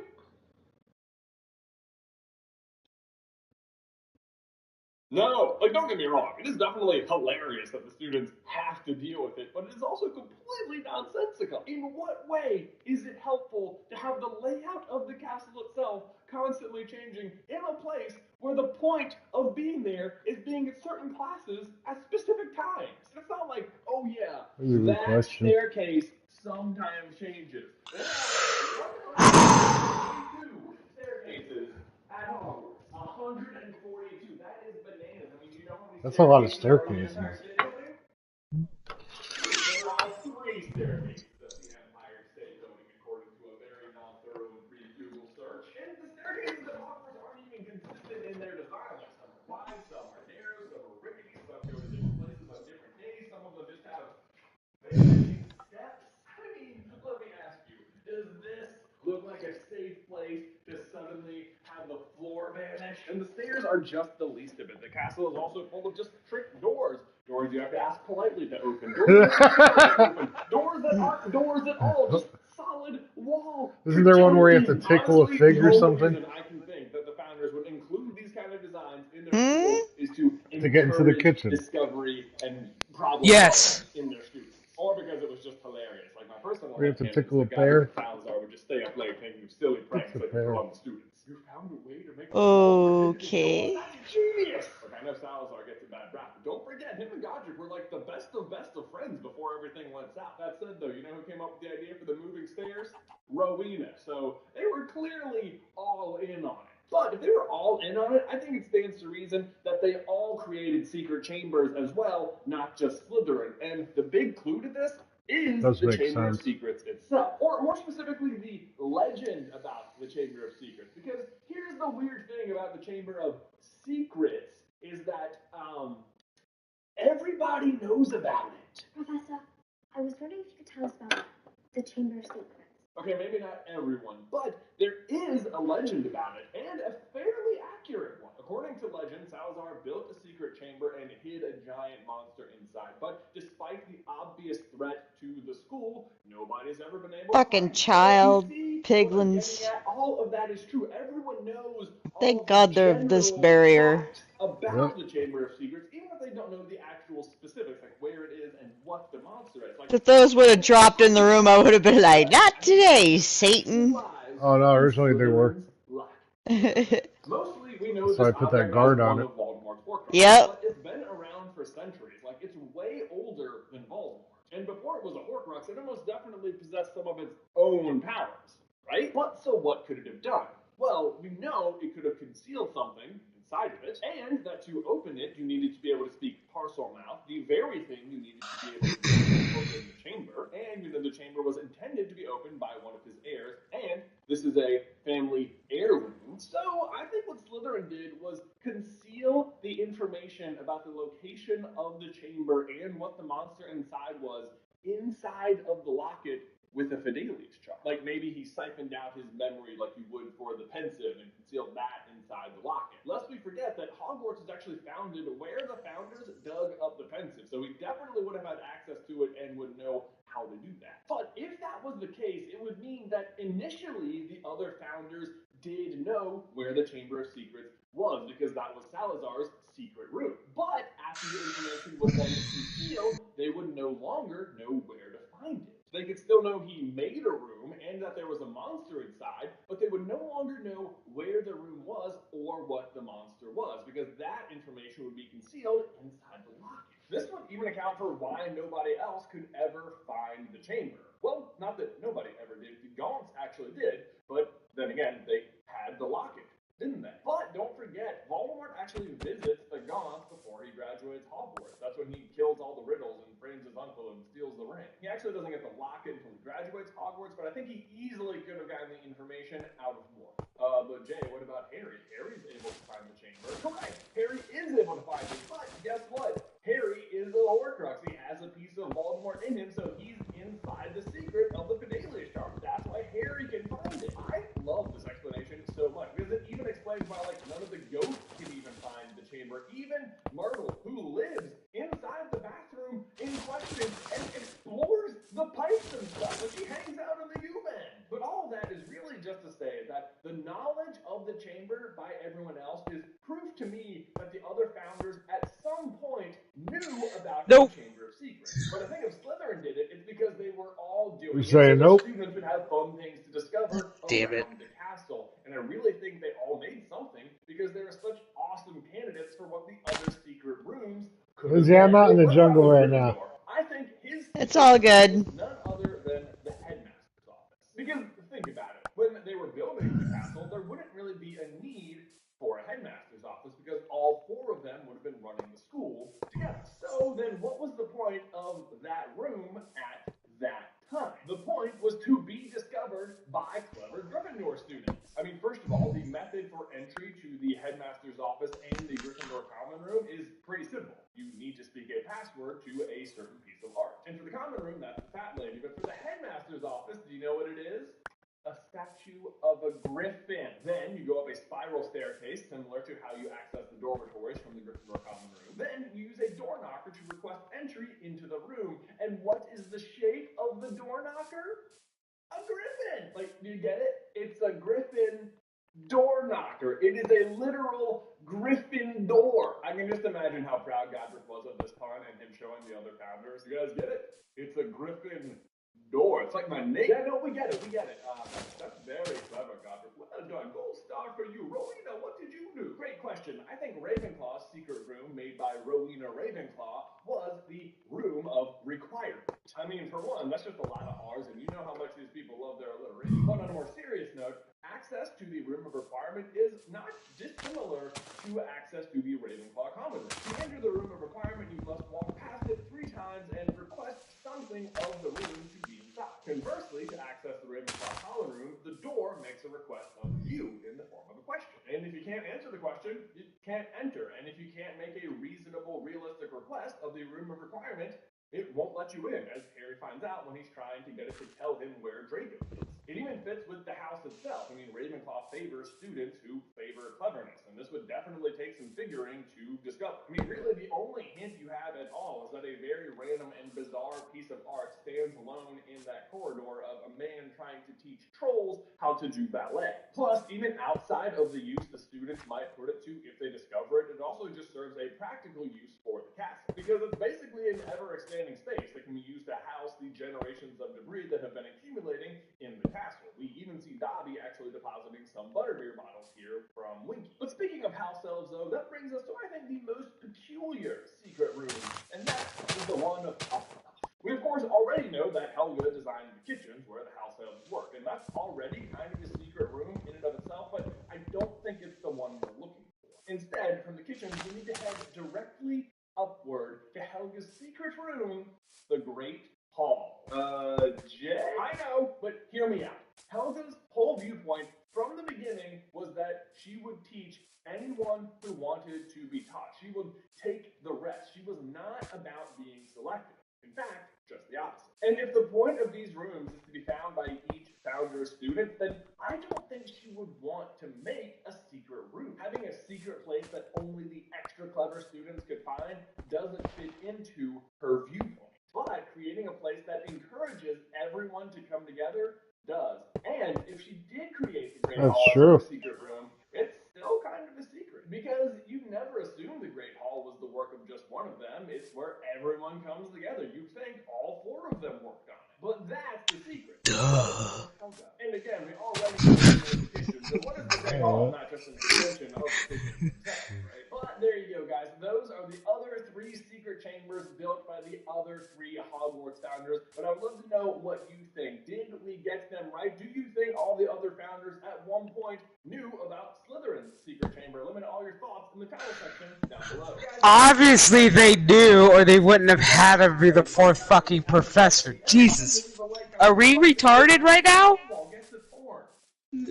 Also, final reminder that tomorrow, this Friday, November 19th at 6 p.m. Eastern, we will be hosting a multi-fandom live stream. This guy's way too enthusiastic. Yeah, I like his voice. Can't do it. He sounds like Steve Carell and fucking Bruce Almighty. That's what he sounds like. Oh, it's coffee. I'm just saying, he just sounds like that.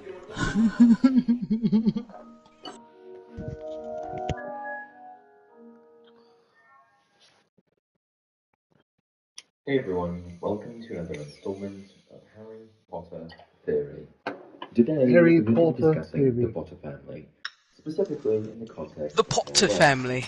The Potter surname holds great significance in the wizarding world. What you need to know is Harry Potter's family died. Harry Potter. They're all dead. Known as the boy who lived, Harry's extraordinary journey serves as an inspiring story to those in the wizarding world, and has captivated millions of readers and moviegoers worldwide. However, the history of the Potter family extends far beyond Harry's remarkable life. From their ancestral roots to the trials and triumphs faced by previous generations, the tale of the Potters unveils a captivating narrative of honor, sacrifice, and resilience. Today, we'll be taking a journey back through time and exploring the rich and intriguing history of the Potter family. Who were Harry's grandparents, great-grandparents, great-great-grandparents, and how did the boy who lived come to inherit such a large sum of gold galleons in the first book? Let's dive in. Origins. The Potter family boasts Better yet, why was you living in a closet? that stretches back through generations. Little cupboard. The boy in the cupboard. However, it wasn't until more recent years that the family name was truly captured by his asshole aunt and uncle. The Potter family was a very old one, but it was never until the birth of Harry James Potter, at the very forefront of wizarding history, contenting itself with a solid and comfortable existence in the backwaters. Potter is a not uncommon Muggle surname, and the family did not make the so-called Sacred 28 for this reason. The anonymous compiler of the supposedly definitive list of purebloods suspected that they had sprung from what he considered to be tainted blood. For generations, the Potters were known as a pureblood family, with a strong association to Gryffindor House at Hogwarts. However, given the commonality of Potter as a Muggle surname, as well as their commitment to equality and rejection of blood purity, they were subsequently excluded from the Sacred 28, a list of the most prestigious and seemingly pure wizarding families. And the Potters didn't just exist in Britain. There was also a whole other branch of the family that had established themselves in the United States, likely sometime around the late 1600s. Abraham Potter was one of these American family members, and he also just so happened to be among the original 12 Aurors, trained and appointed by the first ever president of the Magical Congress of the United States of America, Josiah Jackson. In this sense, the Potters cemented their place in America even sooner than they did in Britain. Apparently, descendants of Abraham have received considerable respect in America ever since. However, this American side of the family didn't come from nowhere, nor did the British side. They had to start somewhere, and that somewhere was with the founding patriarch of the wizarding Potter family, Linfred of Stinchcombe. Emphasis is placed on the word wizarding here, because in Muggle world, Potter is a very well established occupational surname, stemming from those who created pottery. The wizarding family of potters descends from the 12th century wizard Linfred of Stinchcombe, a locally well-beloved and eccentric man whose nickname, the Potterer, became corrupted in time to Potter. Linfred was a vague and absent-minded fellow whose muggle neighbours often called upon his medicinal services. None of them realised that Linfred's wonderful cures for pox and ague were magical. They all thought him a harmless and lovable old chap, pottering about in his garden with all his funny plants. His reputation as a well-meaning eccentric served Linfred well, for behind closed doors he was able to continue the series of experiments that laid the foundation of the Potter family's fortune. Undoubtedly, Linfred was quite an accomplished man, and he is fairly credited as the Potter family's patriarch. But interestingly, if you dig back far enough, there are actually some other influential figures we can point to when digging deep within their history.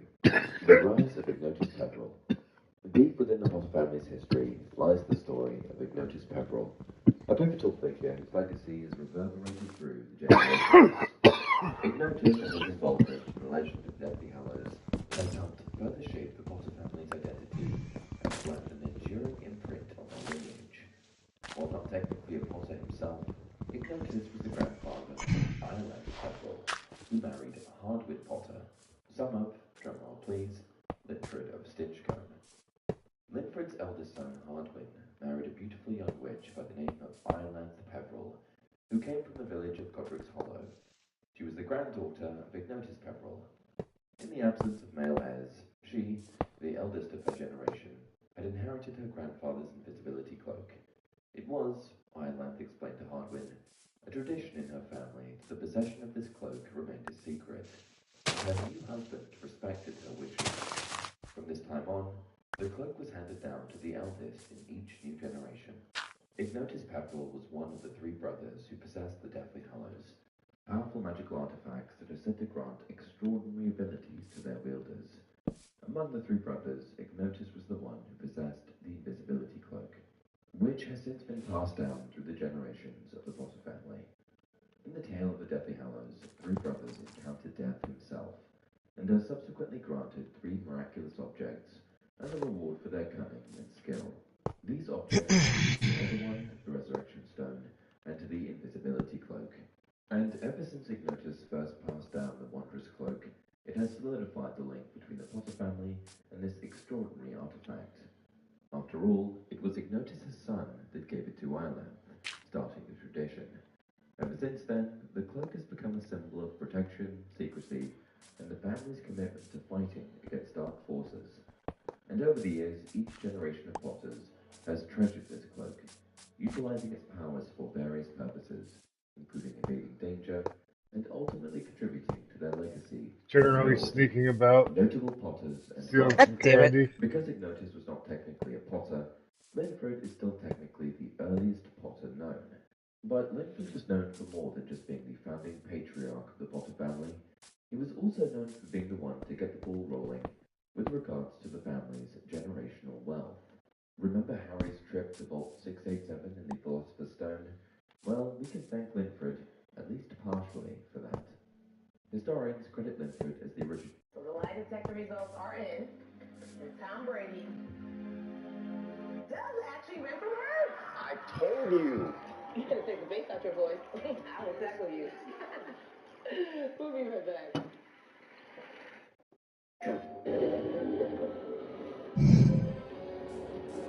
The fuck?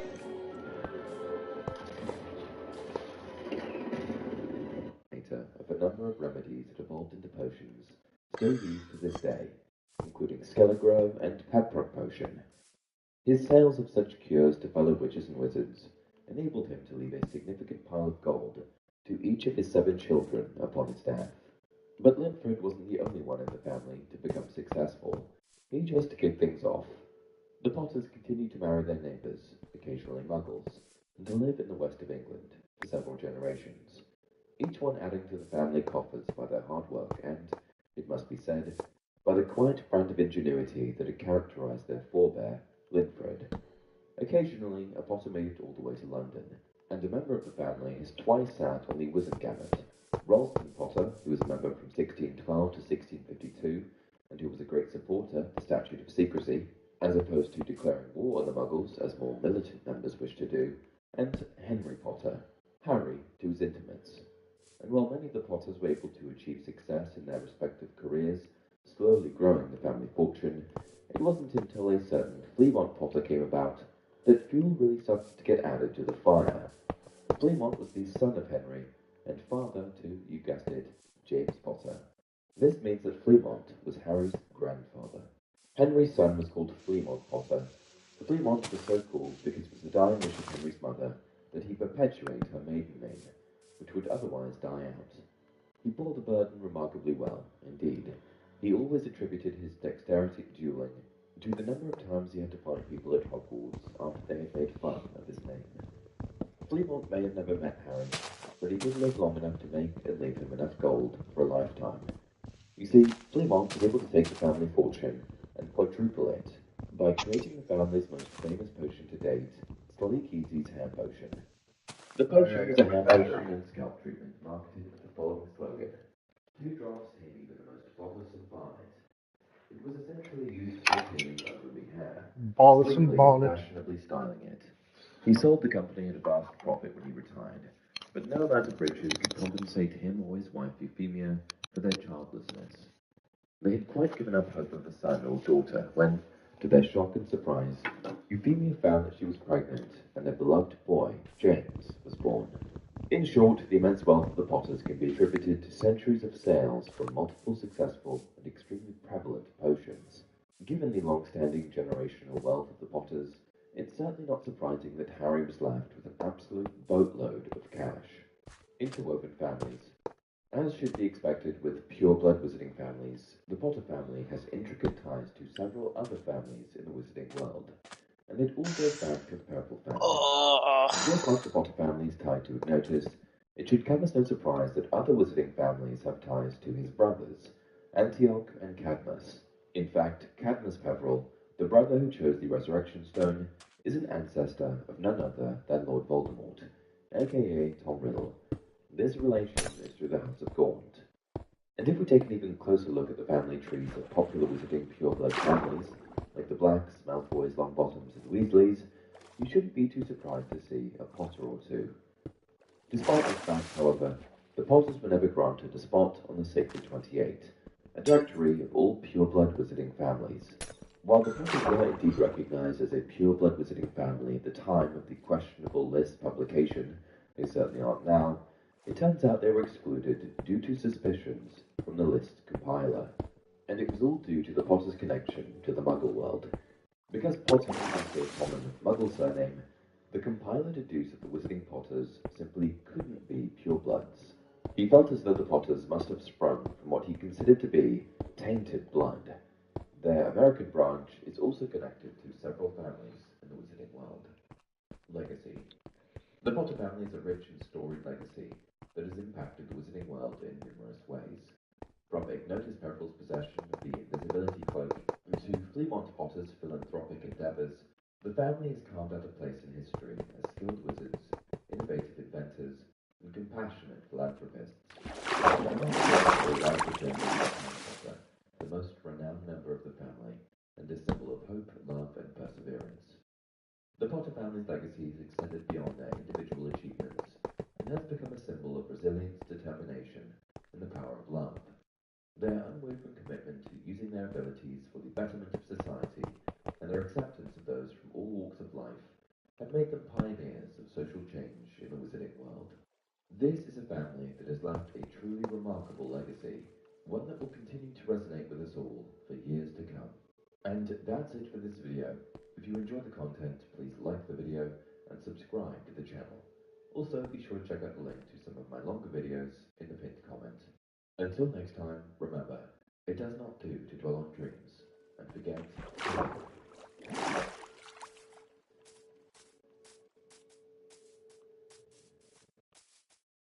Yep, there is a spider spawn point in here. You found the little cage thing? Yep. Leave it, don't fuck with it. I won't. Lindsay, I can see the village we're aiming for. I'm gonna go take a visit. My best friend. Actually, no, I'm not. Well- I'm gonna leave it the fuck alone. Well, That's what I'm because gonna I thought I've got Bane of Erythropod 4 on some of these pickaxes. So it's like I was thinking the No. spiders could just spawn in, and I can mine or farm for string. Oh yeah, well if you know exactly where it is, you want to do that for a while. But That's what I'm doing. Yeah, because I know. I'm thinking that you can take those. You should be able to take those with Silk Touch, but you said no. A little while ago, we posted a big 7-part series on the channel called Oh, just don't. Whatever you do, don't break it. You want? Well, you yeah, want, obviously. Yeah, all yeah. the strings on Harry's life. And Well, 'cause I was keep the thinking- coordinates or make it where you, dude, your voice is like fucking Lord cancer. Voldemort. It was a He screams. I hate screaming YouTubers. Anyways, so I was thinking, yeah, I could just wait for the spiders to just keep spawning, and I could just use my Bane of Erythropod to kill them pretty quick and take their string. I could always put a side here like Spider Farm.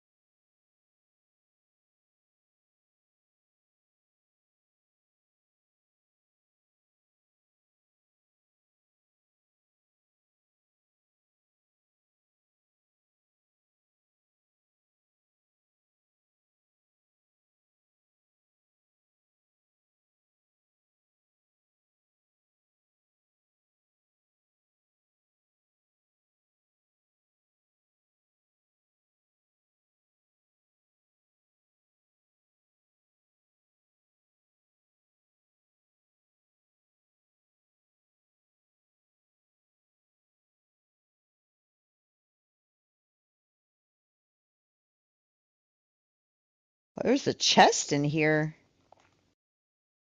What's that?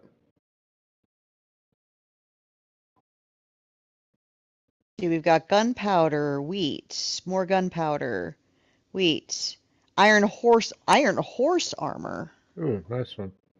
saddle, bones, another saddle, gunpowder.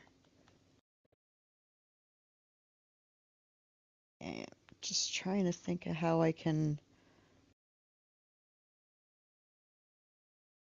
All right, let's see.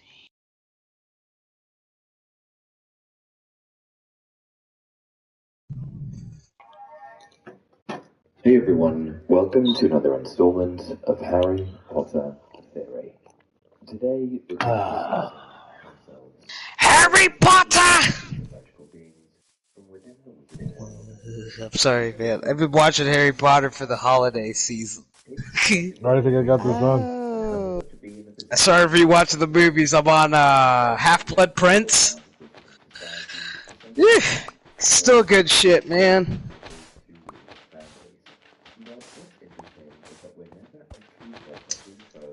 My favorite book and movie still The Goblet of Fire, man. That was some good shit.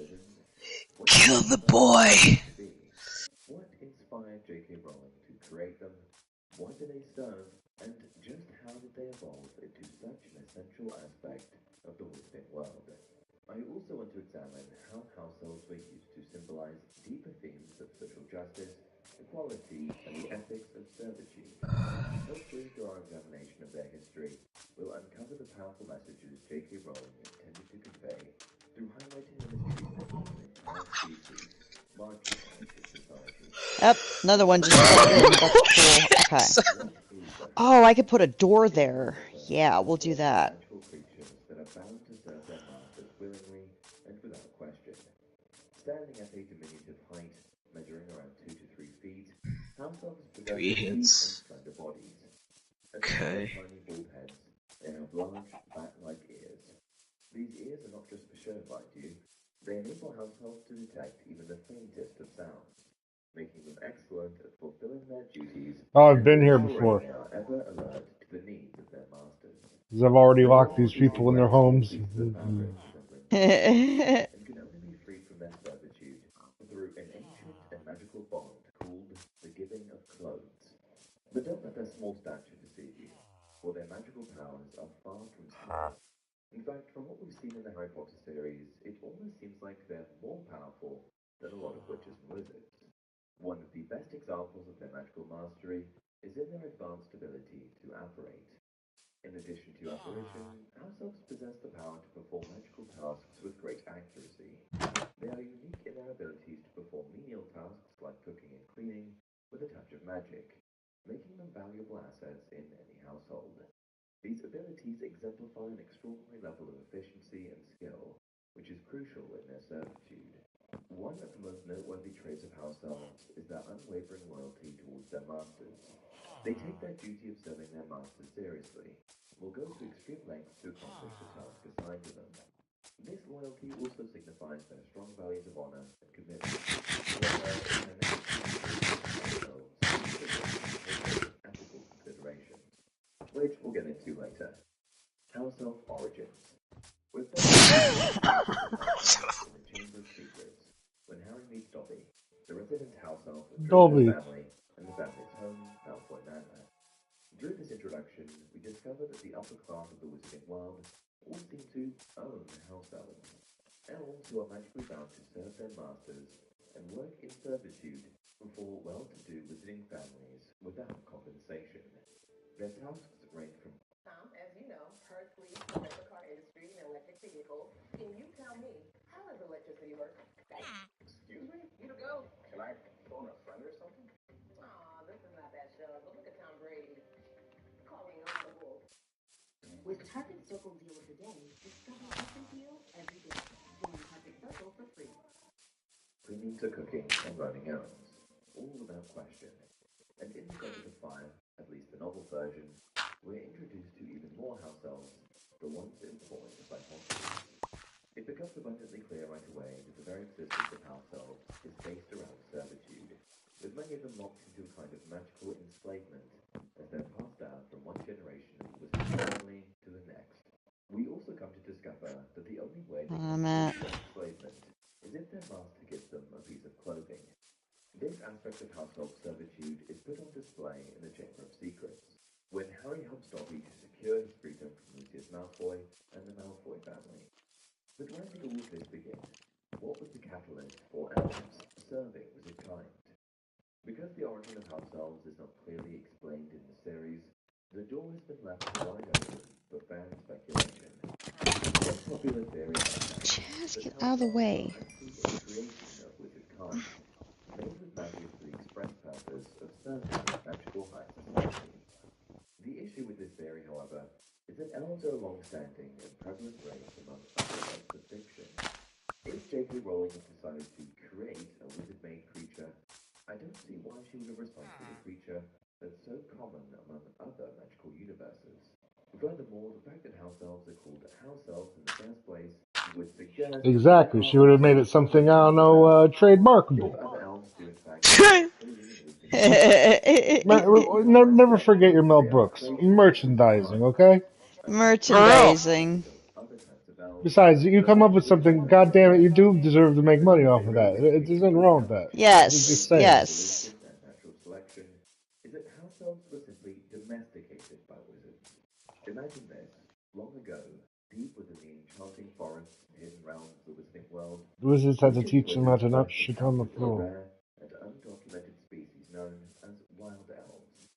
These elves, unlike their domesticated counterparts, possessed a fiery spirit of freedom and an untamed magic that defied conventional wizarding practices.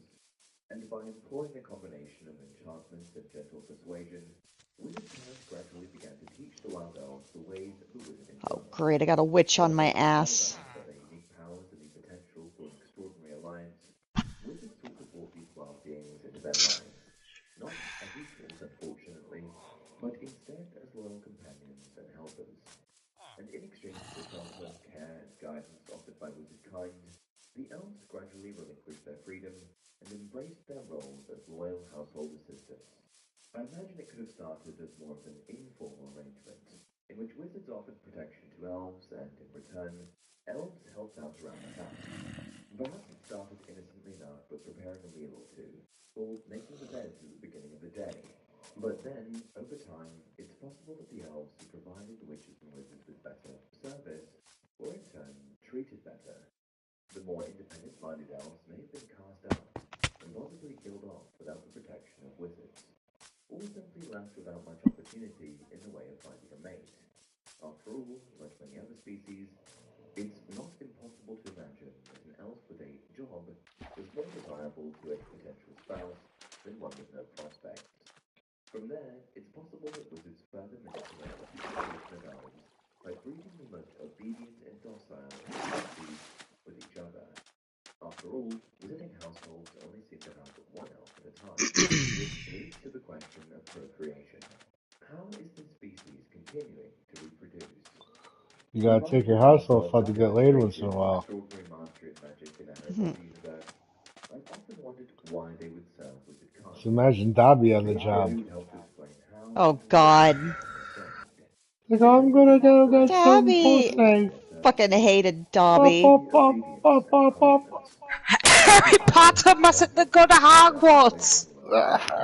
It's very dangerous, and Dobby tells Harry Potter he should go to Hogwarts. Dobby's never been told to sit down. Dobby's masters are horrible, horrible people. Justice for Dobby. To get laid. Pop, pop, pop. Harry Potter mustn't smoke the weird weed. Shit, I gotta pee.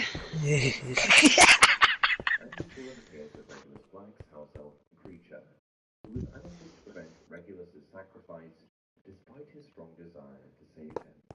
Typically, house elves take orders from many people, not only serving a specific master, but also the whole family of the master and anyone else the master orders them to serve. If they are given an order from any of the aforementioned parties, they must obey them. In house elves, the master's orders were considered the house elves' highest law. In the event that a house elf fails to obey their master, they must engage in some form of self-punishment. One of the most common and known self-punishment methods utilized by house elves is known as self-flagellation.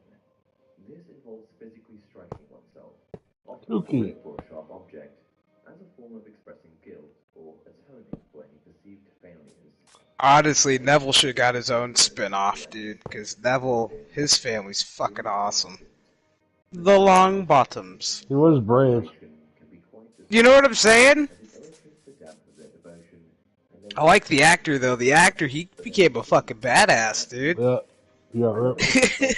He got ripped. Did you see the fucking photos of that? Oh, he got hot. Oh, he got real hot. He was like, yeah, I was that nerd everybody liked in fucking Harry Potter. He's like, now look at me now. He's like, I'm a piece of eye candy. Same with the dude that was in Remember the Titans. Remember that big boy? That big actor who was like really, really heavy set? He was in Varsity Blues, I think, too. He lost a lot of Oh weight, shit! too. I was like thinking that the OG was. Like, even who else? Like, the guy from Drake and Josh, he lost a lot of weight too. I heard one of those guys was an asshole. It was the guy who played Josh, or was it? No, it was the guy who played Drake. He turned out to be an asshole. I don't know the difference. But most house elves would actually feel insulted if their masters Never watch that shit. pensions or reward that deviate from the simple act of kindness. House elves find joy and pride in serving their masters. Aspen, what are you doing? Get out of here. Punishment, torture, or even self-naming to please them. House elves and Hogwarts. It shouldn't come as much of a surprise that, when discussing the history of house elves, we are brought to Hogwarts School of Witchcraft and Wizardry. In fact, the house elves brought to Hogwarts by founder Helga Hufflepuff are the earliest ones on record. During the early days of Hogwarts, 10th century, when the castle was just a clear night and majestic fortress we know today, the founders recognized the essential role house elves could play in maintaining its operations. These magical beings became the invisible threads that wove Hogwarts' tapestry of magic and order. From cleaning the common rooms to assisting in the kitchens, house elves ensured that every nook and cranny of the castle was cared for with utmost dedication. However, Hufflepuff is officially credited with bringing the house elves to Hogwarts, which makes sense as they were originally enlisted with the task of helping to prepare the Hogwarts feasts. And though they were technically still bound to servitude, bringing them to a place with good working conditions was the most moral choice available at the time. Rather than serving just one family, the house elves of Hogwarts served the school itself. There was a little bit more to the relationship between the founders and the house elves than simple servitude. The house elves of Hogwarts were valued a lot more, and weren't still confined to disrespectful visiting families. They're the guardians Oh, well, of I'm up Hogwarts, here. custodians of its history, and keepers of its magical essence. And in return, the house elves display unwavering loyalty and dedication to their beloved Hogwarts. And today, in the post-Battle of Hogwarts era, many house elves still inhabit the Hogwarts castle. At least 100 little elves are standing around the kitchen, bowing and curtsying as Bobby led Trey past them. But there are some notable changes.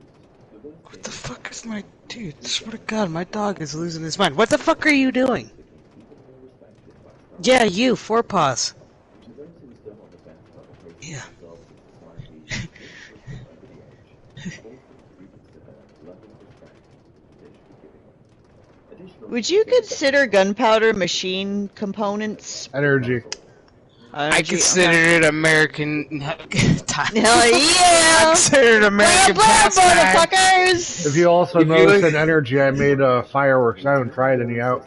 I'm on my way back though, so if you want to go up to the top of the thing, we could blast off a couple of fireworks. See what that looks like. it's like if Yeah, you looked at true. if you looked at American history, gunpowder would just go hand in Cause hand. it's like, oh yeah, there was all that shit I grabbed in that chest by the spider spawn. I want to turn. That's gonna be a string farm, I'd say. I'm just trying to think of like a safe way of killing the spiders. Drowning. You have to show me where it is. I'll set you up. Okay. She sought to raise awareness about the mistreatment of house elves and to openly secure their liberation. Now, how many Aquaman. it's slavery? I really Last. wish I cared. It's Aquaman's last stand. This trailer looks like shit. You know, Nicole Kidman, I still give it to her. She still looks good for her age. But I don't care. You know, I don't care. I was would it ask her, Nicole like, Kidman? so you fucked Scientology. How did that feel? Oh man. She got to keep her kids, didn't? It's like She got to keep she got to one keep of them, their and her kids. daughter is like fucking hates her because she wanted to stay with Tom. Damn. It's like, damn, that's some shit. Your own kid hates you because she wanted to stay with her dad. It's like, okay. And then you've got Siri. That's like what, Tom Cruise's other daughter with Katie Holmes. Oh yeah. She just don't give a shit. She's trying to get back in Tom Cruise's good graces, but I don't know. Man. Tom Cruise is doing the damn thing, okay? Well, he's got power ties in the church, if you know what I mean. He's got to finish Mission Impossible, and hopefully this last one's better than this. I'll give him part one. credit. At least he's actually an entertainer, you know, and he's all about like peddling the product. There hasn't been a Tom Cruise movie I haven't seen that I didn't enjoy. Yeah, he's all about entertaining fans. The only film I really want from him is Les Grossman from the dude from Tropic Thunder. I want that film bad. I just sent you guys a picture. Like, that motherfucker in Tropic Thunder was the shit. He's like, what's your name, Flaming Dragon? Okay, fuckface. Oh, God. Aww. This is Snoring away. Scooby-Doo. Well, I mean, you eat all that turkey, yo. It's like you just eat and then you pass out, and then you eat and then you pass out. It's like Thanksgiving. I love the blanket. Hell yeah. Yeah, I got a blanket I too. was like, I love the Kurt blanket. was just buying that blanket when I saw it.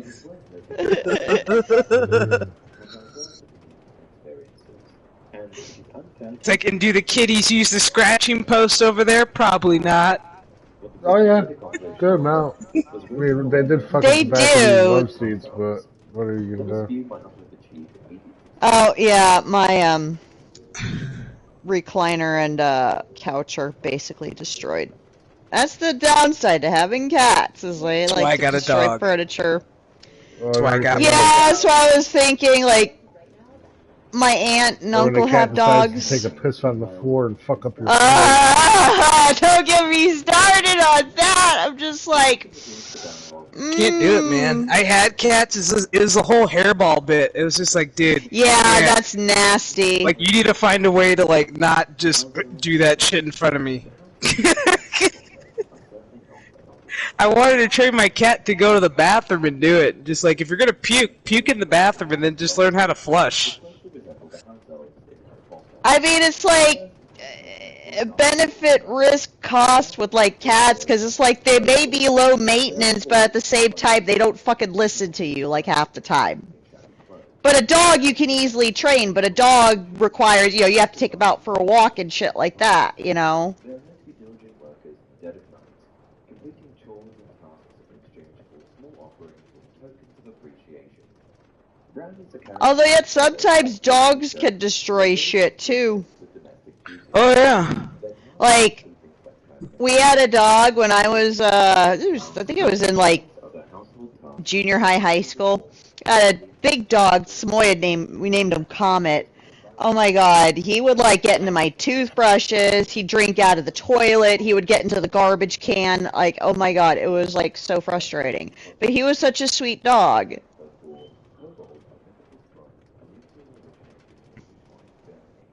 They are sometimes depicted as small household spirits or fairy kings, typically around in line with kings. Kobolds include mischievous, malevolent creatures that enjoy playing tricks on humans. Kobolds are also believed to have connection to fire and metal, and they are often found dwelling in mines or near furnaces or forges.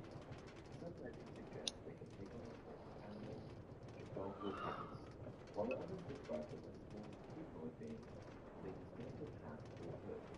Though they are commonly associated with woods and mines, kobolds also existed in homes and were known for their helpful nature in assisting with various tasks.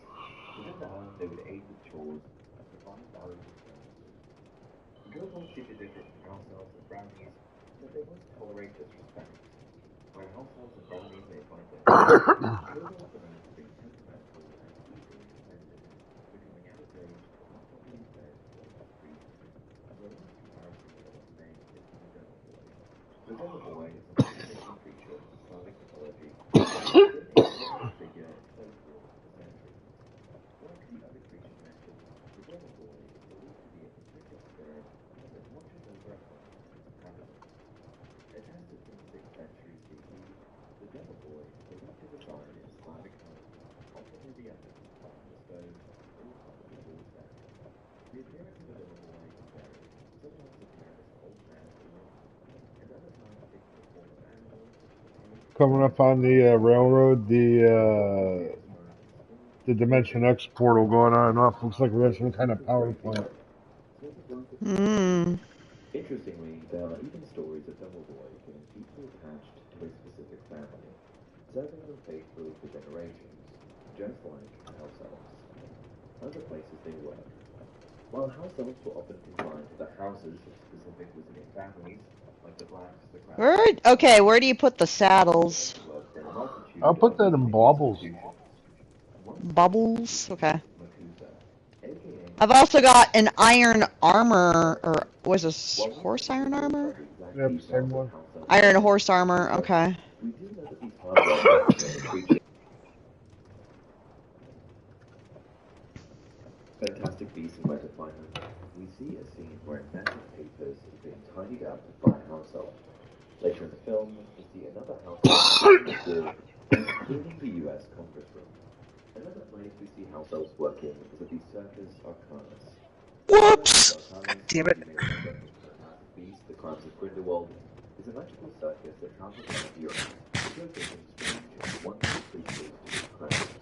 For the specifics of the conditions and duties of house elves working at the Circus Arcanus, here we do them demonstrated and forced to encounter dangerous and often embarrassing Fucker. times. For example, one house elf was being hot dogs to the circus's patrons, dressed up in a demeaning outfit while being jeered at by the audience.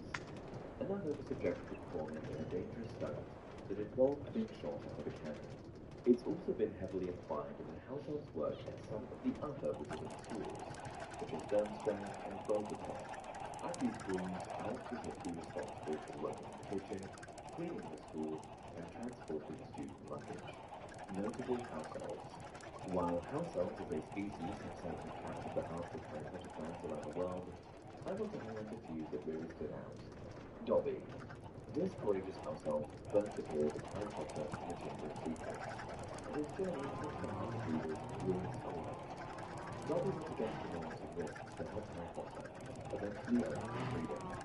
From the moment the iron-haired hand of Harry Potter begins to fire, to his heroic sacrifice in Harry Potter and the Deathly Hallows, Dobby showed the immense power of kindness and the steps that miles through every house elf. Mickey. Mickey, a house elf belonging to the Crouch family, really brought a different side to house elf experiences. Introduced as Harry Potter and the Goblet of Fire, Mickey faced hardships and struggles as she navigated life. What? Reese's peanut gallery caramel? Or caramel? Fuck!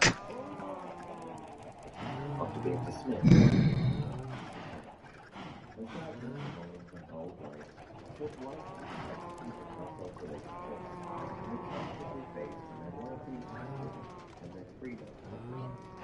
Creature. If there's one house elf who underwent a transformative journey, it's undoubtedly Creature. As a member of the Blind family, Creature's loyalties were tested in his fateful encounter with Harry Potter and his friends. In Harry Potter and the Order of the Phoenix, Harry treated Creature with kindness and respect, ultimately winning his loyalty. Creature's role proved even more significant in Harry Potter and the Deathly Hallows, as he became an essential asset in the fight against Voldemort, and proved that even the most seemingly irredeemable characters can change. Hokey. While a relatively minor character, Hokey, the house elf belonging to the late Hercule Smith, played a crucial role in the larger narrative of the Horcruxes. In Harry Potter and the Half-Blood Prince, it is revealed that Hokey unknowingly played a part in the death of her mistress and the subsequent theft of Helga Hufflepuff's cup, one of Voldemort's Horcruxes. Hokey's involvement adds depth to the history and consequences of the Dark Arts and serves as a reminder of the dangers that can befall house elves in service to their masters. While these are just a few of the prominent house elves that captured our attention in the Harry Potter series, their stories shed light on the complexities of house elf society, their struggles for freedom, and the extraordinary acts of bravery they displayed.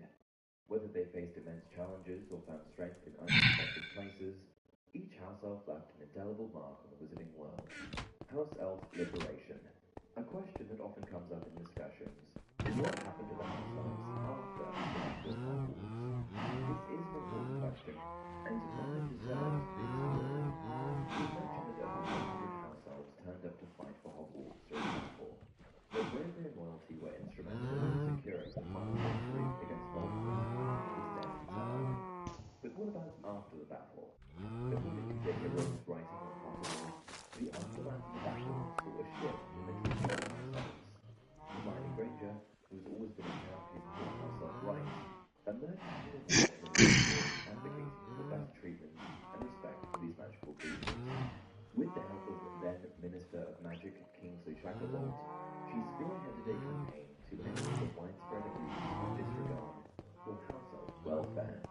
As a result, house elves gained new legal protections. They were given the right to wages and the freedom to leave their current employers if they were mistreated. This was a significant change, as previously, house elves were seen as property without any rights of their own. Additionally, some of the Hogwarts house elves, such as Winky, Dobby, and Creature, were afforded more respect and autonomy. They were given the option to continue working with the Hogwarts community, but now with the freedom to choose when they wanted to work and how time of the Battle of Hogwarts was a turning point for the treatment of house elves. Their contribution to the final victory was visible for all to see, and people began to realize that these magical beings were more than just servants. They were deserving of respect, dignity, and autonomy. This change in attitude towards house elves was a significant step forward to their rights and recognition within the wizarding world. Closing thoughts. And that concludes my deep dive into the fascinating world of house elves in Harry Potter. Through their stories, we learn valuable lessons about kindness, empathy, standing up against injustice, the complexities of loyalty and freedom, the values of all types of labor, and the potential for change and redemption. Their tales remind us to cherish the magic within us and the crucial journey of self-discovery and enlightenment. If you enjoy the content, please like the video and subscribe to the channel. Until next time, remember, it does not do to go on dreams and forget to live.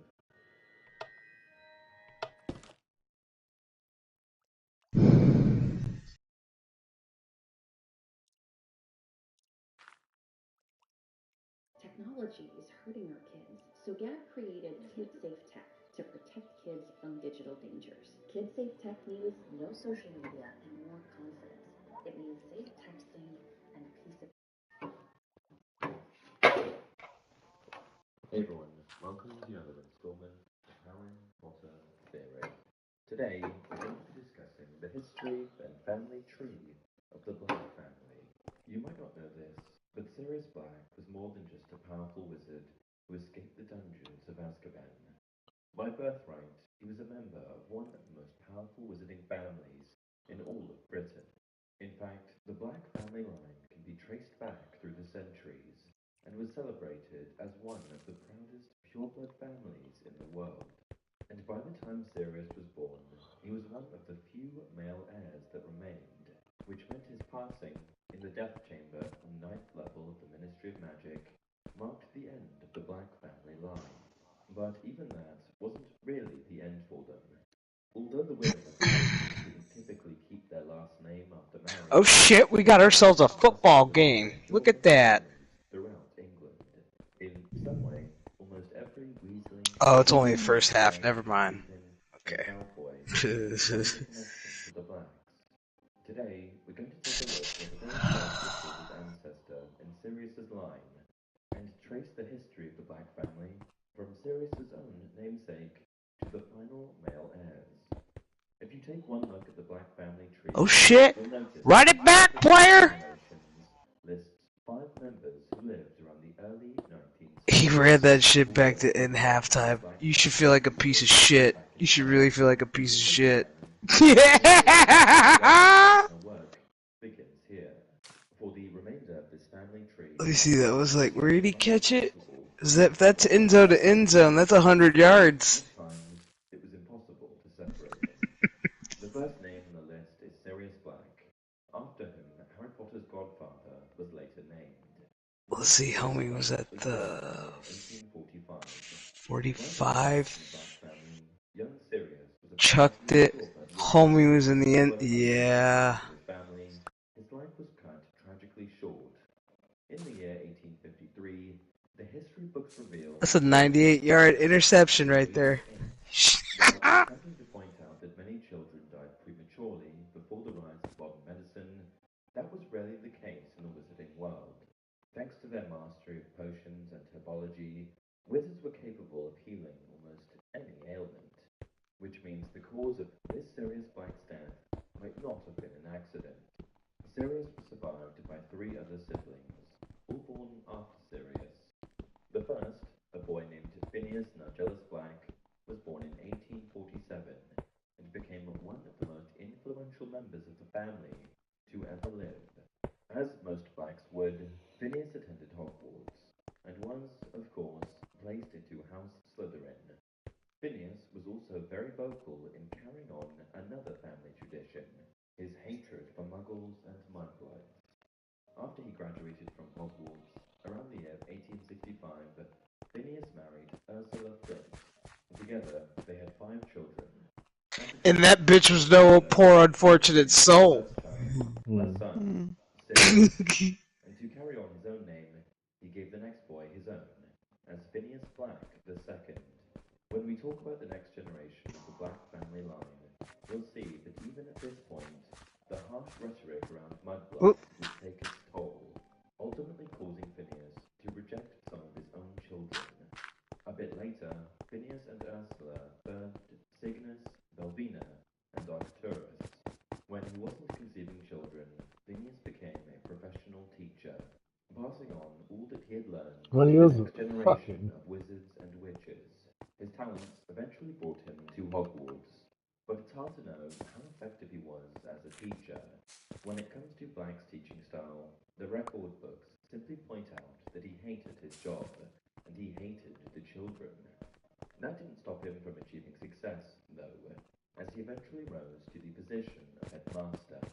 Together with Ursula, Phineas created the only recognized heirs for the Black family through their marriage.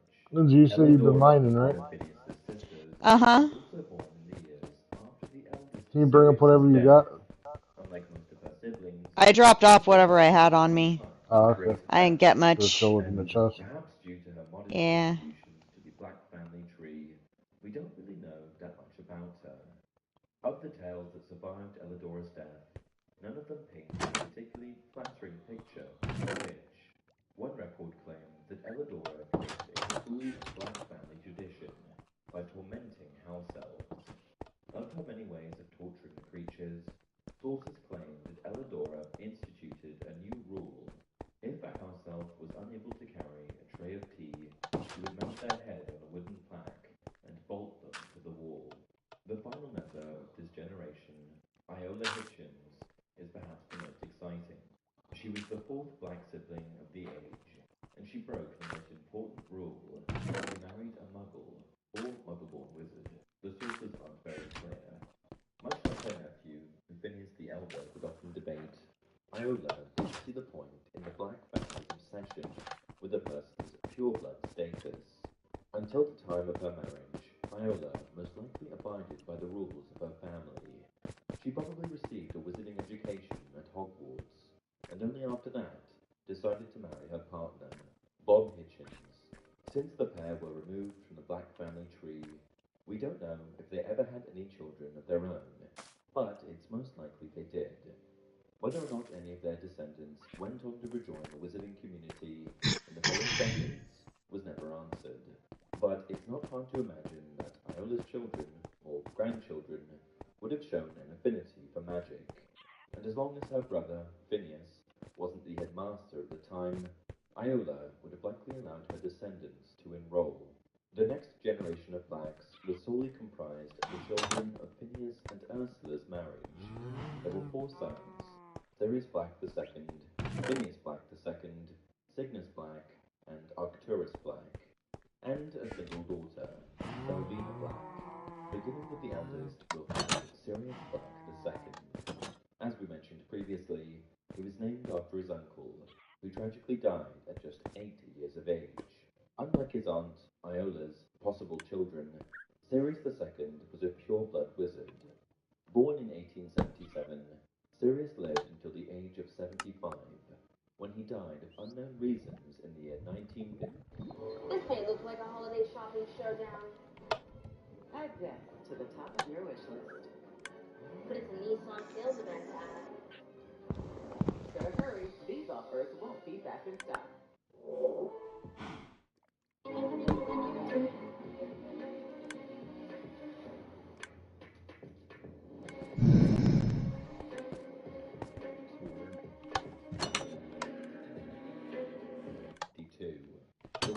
I'm gonna take some of this moss block. Two sons, Anything, a dude? daughter, born with his wife, Miss Bertha, and his line was to be the longest lived.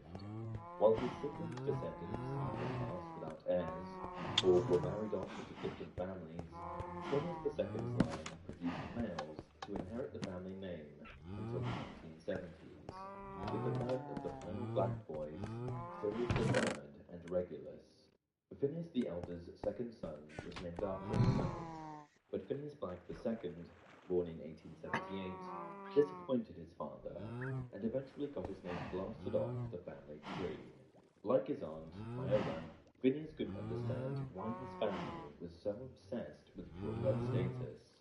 Even though his father was because you get to be magic. school he attended, being You within can public do magic. actually made matters worse. Like, not to be However, eugenics, but if you get magic powers, and maybe that'd be a reason. I mean, at least there's like a legit payoff there. You know what I'm saying? Massive student-led movements against the pure blood ideology of the time, it's not unlikely I that enchant arrows. would have spent his days No, I with can't. like-minded Gryffindors. Thought you could. No, I mean, apparently you can that's on a enchant crafting weapons. table. Younger brother, Oh. Arcturus Black, was born over 6 years later, in 1884. Arcturus married another pure-blood in the British wizarding community, Lysandra Yaxley. Although they weren't as prolific as many of the other Blacks, the pair raised 3 lovely daughters, Galadora, Cedrella, and Paris. One, just like her great-aunt Iola, fell in love with someone the Black family looked down on. Ignoring her father's wishes, Cedrella went on to marry the man she loved, Septimus Weasley. It's through this bond that the Weasley family, including all of Arthur's children, became distantly related to Sirius Black III.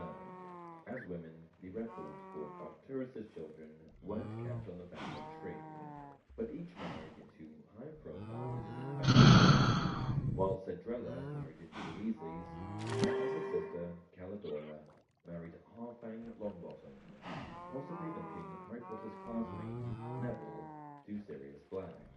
The third sister, Caris, married Caspar Crouch, and was probably related to the future Death Eater, who shared the same last name. The next of Phineas the First's children was Belvina, born in Belvina? 1886. As another daughter in the Black family tree, she unfortunately was pushed to the side of history. Although there isn't much that we know about her, we do know that she got married to a pureblood named Herbert Birch. Together, they had 3 children, but their history doesn't stop there. The final member of Phineas the First's children was Cygnus Black. Born in 1889, he was also lucky enough to see his father serve as a master in Hogwarts. With his wife, Violetta Bulstrode, Cygnus fathered 4 children, 2 sons and 2 daughters. Cygnus's life was fairly plain compared to his brothers and sisters. None of his children committed a grave sin against the family by marrying Muggle or Muggleborn. However, one of Cygnus's children was born without any magical abilities, a great shame for any pureblood family. Cygnus went through great efforts to hide this fact, and even blasted the name of the child off the family tree. When we move to the 3rd generation of the Black family that's officially tracked on their family tree, we'll find that only Sirius II's children and his brother, Cygnus's children, carry on the family name. As we mentioned earlier, their sister Belvina's children weren't documented, and their brother, Arcturus, only produced daughters. If we look at Sirius II's children first, we'll find that his oldest, Arcturus Black III, was born in 1901, and was alive during Sirius III's imprisonment in Azkaban. Arcturus's 2 grandchildren. At some point after attending Hogwarts, Arcturus married a pure-blood witch named Melania Macmillan. Their children, Lucretia and Orion, both went on to Lucretia. well, making their family proud. When his grandson, Sirius Black, talks about Arcturus, Sirius Black! His grandfather must have been pretty wealthy. Still my favorite He Black. to bribe the Ministry of Magic for an award. Although this might have been said in jest, it's still likely true. Sirius II's next child, Lycoris Black, was born in 1904 and lived until 1965. The reason for his fairly early death wasn't really a reason, but considering she never married or produced children, the Black family historians weren't likely to devote too much to her life. Lycoris's birth was soon followed by another, in 1906, with the arrival of a second son. Named Regulus, his name would eventually be lent to Sirius III's brother. Like his older sister, Regulus I never married and never had children. At a time when marriage was almost compulsory, it's strange to see that 2 members of Sirius II's immediate family didn't go on to raise any sons or daughters of their own. Moving on to the children of Cygnus and Violetta, we'll discover how they became relatives to Bellatrix Lestrange and even Voldemort himself. Cygnus's eldest son was Pollux Black. He was born in 1912 and lived long enough to see the wizarding world condemn his descendant, Sirius Black, for his supposed crimes. His wife, Irma Crabbe, was important in bringing not just the Crabs, but the Lestranges, Tonks, and Malfoys into the family line as well. Cygnus's next child was a daughter. Facts, kids! Records show she was born in 1915, just 3 years after her older brother, Pollux, and died in 1992.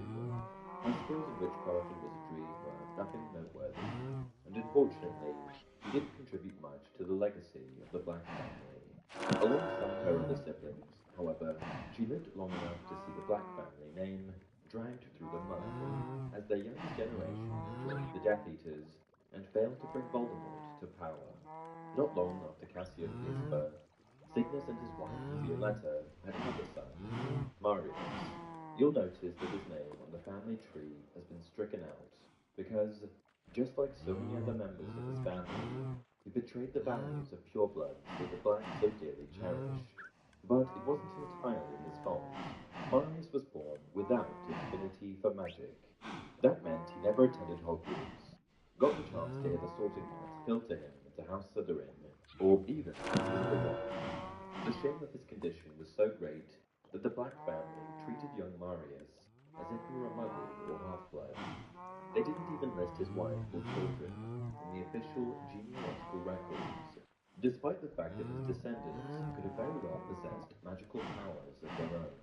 After Marius's birth, his parents were cautious about having another child, but in the year 1920, they celebrated the birth of their fourth, a witch named Doria.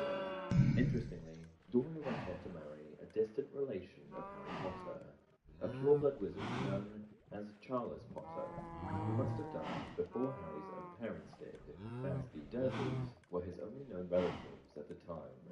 Through Doria, Harry was not only related to Sirius Black, but also the Malfoys, Tonks, Crabs, Weasleys, and just about every other prominent wizarding family in Britain. Now, as we move towards the next generation, you'll notice something. We're getting closer and closer to the most famous member of the Black family, Sirius Damn it! Black. If we start with the journey of Sirius Black for a second, we'll find that Arcturus was certainly the first to marry. With his wife Melania McNally, Arcturus raised two children. The first, a daughter named Lucretia, and a son Oh my god, that cheese good. after attending Hogwarts and making Yeah, let's make friends a with coffee. Aldous Witch, he Eh. went on to marry a prominent wizard in Scotland. It's A young quite a nice Lucretia amount of was named moss Lucretia. blocks over Though here. Lucretia and Bellatrix didn't have any children of their own, they were deeply invested in their nieces and nephews. In fact, the Genetians seem to have a particularly deep relationship with Lady Weasley, who would later go on to fight against another member of their family, Bellatrix Lestrange. Lucretia had a younger brother, about 4 years later, named Orion. His life was relatively short, even by the Black family standards. Born in 1929 and dead by 1979, Orion was remembered by his descendants as a bitter, deeply prejudiced old man. He was as tyrannical in his beliefs about pureblood supremacy as any other member of his family tree, and that's what drove a wedge between him and his sons, Fuck those Sirius Black mudbloods. III and Regulus. Besides being Sirius's father, Orion's other contribution to the Black family was in making the tapestry a bit more convoluted, since he married a family member, a second cousin named Walburga. Walburga was the daughter of Pollux Black and Irma Crabbe, and one of the few of her generation to have children. Born in 1925, she outlived her husband by only a few years. Walburga's younger brother, Alfred Black, was another.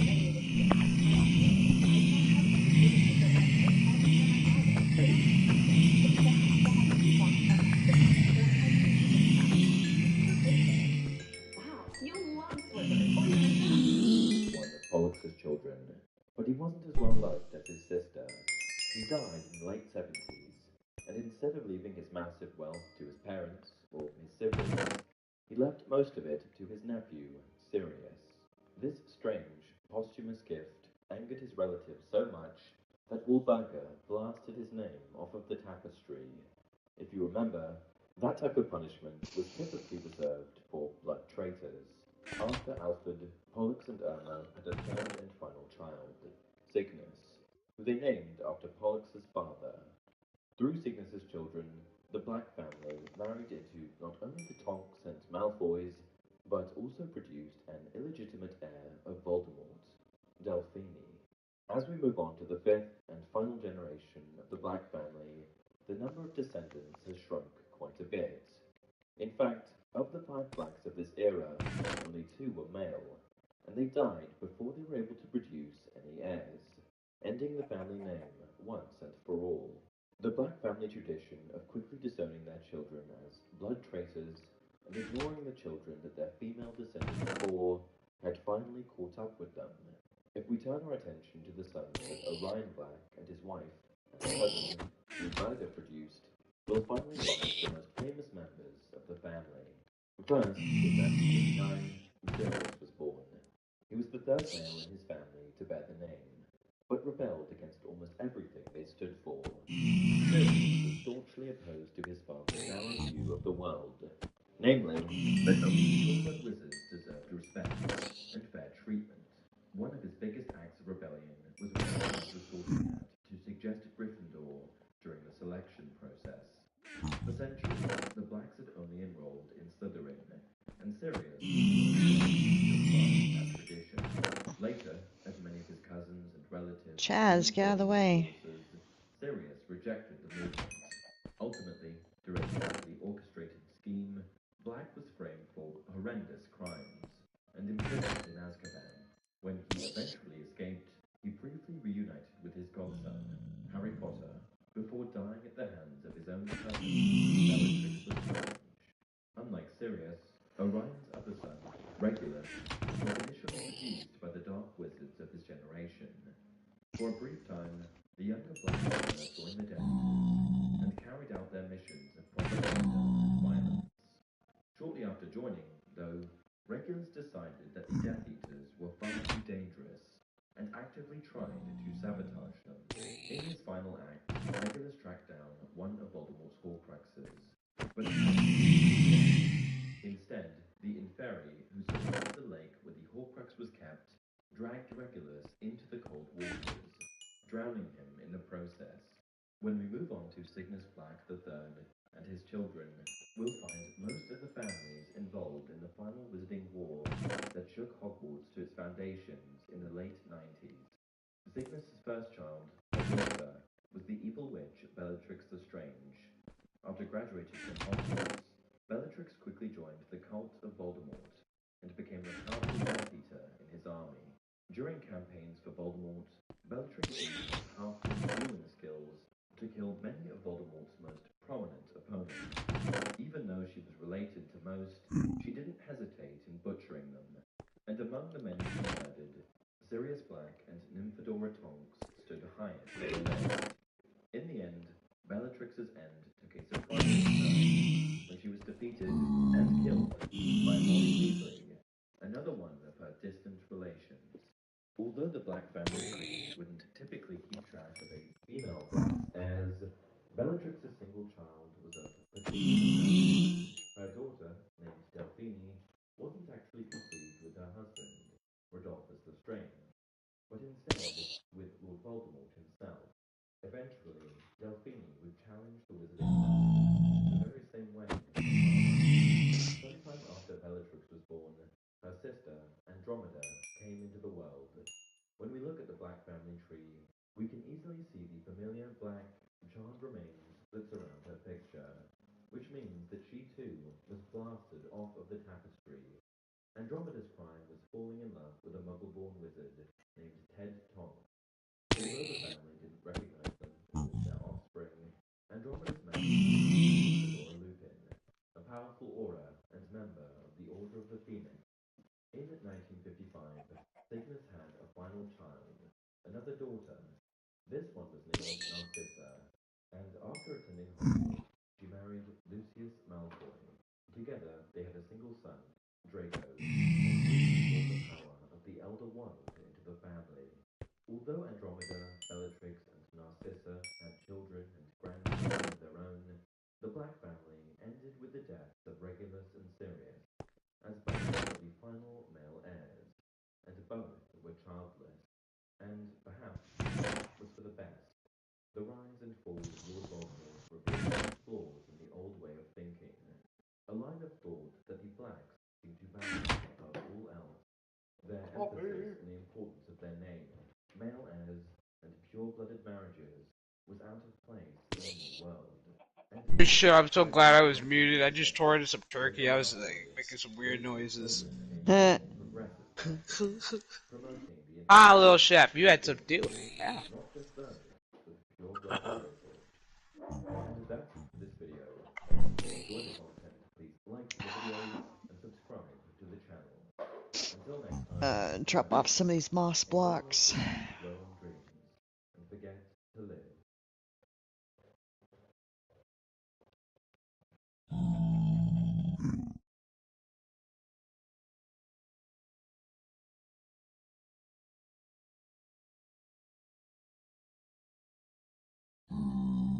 How many subscriptions are you paying for?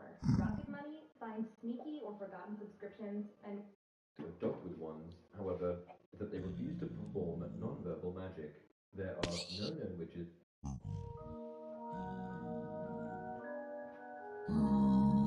Hey everyone, welcome to another installment of Harry Potter Theory.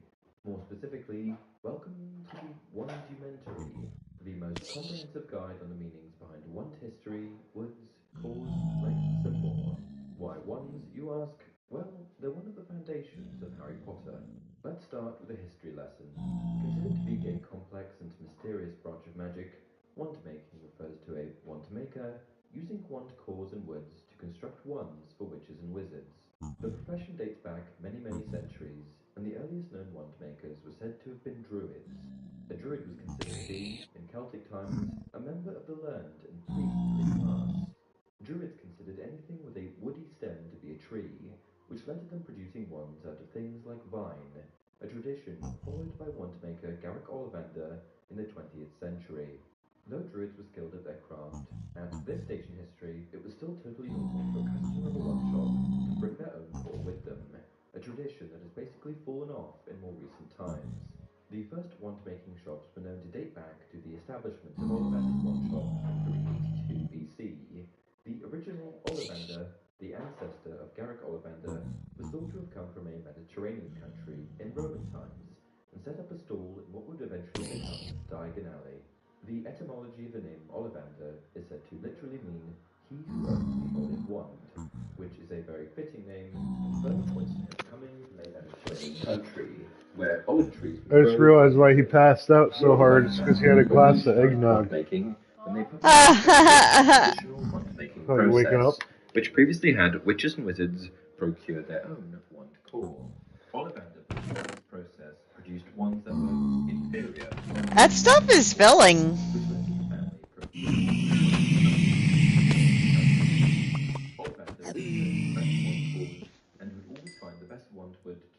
Eggnog. It seems like that's a polarizing drink. I like it. It's not over. Yeah, me too. Yeah. Yeah, because it's quite rich. Oh, it's like, I loved drinking that as a kid, but I was just like thinking, I was just waiting for the stomach ache after.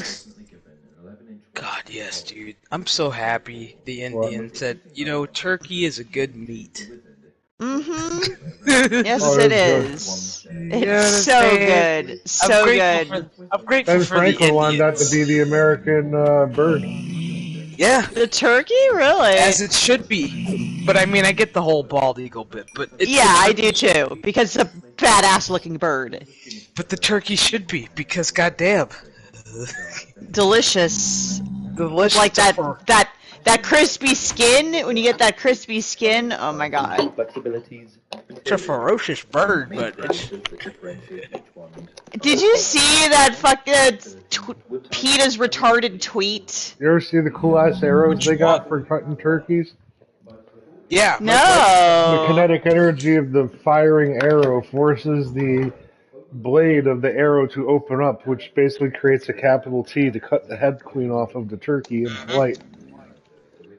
it's like Oh, clean. so that's a clean, Head papa. quick. It's Good. the one of the That's how cleanest you. things you'll That's ever Isn't that fucking that's nifty see. though? well, that's a humane way of slaughtering a turkey. Yeah, I got a it's one of story the about cleanest things you'll ever PETA see. It's though. fucking awesome. What the PETA fuck did went up PETA to say? the gun range because they were protesting that we were killing the clay pigeons. They Did thought they get clay shot? pigeons was a type of pigeon. They're fucking They're edible too, aren't they? Like, isn't there some called squab? Well, pigeons, yeah, but these are clay they're pigeons. clay pigeons. They're Mm. just clay. Oh yeah, They're the fucking clays. plates. Yeah, Jesus that's Christ. what they thought we were killing. Like, no, you Jesus retard. Christ. Jesus Christ, I No, can't. you turkey. I A can't. turkey is a turkey. You turkey. No, you know what's funny is that they posted an ad basically saying you like with a picture of like a human's face like stuffed in an ass like it's propped up like a turkey. It's like you wouldn't What you stuff are, what you humans this eat? way, like something like that. And Yeah, I do then every year. Thanksgiving, that's my there fat was ass. like they posted a community note saying that basically turkeys ate other animals. Really? Like they eat lizards and shit like that, so they're not It's exactly nature. They're like, yeah. fuck you. Turkeys It's are not called the peaceful. food chain, motherfuckers. Did they not watch National Geographic growing up? Because I saw a lot of titties and vaginas when I really shouldn't have back in the day. We all know the Africa trip they all used to take.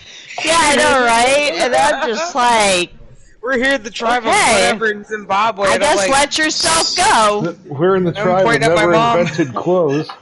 It's like I'm pointing at I'm looking at my mom going, she ain't wearing a shirt. I was like, what's going on with this culture? Not much. That's the problem. Yeah, still to this day, not Yeah. much. I You don't guys are really You understand. living the dream. mean colonizers? First off, Oh, don't live there okay. because there's nothing that grows there. That's a good sign not to live there. They got blood diamonds. That's pretty much it. You get Blood in, get out. You diamonds. I can't saw grow the trees in movie. an area, you shouldn't be living there. He got tigers, yo, and That's my lions. view of the world. They Call me got a Yo, bigot. the fucking wildlife in Africa is just The like big you got five. like it's like between Africa and Australia. It's like I don't know how those people are hardcore for living there because there's a lot of dangerous wildlife. I wouldn't live there. Call Fuck them the that big shit. five for a reason. Food chain, yo. I'm just saying. At least humans are humane when it comes to slaughtering our animals for consumption. Have you seen a lion go on a fucking gazelle? It ain't pretty. Beautiful thing. Ooh, time to get beat. When they chomp down on that fucking neck, like, ah. Frozen for the kill. This is nature at its finest. Like, yeah, it is. Yo, shit, I'm gonna, like, what is it? Oh, I still got more in my bowl. I'm just smelting right now.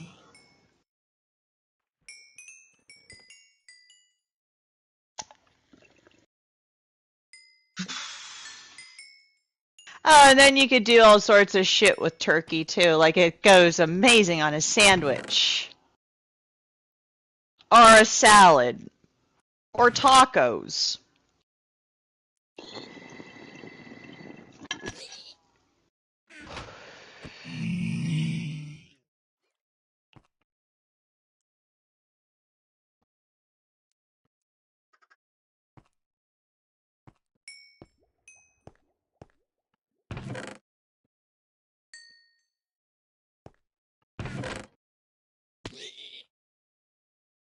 Gold is soft material, therefore wouldn't a gold sword be dull?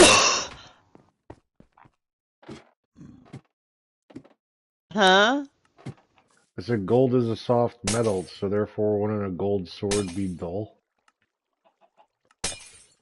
I think that's like +7 attack. Wait, let me I mean in see. real life. Oh. Oh, it's only +4.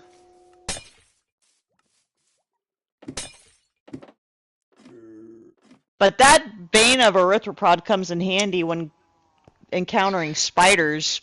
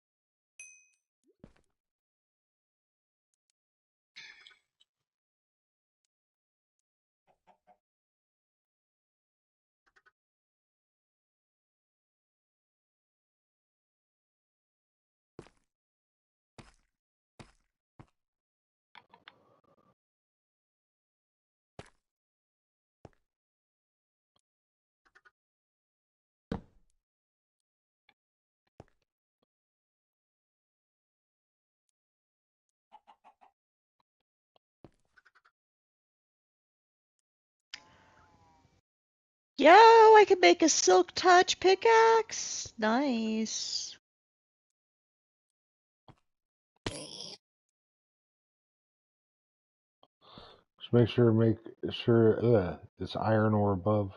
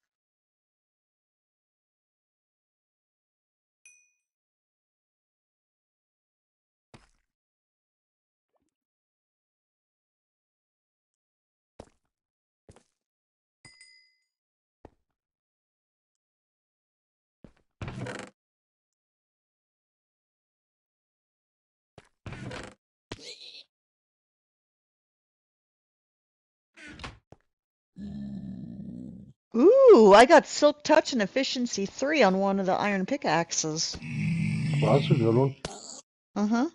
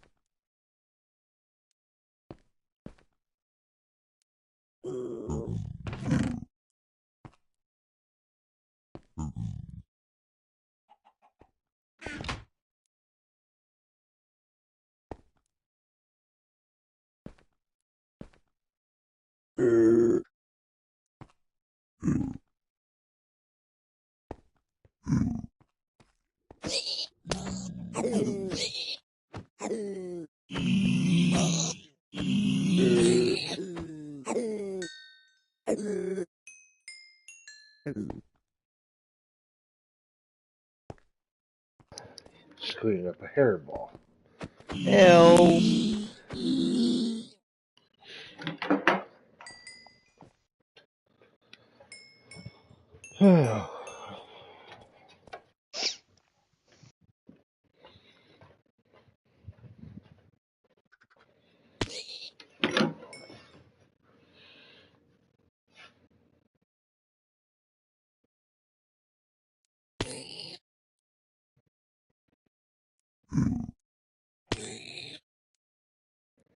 What if Neville was the chosen one?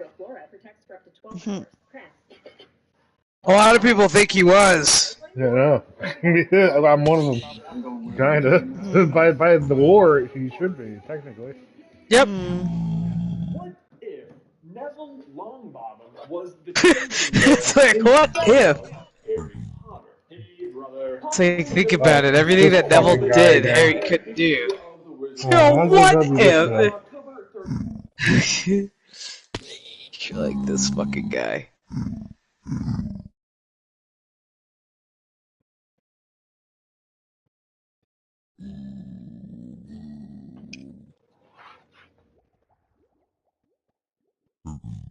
Who created the veil? That's a good question.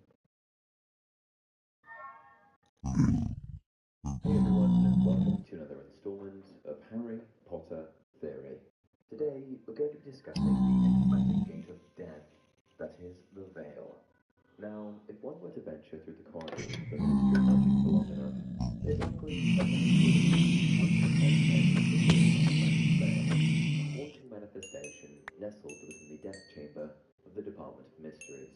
And when faced with such an enigmatic wizarding structure, it's hard not to ask questions. What is the Veil? Where is it? And how does the Veil connect the wizarding world of understanding, truth, death, and the beyond? Join me as we apparate through time and space, diving deep into the mysteries of the Veil and shedding light on its presence within wizarding history. What is it? You may remember the heart-stopping twist when, as Harry Potter and the Order of the Phoenix, you step into the Department of Mysteries, a tangled labyrinth of enchantment and hush-hush operations tucked within the heart of the Ministry of Magic. And who could forget the unspeakables, highly dedicated and secretive witches and wizards that dedicated their lives to working in the department. But perhaps the most chilling revelation to come from our introduction to this department is the veil. This ancient relic, time-worn and filled with whispered secrets, resides in an ebon-drenched chamber known as the Death Chamber.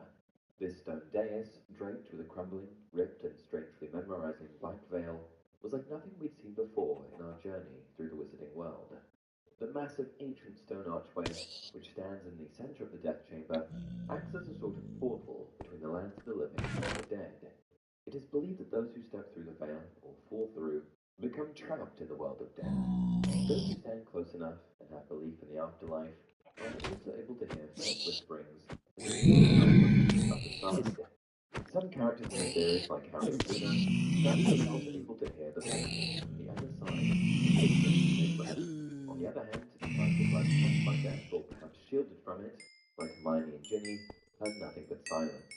But for these reasons, many believe the veil to be a glimmering threshold guiding departed souls into the next realm, a gateway between the realms of the living and the dead that was created by ancient witchcraft. At least that's one theory.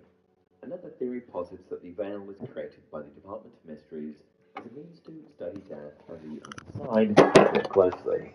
After all, the Ministry is no stranger to tampering with forces beyond their comprehension, as we've seen with the Time Turners and Dangerous Prophecies.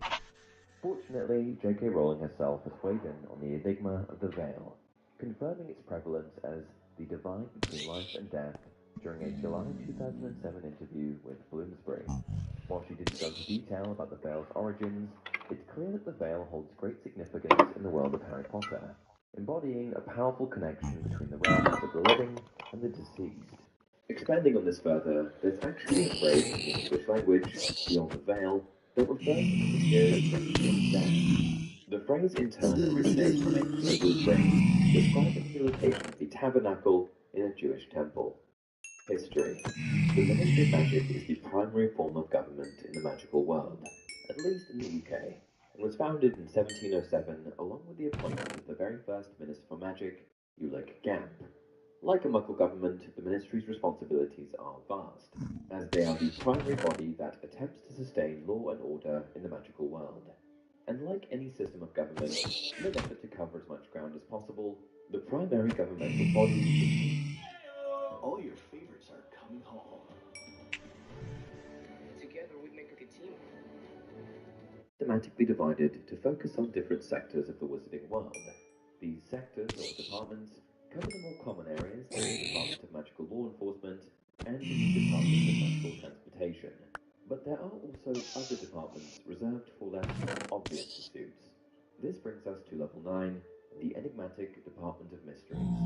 The Department of Mysteries is responsible for studying the mysteries of the wizarding world. Man, the Department of Mysteries never really did shit. Let's just be honest. Doesn't this sound familiar? Doesn't it kind of sound like Washington? Yeah? So it's like the Smithsonian. Yeah, it belongs in a museum.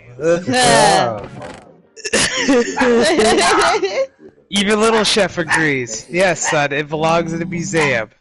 You threw all that stuff in the ocean? Why did I even go get it? Real. Ministry itself. The ministry was established in 1707, and the Department of Mysteries had activity as early as 1672, at least activity that's documented. Given that the veil is located inside of the Department of Mysteries, I'd be willing to bet the ancient archway also far preceded the existence. Yeah, see, it's in the department, like you're ever gonna get that shit. I'd like to put forth the idea that the Ministry of Magic and Department of Mysteries were actually constructed around it, marking the chamber off as a place of significance. To expand on this further, let's next take a look at who created it. Now, let me first just say that the answer of who created the veil has never been explicitly mentioned anywhere. However, there is one theory that stands out to me above the rest, and that's that Death himself created the enigmatic archway. The figure of Death plays a significant role in the Harry Potter series, specifically in Harry Potter and the Deathly Hallows, drawn from The Tale of the Three Brothers, which is a story featured in the Tales of Beedle the Bard. Death interacts with the three fabled Peveril brothers and bestows upon them three magical objects. These objects, known as the Deathly Hallows, encompass the Elder Wand, the Resurrection Stone, and the... Okay, this is where you put in Emma Watson telling the tale, because she told it much better. Yeah. The elder Of the one three is brothers. represented by the vertical line in the symbol. You know what I'm saying? I just think it's weird that that one story comes up so much in like all the Harry Potter lore.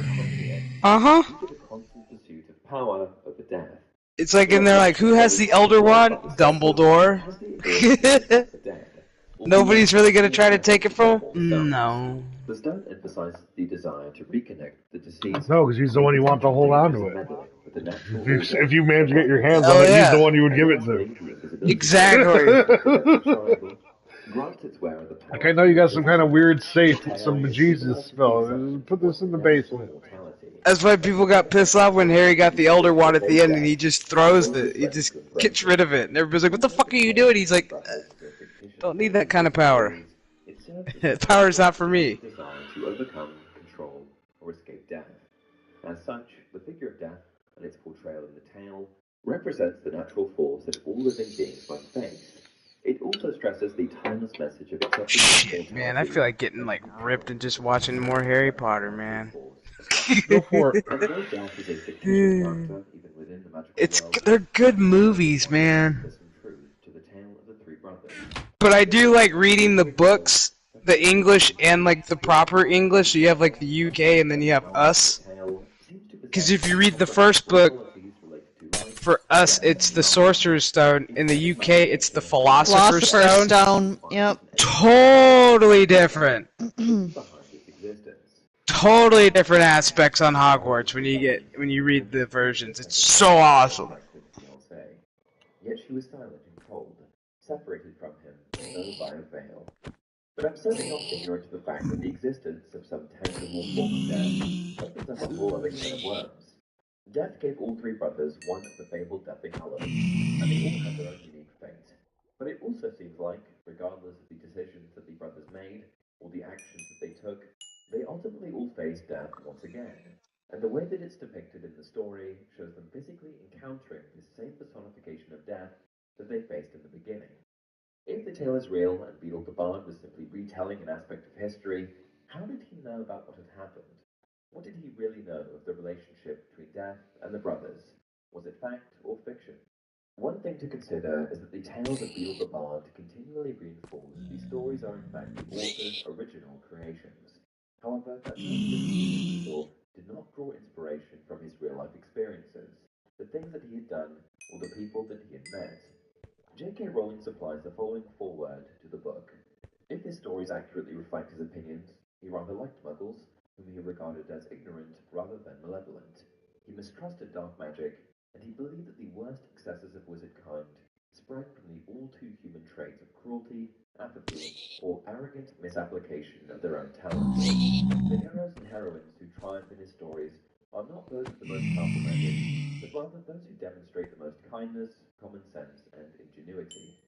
There's little evidence to support either argument, that these stories were fabricated entirely, or that Beetle drew inspiration from something that he had witnessed or watched. However, given that the Hallows actually exist, I think it's best if the latter.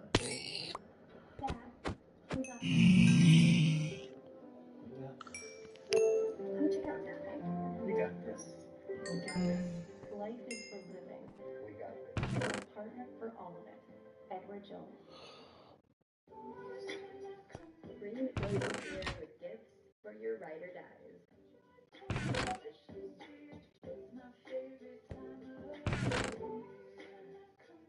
Find them at Saks.com. We know the three Hallows genuinely exist, and that can be confirmed. But was the personification of a deathly figure just Beetle adding his own spin to the story? Or was Death a real wizard? This is where it gets tricky. As it stands, there is no proof that the Death personified is indeed real. His existence is only mentioned in one work, and it's a fictional one. To say that Death exists within this one book for children is a stretch, particularly as the existence of the Hallows is the only real argument one could make for his existence. And there's just many ways that the Hallows themselves were created. Albus Dumbledore didn't seem to have much faith in the validity of Death's existence. So it's true, after all. All of it? The Peveril brothers? Were the three brothers of the tale, said Dumbledore, nodding. Oh yes, I think so. Whether they met death on a lonely road, I think it more likely that the Pepperell brothers were simply gifted, dangerous wizards who succeeded in creating those powerful objects. The story of them being Death's own hallows seems to me the sort of legend that might have sprung up around such creations. It's hard to answer the question as to whether or not death truly existed. There are many powerful artifacts in the Harry Potter universe. The Hallows, though powerful, don't seem outside the realm of possibility for other powerful witches and wizards. With that said, if Death was the one responsible for creating the three Hallows, I'd be willing to bet that he was also responsible for the creation of the Veil. One other closing thought is that the Veil and the resurrection Holy shit! brothers have undeniable similarities. Both Okay, a little strongy there. Yep, that one hit the difference is the achievable level of communication. Stratosphere. That made me feel human for a moment. Directly interact with. Whereas with the Veil, it has been expressed that you can only hear, if you listen closely, those from the land of the dead. We know that Boom, when Cadmus boom. picks the stone and Death have their interaction, the stone that Death gives Cadmus was simply picked up from the riverbank. Whether Death enchanted that stone right then and there is up for you to decide. But given that the Veil is constantly described as crumbling, cracked, and so ancient that it's barely able to stand, I think that the Resurrection Stone is perhaps just a piece that broke off. It may seem like a bit of a stretch, but I think there's got to be some kind of connection. What do you guys think? Do you have any theories as to who created the enigmatic Veil in the Ministry's Death Chamber? Was Death real? Are the Resurrection Stone and Veil linked in some way? Please let me know down in the comment section below. They made that If you seem enjoyed very the real in content, the please story. like the video and subscribe to the channel. Also make sure to check out more content over on Harry Potter Theory Extra, where I post an additional 3 videos a week. Until next time, remember, it does not do to dwell on dreams, and forget to live.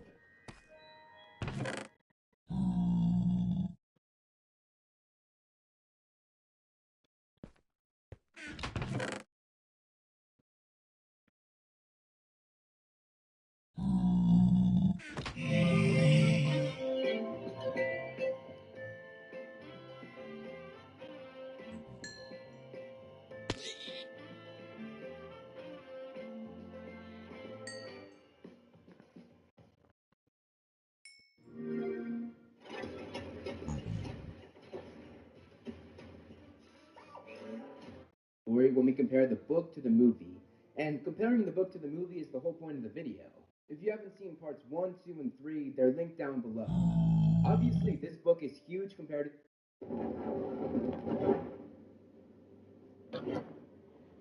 Hello and welcome to the first of 7 and maybe 8 straight Harry Potter videos. I've been working on this series for about a year and a half. I reread each book twice and watched each movie about 4 times just for this series. I wanted to celebrate these amazing books and this amazing film franchise, and sort of separate the two and show the differences and show how those differences make them so great in their own original way. So it's finally time to put all of my hard work together and make the ultimate book versus movie comparison for each part in the franchise. And today we're going to start with the first book, The Philosopher's Stone, or if you're from America, The Sorcerer's Stone. I didn't know which title I should go with, Philosophers or Sorcerers. I guess Philosophers because that's what the whole world calls it except for America. Although I am American, so maybe I should go with Sorcerers. Yeah, you know what, it doesn't matter. We're going to go with Philosophers. Now, let's get into it. So I'm going to start each of these videos going over the character differences. Let's start with Harry. In the book, he has green eyes, but in the films, Daniel Radcliffe has blue eyes. Funnily enough though, on the first day of shooting, they tried to give Dan green contact lenses, but he reacted really badly to them, so they scrapped that idea and just let him have blue eyes. In the book, Ron is very tall and lanky, but in the film, Rupert Grint is shorter and stockier. In the book, Ron also had a ton of freckles, which again, Rupert Grint does not. He was tall, thin, and gangly. His freckles, big hands and feet, and a long nose. That doesn't really describe me at all, really. Especially the tall part. I'm ginger, that's the main thing. Hermione is supposed to have buck teeth, but in the movie she does not have them. But again, the filmmakers did try to do this on the first day of filming, just like with Harry's eyes. So she has buck teeth in one scene, which is actually the last scene in the movie, but she does not have buck teeth for the rest of the movie. In the book, both Petunia and Dudley Dursley have thick blonde hair, but in the film, they both have brown hair. In the novel, Hagrid is 11 feet and 6 inches, but in the film, the tallest they made him was 8 feet and 6 inches. Lily and James were supposed to be Wonder much why. younger, as they were 21 years old when they died, but in the film, they're both in their mid-30s. And the same goes for Snape. He's supposed to be 31, but Alan Rickman, the actor who played Snape, was 55 at the time. God, man, Alec Rickman played the fuck out of Snape. Twins are Yeah, shorter dude. and stockier, but in the film, they're tall and lanky, which is He was made for that fucking role. the character that he plays. As for Percy Weasley, he wore glasses in the book, but this was not the case in the film. And speaking of glasses, McGonagall's cat form had square markings on her eyes that perfectly show the square glasses her human form wears, but this was not the case in the film. Now we get to the actual plot. The movie, of course, starts out with Dumbledore, McGonagall, and Hagrid. But in the book, we do not start out with wizards, but rather with muggles. We follow Vernon Dursley as he goes to work, and he sees all of these weird things happen, like seeing a cat reading a map, which was of course McGonagall. He sees strangely dressed people in robes, and he overhears one of those people saying the name Harry Potter, which Vernon quickly remembers is his nephew's name. Then on the Muggle News, Vernon finds out that owls were acting very strangely, and the news anchor also mentions that there was a downpour of shooting stars. Then we get to where the movie started, and we find out that all of the weird things that Vernon was seeing were witches and wizards celebrating Voldemort's downfall at the hands of Harry, who was now dubbed the Boy Who Lived. When Dumbledore first arrived, he used his Deluminator to put out 12 lights, but in the movie, he only put out 5. In the book, Dumbledore and McGonagall discuss Voldemort. Dumbledore tells McGonagall to call him by his name, but in the film, they do not talk about Voldemort at all. When Hagrid arrives in the book, he mentioned where he got the flying motorbike, saying he borrowed it from Sirius Black. But in the film, we got no explanation as to where he got the bike. Moving forward, in the movie we saw Dudley stomp on the stairs above Harry's cupboard, and then push his head in when Harry tried to get out. But this never happened in the book. That was all made for the movie. In the book, there was a lot of talk about how much Vernon hated Harry's hair that constantly stuck up and was untamed, but that plot point was never mentioned in the film. At PNC Bank, you can find us in big cities and small towns across the U.S., where our folks... In the book, we also learn about all the times Harry unknowingly used magic over the years, like growing his hair back overnight after a bad haircut, shrinking a sweater he did not want to wear, and appearing on the roof of the school when running from Dudley and his friends on the ground. In the movie, when Dudley is told that he has 36 birthday presents, he says he had 37 presents the year before. But in the book, Dudley says that 36 is 2 less than last year. So the year before, he actually had 38, 1 more than what he had in the film. Going to the zoo was very different in the book versus the movie. First of all, Harry was not supposed to go. He was supposed to stay with their neighbor Mrs. Fig, but she broke her leg, so Harry was allowed to go. But in the movie, there was no mention of this or Mrs. Fig, who we later find out is a squib that Dumbledore assigned there to watch over Harry. Also, in the book, Dudley brought his friend Pierce with them, whereas in the movie, it was just the 4 of them. In the movie, Harry talked to the snake first, but in the book, the snake talked to Harry first. In the book, the snake was from Brazil, but in the movie, it was from Asia. In the Oh my movie, god, we this have guy. that iconic In the moment book, where Dudley and then in the movie, and then in the book. However, in the book, both Dudley and Pierce were leaning on the glass, but when it vanished, they did not fall in. They merely jumped back, very startled. As the snake left, he said, "Thanks, amigo." But in the movie, he dropped the amigo part and just said, in both the book and the movie, the letter specified where Harry slept, the cupboard under the stairs. In the book, Petunia and Vernon thought that they were being watched, so they moved Harry into Dudley's second bedroom, which we saw in the Chamber of Secrets, but in this movie, we never saw them make that change. In the film, we hear Vernon say that they were going far away.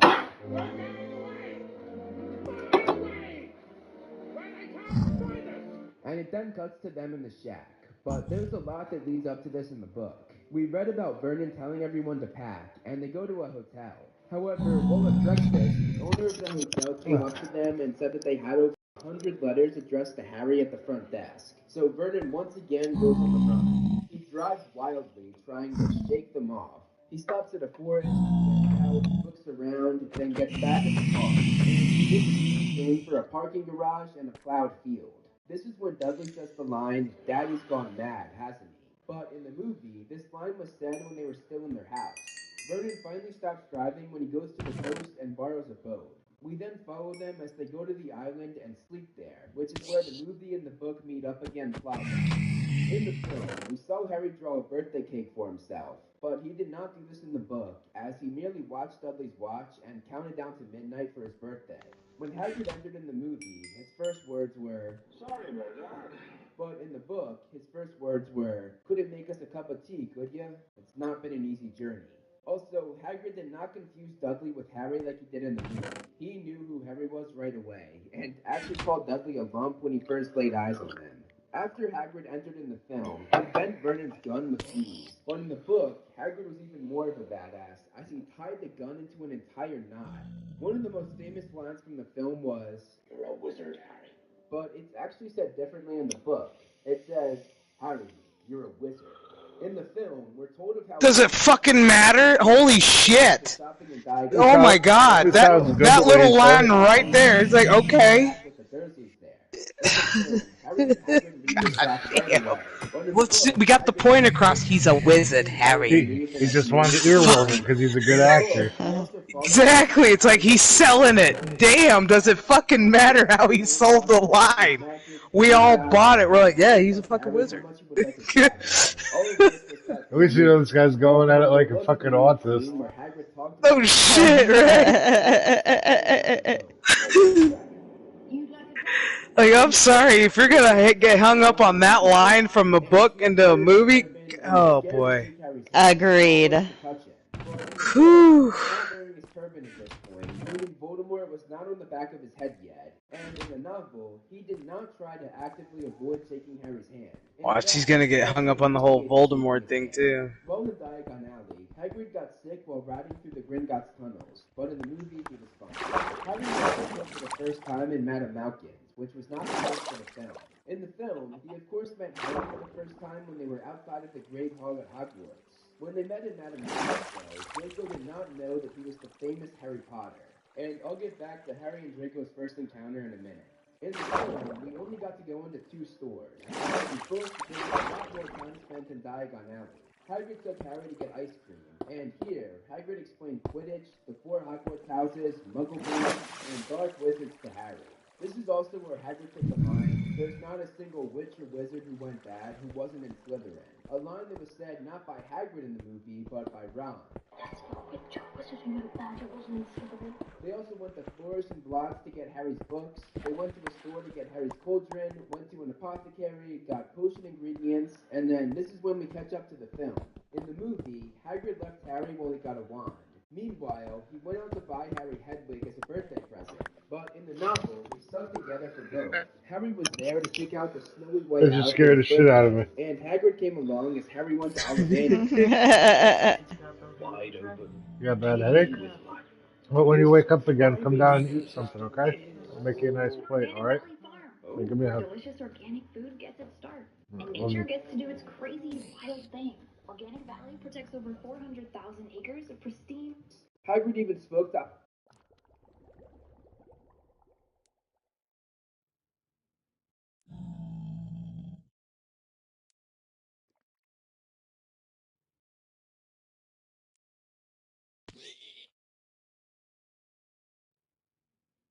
Oh shit. Oh, poor kiddo. Yeah. Somebody did make a video of like, what if Snape wasn't the Half-Blood Prince? I'm like, that's kind of hard to believe. In the film, Then who would be? It'd be a whole different They thing. tried to say, yeah, exactly. I was like, you'd have like a whole different lore if Snape wasn't. There's a reason why. Oh shit. And none of them did any damage like in the film, because Ollivander took them out of his hand before they could. All of this, of course, happened on Harry's birthday, July 31st, and Hogwarts doesn't start until September. So obviously, the film skipped over the whole month of August. In the movie, Hagrid took Harry to King's Cross right after shopping, but in the book, Harry went back to the Dursleys for a whole month. And while there, Dudley was terrified of him, now knowing that he was a wizard. And Mr. and Mrs. Dursley... That's true, Dudley did change his tune when he found out Harry had powers. He didn't act like a dick like he did in the movies. Like, where's your mom? In both the book and the movie, Hagrid helped Harry get the platform 9 3/4, but the film cut out everything that happened on that platform after he went through the barrier. In between Harry going through the barrier and the train moving, the Weasley twins helped Harry load his trunk, and they saw a star and realized who he was. Harry then got on the train and watched the Weasley family out the window. The twins told Mrs. Weasley, Ginny, and Ron that the boy they had helped was the famous boy who lived. Harry then watched the twins and Ron say goodbye to their mother and sister, and watched as Ginny cried. In the movie, Ron enters Harry's compartment and introduces himself. I'm Ron, by the way. Ron Weasley. But in the book, Fred and George come with Ron, and the twins officially introduce themselves to Harry. And unlike in the movie, Ron does not introduce himself. The twins do it for him, saying that Ron was their little brother. While in the train, Harry interacted with 4 other people that were not in the film: Neville, Draco, Crabbe, and Goyle. In the movie, Hermione came to their compartment and asked if anyone had seen a toad, as Neville had lost one. Has anyone seen a toad? A boy named Neville's lost one. But in the book, Neville stopped by himself to ask them. Also, in the novel, Hermione stopped by not once, but twice. The first time she stopped by, she was with Neville, who had returned to their compartment still looking for his toad. Then she returned again when they were closer to school, and she told them that they should get dressed. Also, in the movie, she fixed Harry's glasses, but in the book, that never happened. Coming back to Draco offering a hand to Harry, in the film, this scene took place outside the Great Hall, and this was the first time they met. I think I can tell the wrong sort for myself, thanks. But in the book, they had already met, and this interaction took place on the train and not outside the Great Hall. After Harry shut him down, it wasn't the end of it like in the movie, though. Malfoy threatened Harry, saying that he'd go down the same way as his parents. And both Harry and Ron shot up, ready to fight, Ron coming to Harry's defense. But the fight was immediately stopped when Ron's brat Scabbers, who we later find out is Peter Pettigrew, bit Goyle's finger as he tried to steal their candy. After he got Scabbers off, I would love that reveal when they, especially the before the movie when they second fucking ceremony in reveal the him. film, Yeah, he looks so gross. outside the Great He's Hall just during like so the Ron to you, just like, dude, nasty motherfucker, love you. But in the book, Hagrid found the toad while they were on the rowboats going to the castle. In both the book and the movie, we saw the sorting ceremony. But before we got to that in the book, we heard the sorting hat sing a song, but that was not in the film. On screen, we saw 5 people be sorted, but in the book, we saw 25 students be sorted. In the film, we heard Harry talk out loud to the sorting hat. But in the book, he did not actually speak out loud. He just thought to Even himself, Gary Oldman kicked ass in that movie, man. the beast in the movie, Hermione asked nearly headless Nick how he could be nearly headless. But in the book, this was Seamus Finnegan's line. In the movie, we saw Harry too excited to sleep before his first day of classes. But in the book, he actually fell asleep immediately, literally drifting off while in the middle of a conversation with Ron. In the movie, we see Harry and Ron be late for McGonagall's class. But in the book, there's an absent minded. The film was literally a scene of the whole conversation. And we were told to keep an eye on Harry, as he was ready to be long pregnant. Snape was correct in the book. See everything we saw in the movie. But in the novel, Snape is even harder on Harry, taking a bunch of points away from Gryffindor and blaming Harry for Neville's mistakes, saying that Harry let him make the mistake to make himself look better. In the movie, we constantly see Seamus blowing things up. But this was a detail added just for the movie. This never happened in the novel. During the flying lesson, the film added the comedic moment of Ron's broom hitting him in the face.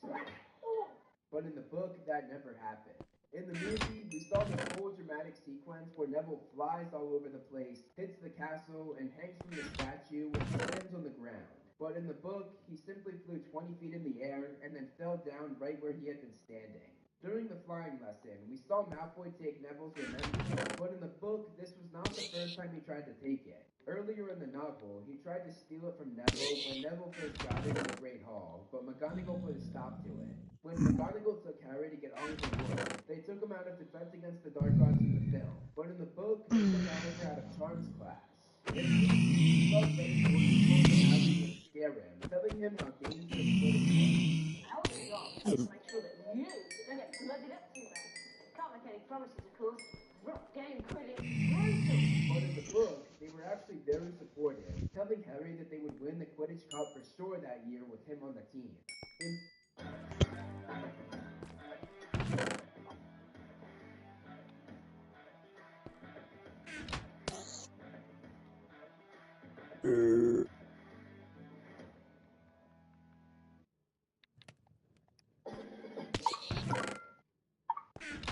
Get an easy extra $200.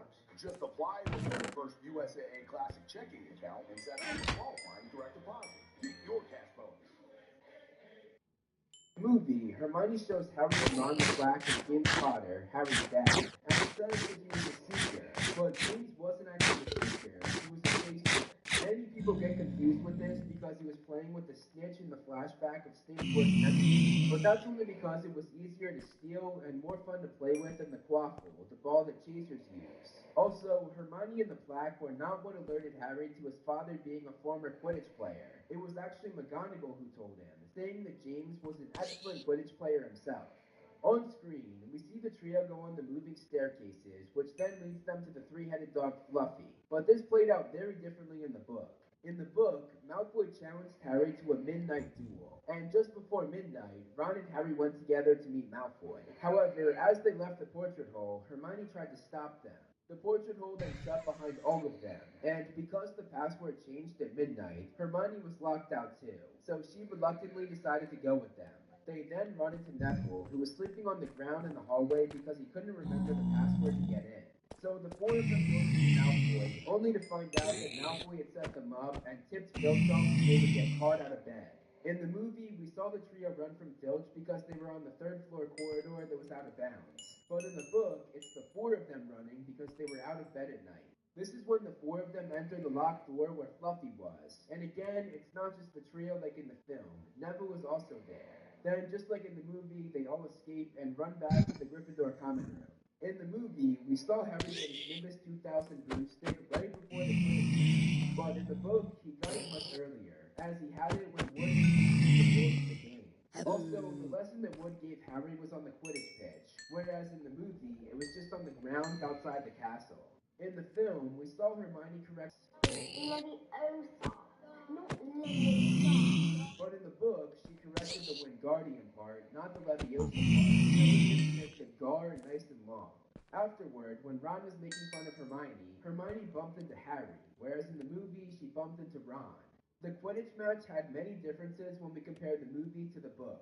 In the film, we heard the story of Oliver Wood's first game. I took a bludger to the head 2 minutes in. Woke up in hospital a week later. But that was not in the book. He merely gave a speech to the whole team before the match that had nothing to do with his first match. The movie also seems to have very different rules about what's a penalty and what's not, as we see Flint kick a Gryffindor player, and see another Slytherin player straight up punch a Gryffindor player, both of which would have been severe penalties in the book, and both of which never happened in the novel. In the book, penalties are given out much more, because at one point, Marcus Flint hits Harry off course, and this resulted in Flint getting yelled at by Madam Hooch, Lee Jordan saying that was cheating, and led to Gryffindor getting a free shot on the goalpost. In the movie, we also see Flint hit the bludger at Wood, which is very illegal in the books, as you're never allowed to go after the keeper. We also see the Slytherin players take Angelina Johnson down, which is also very illegal, and had it been the book rules, the game would have been stopped immediately after both penalties. In the movie, when Harry's broom started going crazy, no one on his team tried to help him. But in the book, Fred and George tried to get him to safety, and when they realized they could not do that, they flew under him just in case he fell off. In the movie, Quirrell lost his focus on jinxing Harry's broom when the fire distracted him. But in the book, he was distracted when Hermione herself knocked him over before she even lit the fire at Snape's feet. In the film, we saw Harry be neck and neck with a Slytherin creature. But in the book, Harry was unchallenged as he went from stick. After the match was over, In the he book, it's and in the film, the called Slytherin Hollywood, creature dude. You gotta make on some the shit ground. But dramatic. in the book, he Fuck. was an Yeah, all right. also, in the God film, damn, Harry homie. Fluffy from an island. He's like, my family didn't even talk to me by the time I was ready to make this video. No shit, they're like, we're disowning you. After further They're review. they're like, he was like, my dad was like, how are you doing today? He said, did you know that in Harry Potter? And he's just like, I can't get out of He's my like, I house. just can't today, son. Son, I need you to just get your shit and get the fuck out. What are you talking about? I just need Just to the park. your mother The and I. park for a half hour, kid. Your mother and I have been talking, and you just need to go. Go where? Go anywhere. Go for a walk.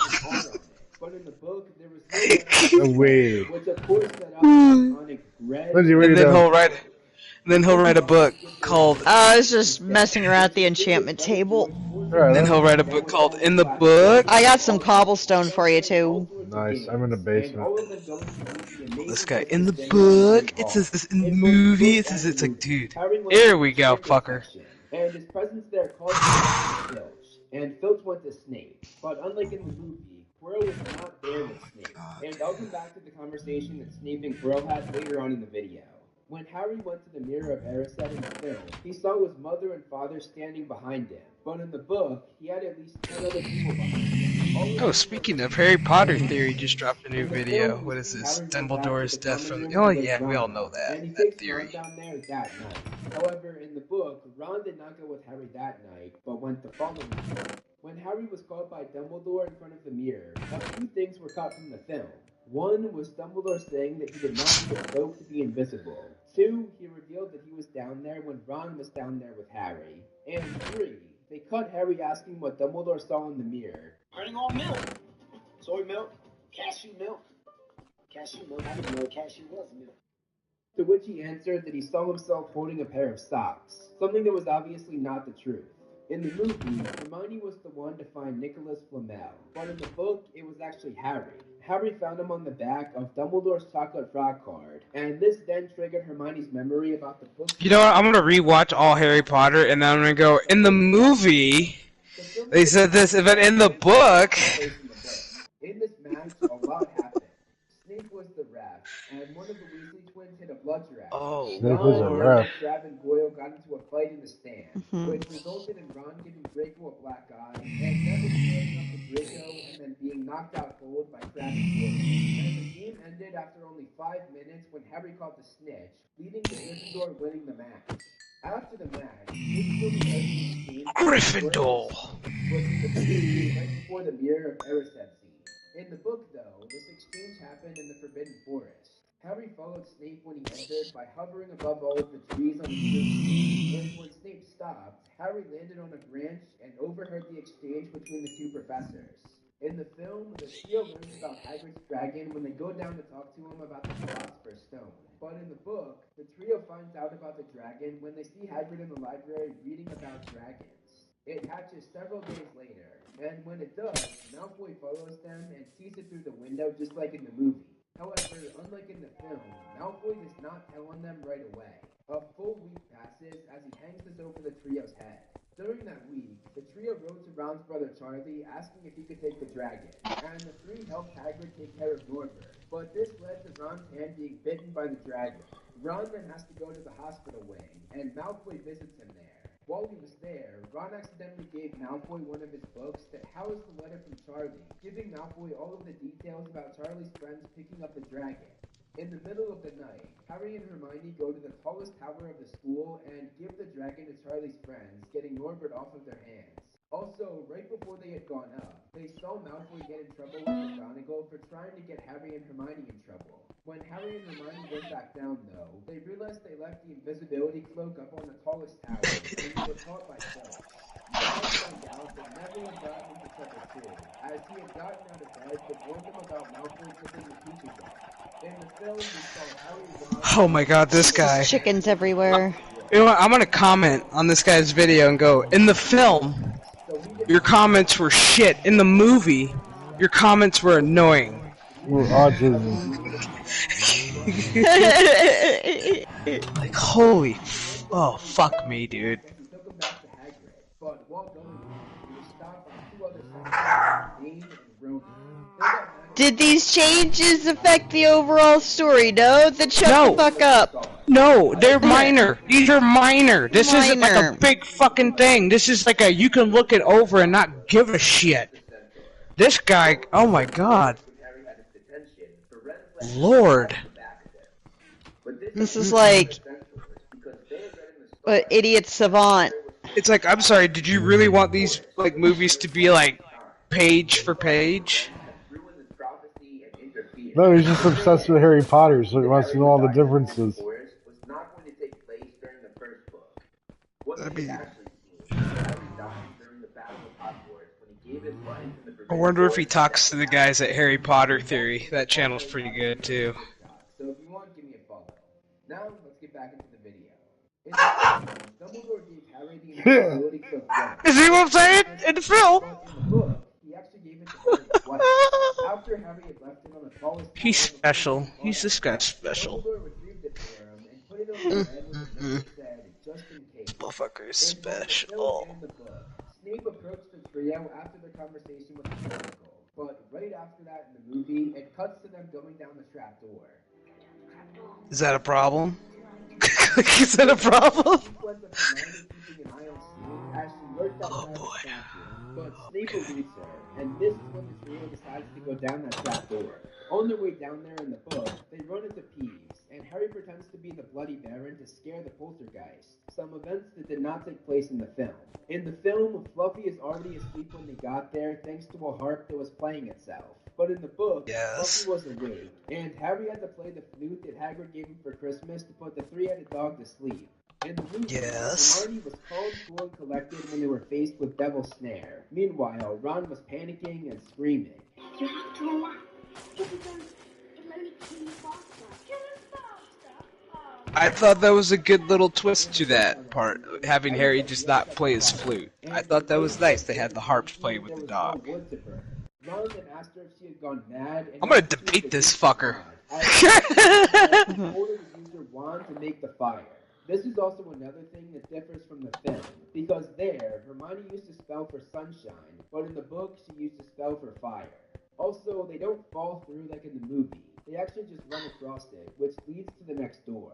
While getting the key in the film, Harry was the only one to fly. But in the book, all three of them mounted a broomstick to fly, and it took all three of them to corner the key. Also, in the book, the keys did not go after them like in the movie. In fact, they actually did the opposite, darting and diving away from them, almost like the Golden Snitch. In the movie, Ron sat on the actual knight chess piece, but in the book, the knight left the board, and Ron just stood in his place like Harry and Hermione did in the movie. This meant that when Ron was hit by the opposing chess piece, he wasn't just knocked off the knight, but was actually hit directly in the head. Also, in the movie, the chess piece dropped their sword when they won, but in the book, it was the king chess piece who dropped his crown at Harry's feet. In the film, Hermione stayed with Ron while Harry went on.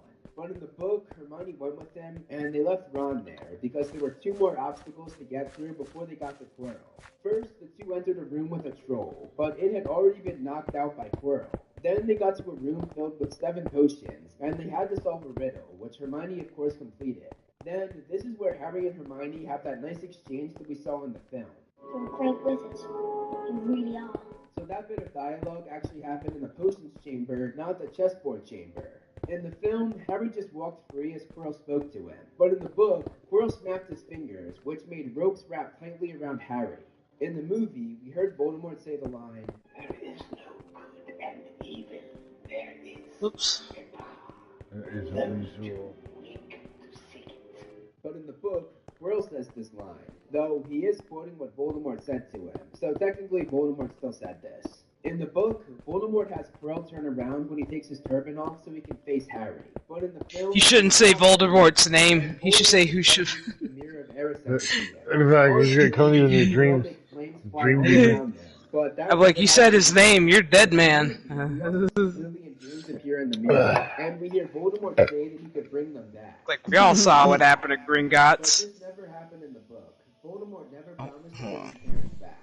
Instead, he told Harry that they died begging for mercy, and he told Harry to hand over the stone so that their deaths would not be in vain. Quirrell's death is totally different in the movie than what we saw in the book. First off, in the book, Quirrell got hurt just from touching Harry's skin, no matter where it was. But in the movie, he only got hurt if Harry touched him with his hands. Second, in the book, Quirrell does not fall apart like a rock as he did in the movie. He simply got really, really bad burns. Third, Harry let go of Quirrell after a while in the movie. But in the book, he held on and did not let go. And that was what made him pass out. While in the movie, the thing that made him pass out was Voldemort going through him. And finally, in the novel, Dumbledore arrived and pulled Harry off of Quirrell seconds before Harry died, saving his life. Oh, and also, Quirrell's body remained there fully intact, but it had horrible third-degree burns all over his skin, so Voldemort left his body, and the burns ultimately killed him. During Harry's conversation with Dumbledore, there were a few parts left out of the film. One thing was Dumbledore explaining to Harry that James, his father, had saved Snape's life, And that was why Snape spent the whole year trying to save Harry, so he would finally be even with his worst enemy. In the movie, Harry was reunited with Ron and Hermione after he was released from the hospital wing. But in the book, he was reunited with them when they came to visit him in the hospital. Hagrid also visited Harry in the hospital, and this is when he gave him that book of pictures, while in the film, he gave it to him at Hogsmeade Station before boarding the train. The film of course ended at Hogsmeade Station, but in the book, it ended at King's Cross where the Dursleys picked Harry up. The trio said goodbye to each other, and Harry mentioned that he'd have some fun that summer, as the Dursleys did not know he couldn't use magic outside of school, a line that was actually said by Hagrid in the movie. You're not allowed to do magic away from Hogwarts. You know that. I do. But your cousin don't do it. And there you have it, every difference between the first movie and book. Now for the next video, look out for part 2 where I dissect every difference between the Chamber of Secrets book and movie. Thanks for watching, guys. Thank you so much for watching, guys. I hope you enjoyed the video. I'm just here to give a huge shout out to all my I like my Patreons friend's listening. reaction to your If you video. want to be featured on the next video, plus get a bunch of other things like behind the scenes, become a Patreon today. Also, you can follow me on social media to see more of my personal life, like my cute dog Loki. I also do He's like, I'm a dog. on Twitter that I think you guys would really enjoy. Named Loki. As always, if you liked the video, hit that like button and subscribe. And look out for more great Movie Flame videos on the way. Oh yeah, I need to let these piglins pad up.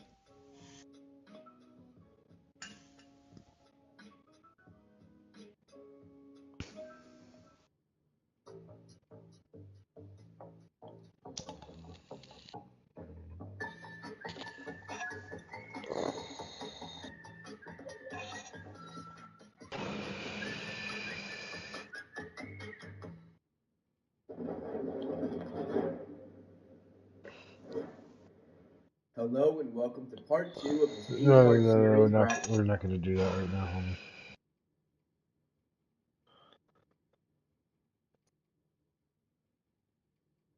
I think Salty is going live in like an hour. Alright, until then, Butters. Butters auditions. Butters! Butters is so adorable. Laugh at a storm cloud. Turn a frown into a smile for free. Who's the kid with a heart full of magic? Well, everyone knows. It's Butters. After doing a thorough evolution video for both Randy Marsh and Kenny McCormick, I think it's finally time that we cover my other favorite character, Leopold Butters Scotch. While Butters didn't really properly Butterscotch! I like that. it's impossible to imagine South Park without him at this point. Outside of the main 4 boys and Randy, I don't think there's any character more integral to the show. It's rare that Butters doesn't get a speaking role in an episode these days, and episodes that focus on him are often among my favorites. So, join me in Butters' very own video. You know, with how many bullies are out to get Butters, he could probably benefit from the use of a VPN, like today's video. Oh, you bastard. Private internet access. Private internet is cool, but they just bring you food from the kids menu. Signing up for private internet access, click the link in the description. All until season 2, when we got a couple of instances of quick lines, but these don't sound anything like the Butters we all know and love.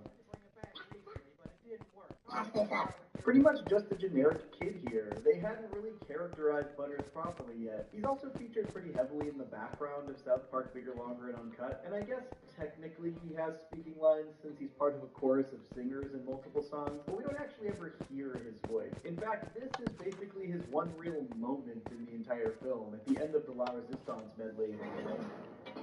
However, eventually Matt and Trey decided that they wanted to imbue a bit of personality into the character, stemming from their now longtime animation director Eric Stow. In fact, this was even how they came up with his name. And we started calling him, he's our buddy, he's our little buddy, he's our Butters, who's my Butters, and then he became Butters, and we're like, we're gonna put you in the show, Butters. Yeah, he's like, you better not, I'll get awful mad. And we wouldn't get that season 3's Meteor Shower trilogy, when Stan is forced to hang out with Butters, Pip, and Dougie at Mr. Mackey's party. And honestly, for the most part, Butters is pretty fully realized here. At least on the surface, he feels like the Butters we've known for years. Well, I sure am glad you're here, because then we'll have even more fun than we was having before. We were having an awfully good time before you showed up, too, however. There are a few pretty interesting tidbits in this first Real Butters episode. For one, he's immediately seen hanging out with Dougie, and we know they reconnect in later seasons. We'll touch on that. And second, when they're playing, he says this. Hey, you know what we could do with these lady clothes, huh? Well, I Butters loves to play as characters. It comes up a lot later as well, and this wouldn't be the last time he gets up like a girl either. This episode mostly focuses around Butters, Stan, and Dougie trying to warn the drunken party guests that there are militarized police outside and that they're in danger of getting wacoed. It's a really difficult task, and it gives us our very first Butters puts his foot down moment. Don't get outside right now. Tell those army guys you're not religious, fantastic, sir. Or it's gonna be heck, I tell ya. We'll see a handful more of these over the course of the show. Like I said, it's pretty wild how much of Butters they had kind of worked out this early. Stan even coerces him into ziplining out of the house to get the newscaster a tape that stops the Waco-like disaster. Butters is always getting coerced into things he doesn't want to do by people, and he really helps save the day and proves himself to Stan here. But it's Butters, and as we'll learn over the course of this entire series, he almost never gets a win. You think you had a bad night? I've been hanging out all night with friggin' Melvin. He's weak, super weak. Truly, so many aspects of what make Butters such a funny character in South Park are here, and he would start to play a more prominent side character role in the show very regularly after this. Though his next major side appearance is the one instance I feel he was a bit mischaracterized. In Hooked on Monkey Phonics, they make him kind of a bully. And if you don't follow our rules, well, we're gonna duct tape you to the bench. Pretty much the entire episode, Butters hangs with Craig and these other kids, and they just find new ways to bully the homeschool kid, which, while kind of funny because it's Butters, feels very un-Butters-like. But the show was still easing into using Butters, so I cut him some slack here with his characterization. And especially because after this, they really start to flesh out Butters as a side character, and we start to see smaller traits emerge that would go on to make Butters such a fun and beloved character. In Cartman Joins Nambla, we start to see the ways he's easily coerced by Cartman into stuff he doesn't want to do. Cartman gets all the kids trapped with the North American Man-Boy Love Association and convinces them that he's the one for the team. Well, sure, I'm a team player, I guess. An early example of how people, Cartman especially, take advantage of Butters' kind-hearted nature. In Season 4, when the kids start a boy band, Butters auditions.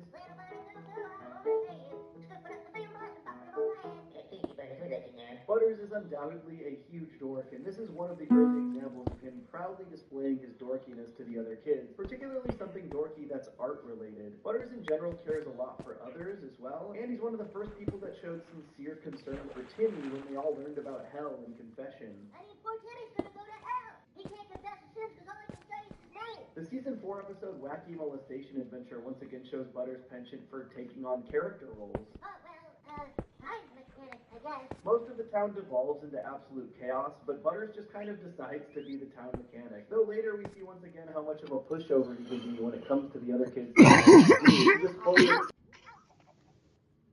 Oh, I'm gonna be sacrificed to the provider. In a very crappy Christmas, the boys hire Butters to make them cardboard cutouts for their Christmas animation. Another example of his interest and talent for weird art forms. The boys are actually super impressed with him here too, but despite how impressed they are and how much Butters saved their asses, they of course won't include him any further. Hey, I made a little cutout version of me, too. It takes you need it for your animated film.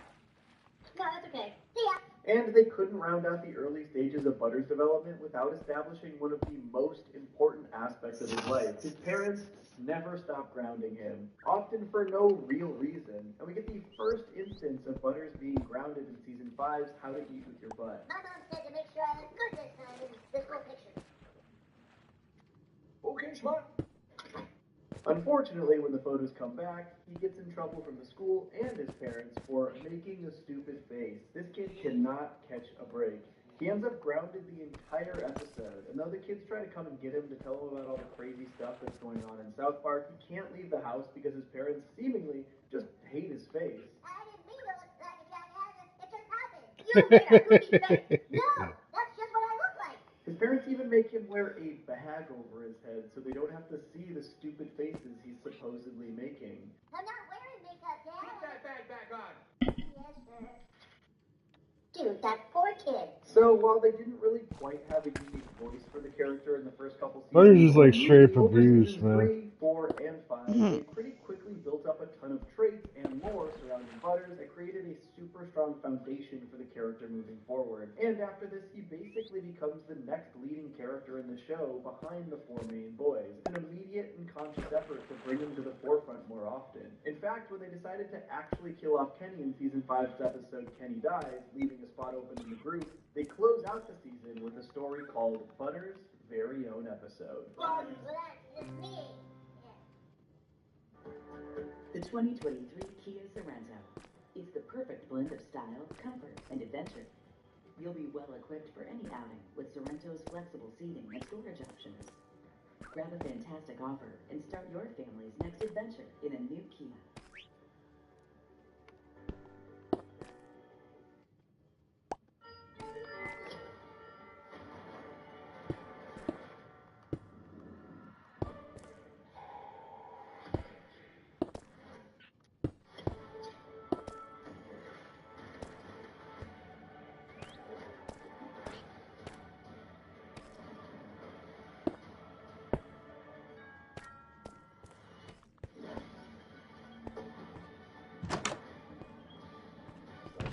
Rated R, December 1st.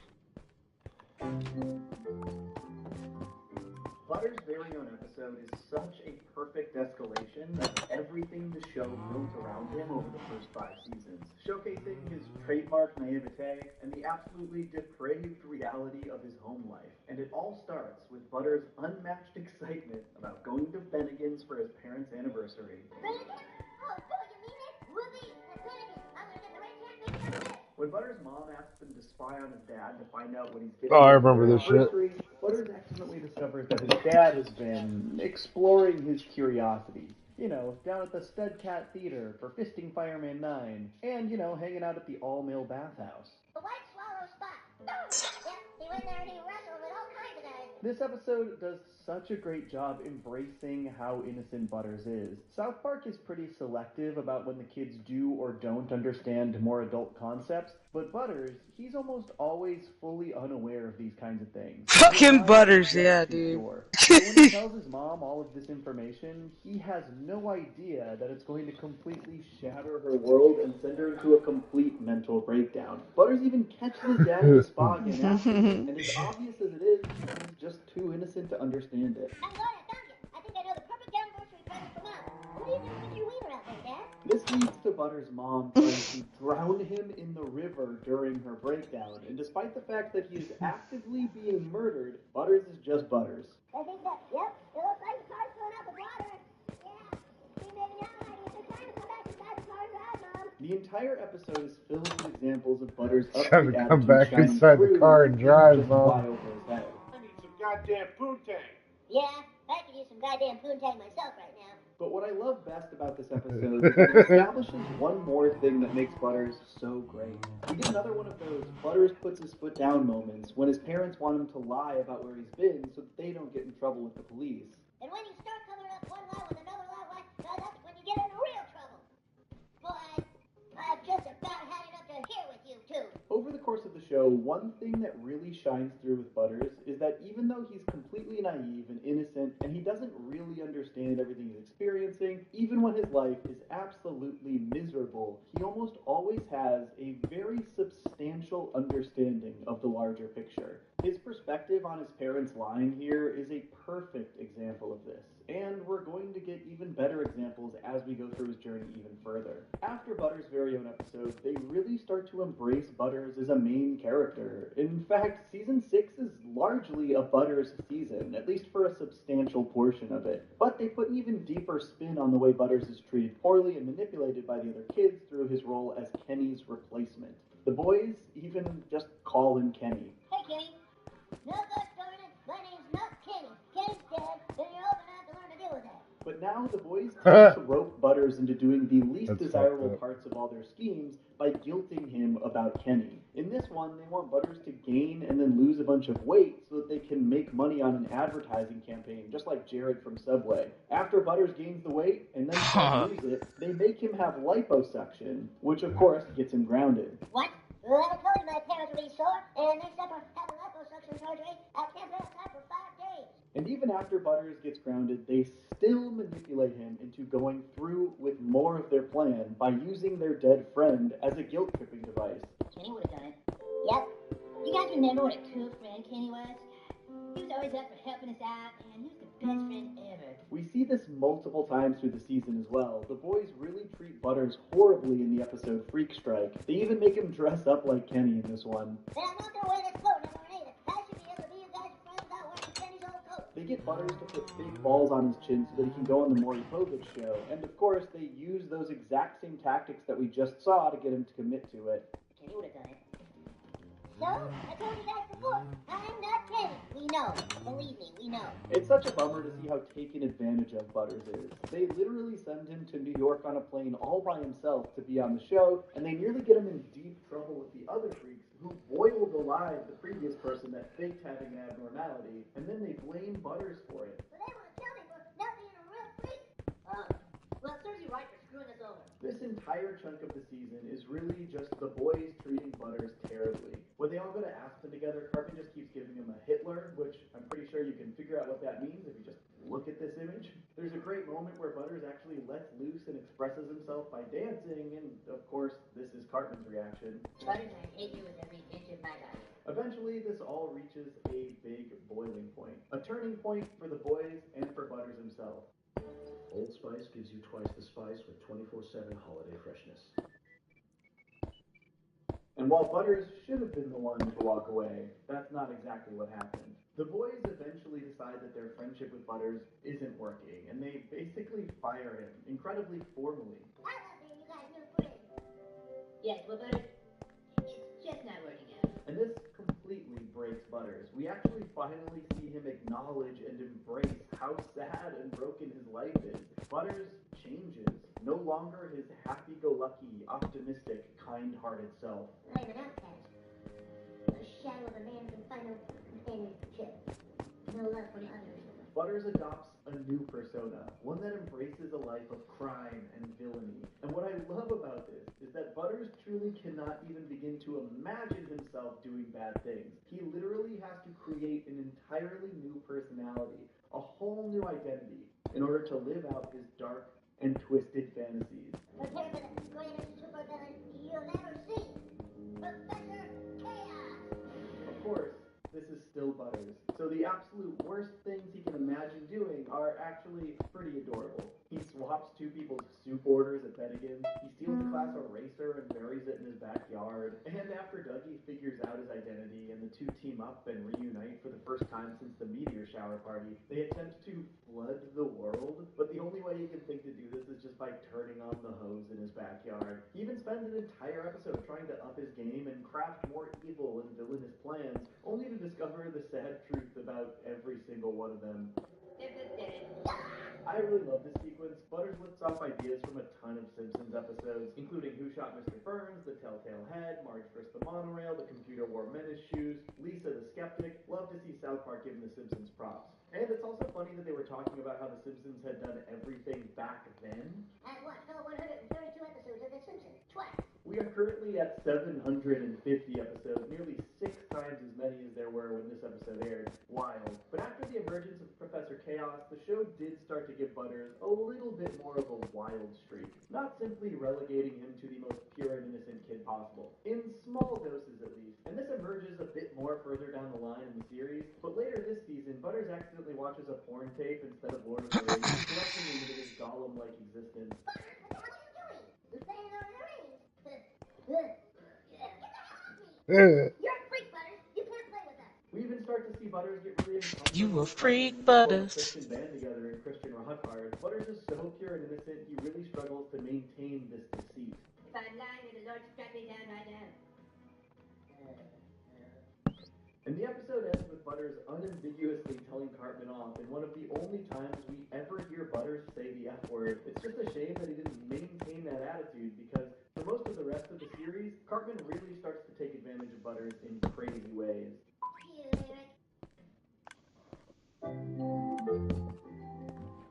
Obviously, one of the biggest through lines in Butters' life is that it is deeply sad and unfortunate, and this manifests itself in a lot of different ways. One of the absolute most common types of Butters stories in South Park are of the Cartman messes with Butters horribly variety. We've obviously seen instances already, like the Nandla episode and Aspen, but this is where it really starts to become a recurring focus. The first major instance is the episode Casa Bonita, where Kyle decides to take Butters to Casa Bonita for his birthday instead of Cartman. This leads Cartman to lie to Butters about an incoming meteor and convince him to stay in a bomb. It's supposed to be building an actual Casa Bonita restaurant. Well, it was already one, and it was like getting run down, so they bought it, and there was a big whole controversy and shit. But yeah, they own it, Hmm. so it's gonna be basically like how it is in the TV show now. And Butters ends up living in the literal garbage can for a week. In season 8, Cartman pretends to be a robot called Osimo that's programmed to be Butters' best friend. Also, he learned new things about Butters to rip on him for. It's so sad how much Butters loved that robot, too. He's my best friend in the whole world. Though ultimately this is the time where Cartman gets more than he bargained for. He stays in the Osmo suit way longer than he intended because Butters has a video of him dressed up as Britney Spears dancing with a cardboard cutout of Justin Timberlake. That's a long sentence. When Butters eventually tells the truth about Osmo, he shows Leave everyone Britney that alone. Butters comes out classic. But no, Cartman really makes Butters go along with a lot of his bullshit. In Go Got Go, Butters is the one that helps Cartman freeze himself so he doesn't have to wait any longer for the Nintendo Wii. In Super Fun Time, Butters gets paired with Cartman on a field trip, and Garrison tells him they cannot stop holding hands until they're back on the bus, which Butters takes very seriously. Let go now, Butters. No. Butters, come time. No! Cartman ends up dragging Butters to the nearby Super Fun Time arcade, and they have a rough time trying to sneak back in later, not realizing that there's an active hostage situation. A really rough day for Butters. Teacher, let Cartman back on the bus. Another time, Cartman manipulates Butters into thinking they need to do something to stop the Chinese government from taking over, so they hold a P.F. Chang's hostage, in very racist outfits, might I add. Cartman forces a gun on Butters, and he ends up shooting a bunch of people in the dick. Cartman also uses Butters and a few other classmates to fly to Somalia to become pirates, which goes shockingly smoothly, all things considered. He also once convinced Butters that he was in virtual reality when he actually wasn't, and Butters took the opportunity to punch his dad in the nuts, and then he goes out into the world and gets stabbed. Oof. Once Cartman made Butters fake his own death so that he could pose as the new girl in school, Margarine, and infiltrate the girl group to steal their future predicting device. Pretty messed up. Also, I can't believe it took me this long to realize that Margarine is a play on margarine, aka fake butter. I feel very stupid. But even the girls rip on Margarine. Butters just has the worst luck. Though they do eventually come around, and he actually has a really fun time as Margarine. But this one ends on a dark note. When he returns home, his parents think he's resurrected from the dead and chain him up in the basement, killing people to feed him. I'm sorry, son, but you're a demon spawn now. Oftentimes, Cartman and the style of his parents' cruelty are intertwined. A couple other episodes highlight this really well. In the death of Eric Cartman, all the boys at school start ignoring Eric because he ate the skid off of all of their KFC. Cartman assumes this means he's dead, so when Butters actually acknowledges him, they think that he's the only one who can see or hear him. Cartman drags Butters along. I picked up that anvil you made so I can put it upstairs. This also leads the Stotches to believe that Butters is having a mental breakdown. Oh, okay. I was gonna about ready to play around with that. Because I have silk touch. Those are like one time, like if you just hit that, it will just break. Oh, that's cool. Oh, good thing you had the silk touch. Yeah. Where am I going? Okay. Similarly, in the episode Cartman Sucks, Cartman continually pranks Butters by doing things to him while he's sleeping, and he takes a photo of him in a compromising position. Another thing I probably can't show or even talk about explicitly, but it leads to Butters' dad believing that Butters is bi-curious and sending him to a gay conversion camp. Butters is too innocent to even understand what's happening here. He has no idea what the camp even is. He just goes along with it. But it's a pretty horrendous thing for parents to put their kids through. Butters' accountability buddy still tries to jump off of a bridge, which leads to another one of Butters' greatest end-of-episode speeches, telling off the people who run the camp and saving Bradley in the process. I wasn't confused until other people started telling me I was. And these weren't even the only times the Stotches unnecessarily sought professional help for Butters. At one point, they send him to a psychiatrist who claims he has multiple personalities, even though they just seem to be the characters Butters likes to play as. Postman Butters. And yet another is Fireman Butters. And then there's even Inspector Butters and Professor Chaos. I do love that they included Inspector Butters and Professor Chaos, two characters we've seen play in previous episodes here. And unfortunately, the doctor they sent him to turns out to be mentally unstable himself. He does some really fucked stuff to Butters and manipulates him into putting himself into worse and worse situations, getting him into even more trouble. Another time, the Stotches tried to sell their son to Paris Hilton. Mom, Dad, I love you. Please don't sell me a pair of Hilton. Yeah, that's real. They had to at least think about it for a bit, but is anyone surprised where they landed on this one? I'm afraid we just can't sell you our son for $200 million. It'll have to be $250 cash up front. It's hard to understand why Butter's parents treat him this way, especially because he's actually got unrelated trauma in his past as well. And this is something they seem to have empathy for. Where's the anvil at? Bring it up to the workshop. But they reveal that in the national championship, Butters accidentally flung his tap shoe off, making rice fall, killing 8 people. The biggest tap tragedy since 1954. And on top of this, when Butters overcomes that trauma and decides to dance with Stan's troupe, he immediately does it again, killing his opponents. Tragedy seems to follow Butters wherever he goes. And Butters' parents aren't even the only ones in his family to abuse him. We eventually learn that his grandma also straight up bullies and beats him. Do something, you little bitch. Your grandma's bitch.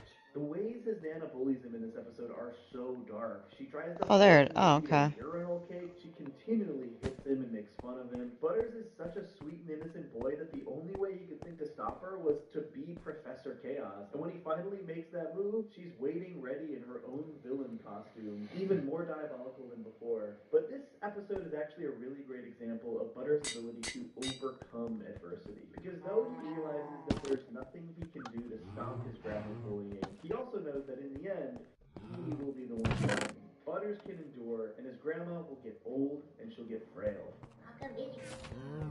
I'll come just to show you that. I'm still alive and I'm still happy. And you'll die. But not everything in Butters' life are things that just happen to him. While he has all of these tragic aspects of his life, and he seems to endure and overcome so much, he has some pretty massive wins sometimes. And he also has some pretty massive failures that are actually entirely his own fault.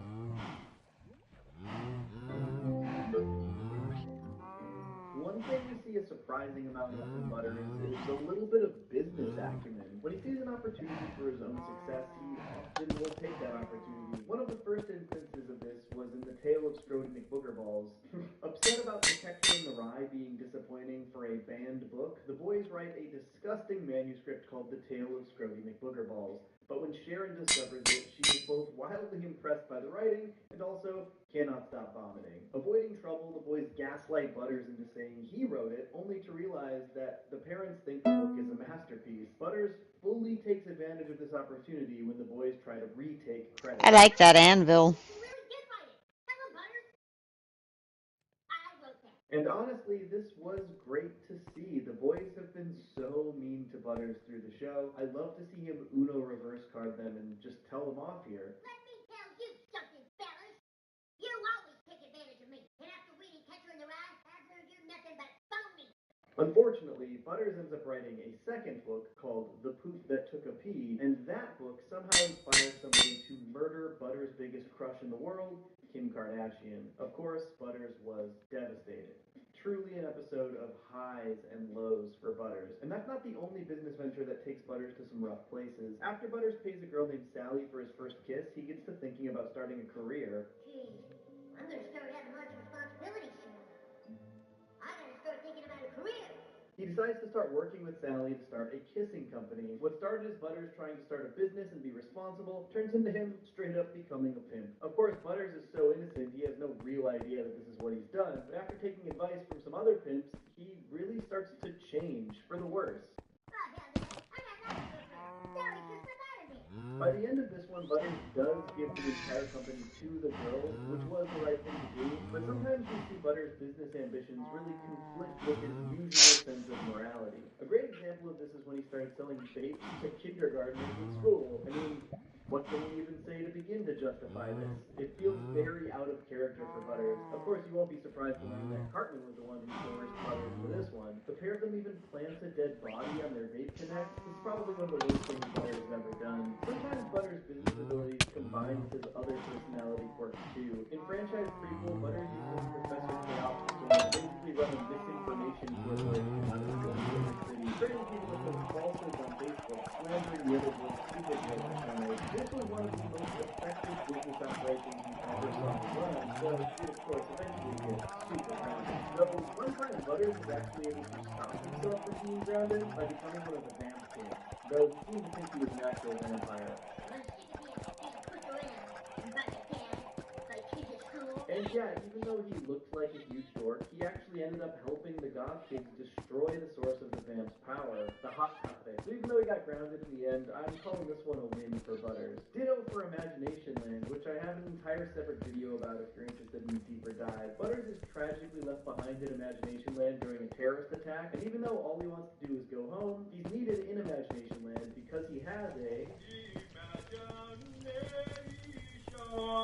Butters is basically the chosen one in this fantasy epic. The kid taken from his home because he has a special power, even though he does not want to have that power. I'm the key. Could I not be the key, Morty? I don't want to be the key. Butters eventually reimagines all of Imagination Land after it gets nuked, saving everybody, one of his biggest wins. Though again, he feels grounded afterwards. High highs, low. Ordinary fish soap leaves an invisible grease behind. Only Dawn Platinum can remove 99% of grease. Butter is shown to be an impressive leader in general. Like when he got lost in Mexico and became known as Mantequilla, his followers would definitely go to the end of the earth for him. Or when he and the kids started playing Sarcastaball. This was a sport that perfectly fit Butters' personality and skill set. It's about sportsmanship and compassion.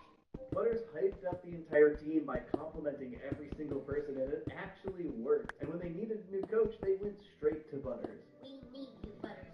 You're the man. This one ends not so great for Butters, though, and I'm pretty sure I cannot say why. It's gross. Check that one out for yourself. One of Butters' biggest ever wins actually came in one of the most recent episodes of the show, Dick and Bow's Hot Dogs, and it showcased so many of the things we've learned about Butters over the series. Butters gets a job at an ice cream parlor. As we know, he's very hardworking and business-minded, but classic, Cartman convinces Butters to get him a job there, which he obviously does poorly. Eventually, Cartman instead decides to open his own restaurant at the hot dog stand that he and his mom have lived in since season 25 by using the money Butters earns as their startup costs. Cartman builds the most incredible restaurant all through Butters' hard work and then fails entirely to run it. But you know who runs it perfectly? Butters. No surprise there. And to get back at Cartman, he sells the restaurant, and Cartman has to move back into his old house. The moment the hot dog stand becomes a place he actually wants to live, he's forced to go back. This, in my opinion, is one of Butters' biggest wins, and also an episode that showcases so many of his strengths. Kind of a perfect Butters story, but there are actually two Butters stories that parallel each other and showcase the opposite ends of the spectrum for Butters' possibilities as a person, and they both involve his love life. In season 19, Butters starts dating a Canadian girl named Charlotte, who is tragically deported back to Canada. That's a pretty typical sad Butters storyline. They continue long-distance dating, but then in season 20, in solidarity with the other South Park girls who break up with all of the South Park boys, Charlotte breaks up with Butters. And honestly, this sends Butters down probably the darkest and least Butters-like road we've ever seen him on. He basically becomes a men's rights incel type. The truth is, girls hate us here. They're sick of our shit. And one day, they plan to make us obsolete. Butters basically rallies all of the boys in these little men's rights protests by taking his wiener out during the national anthem. He gets them all to march down the hall. But the interesting thing is the deep juxtaposition to the last time we saw Butters' heart get broken, in the episode Raisins. In that episode, Butters mistakes a waitress's flirtations with him as genuine interest, and he thinks that they start dating. When he learns the harsh truth that she never actually cared about him, he's absolutely heartbroken, straight up just sobbing in the rain. But when Stan and the goth kids try to commiserate about how awful life is, Butters rejects the idea, claiming he actually just still loves life, despite the heartbreak. I'm sad, but at the same time, I'm really happy that something makes me feel that sad. It's like, it makes me feel alive, you know? This might be my favorite Butters quote in the entire history of the show, and it's one of the reasons that I just love Butters' usual perspective on life. Despite the awful stuff that happens to him, usually not at any fault of his own, he still finds reasons to be his kind, optimistic self. And I think that these two stories of Butters' very different reactions to heartbreak are actually a great example of the two potential paths his future will take. Two paths that we have... Come here! Yeah, handsome! Gamer pup. Gamer pup. Whoa, big boy stretch. Yes, hi, baby boy hugs. Yeah, baby boy hugs. Baby boy hugs. Vic Chaos, and he's locked up in an asylum because he is simply too dangerous to be let out. Butters seems to have entirely adopted a new personality to cope with some of the trauma in his life. I think Butters was a trophy little loser kid whose parents didn't love him. My name's Vic. Vic Chaos. But his personality seems to encompass so many of the things we've learned about Butters. His ability to convince people to do business with him is a full-on supervillain power. I'm gonna let you in on a little secret. NFTs are gonna blow up.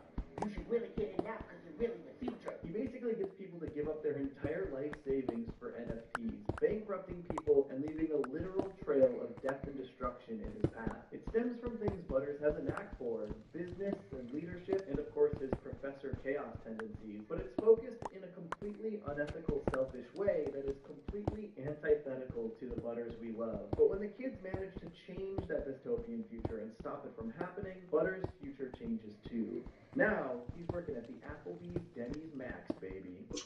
Chef. Yep, I just made manager. I love doing actual shit.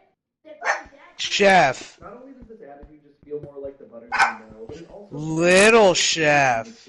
Butters literally serving. No, sir. Right, but also he's made manager. He's showing his leadership skills in action. Plus, he's working at a restaurant that isn't all that far off from his absolute favorite place in the world, Bennigan. It's so fascinating to see Little chef. a character like Butters could go. And while there's always the possibility that he could go down those darker paths, Hey! I like to think that Butters will have a happy and optimistic ending. Butters is a weird, quirky little kid. He has endured some of the harshest bullying from his classmates and from his family. He's been through some of the toughest tragedies of any character in the show. And no matter how good of a person he is, it seems like those wins are just so few and far between. But that's what makes Butters' unending optimism so inspiring. Because if somebody who is constantly beaten down by the world so thoroughly can be this hopeful. The only way I can feel this right now is if I felt something wasn't good at school. So I have to take the bad things. So I guess what I'm feeling is beautiful sadness. What's stopping you?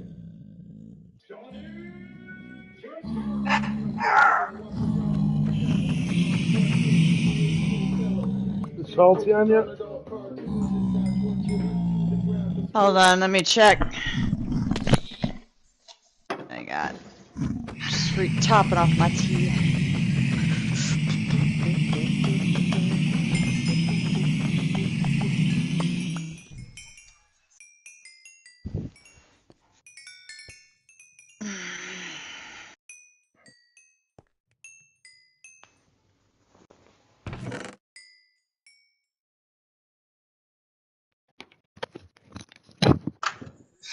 Okay.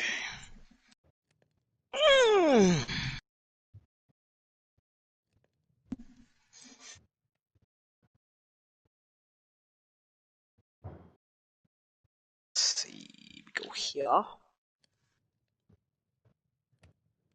No, not yet. Oh. I hope when he gets up, he's hungry. I'm sure he'll be. Hopefully. Usually if you got a headache, you just need a good nap. Yeah.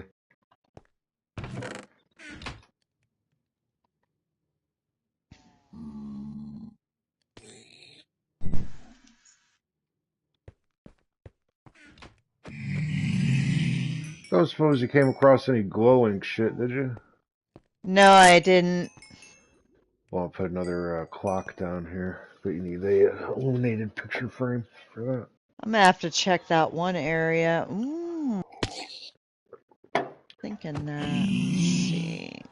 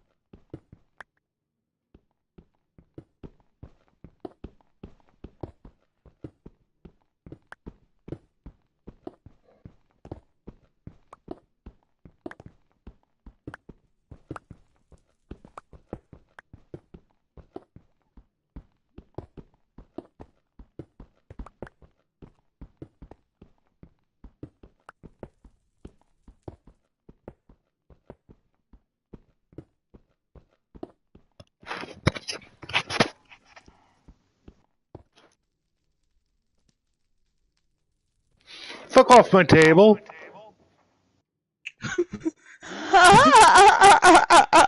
Like, who the fuck do you think you are? Get the fuck off my table. The fuck out of For here. real. Like, I don't know who the fuck you think you are.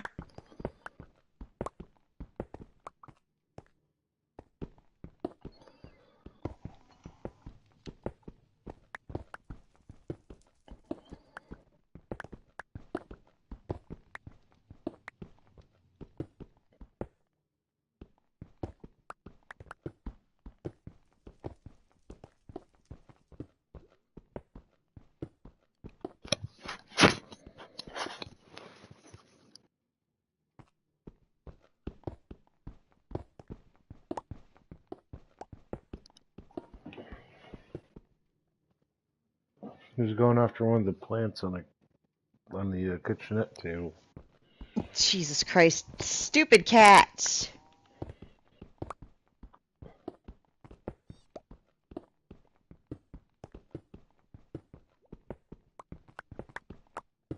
I'm just waiting for mine to just straight up murder me when they fight.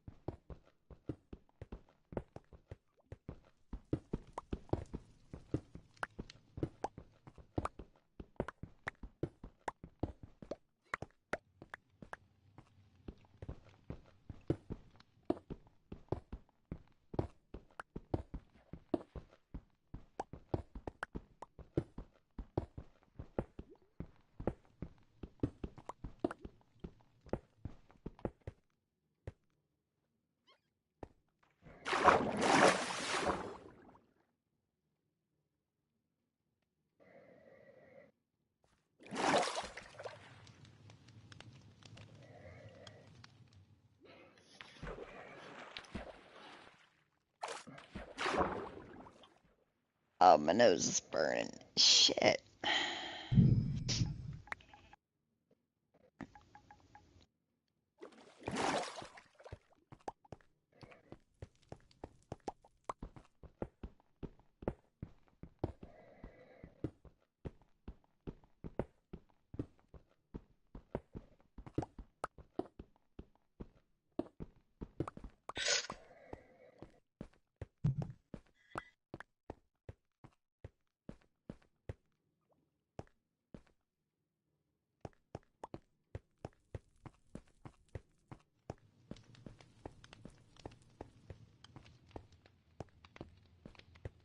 Harry Potter!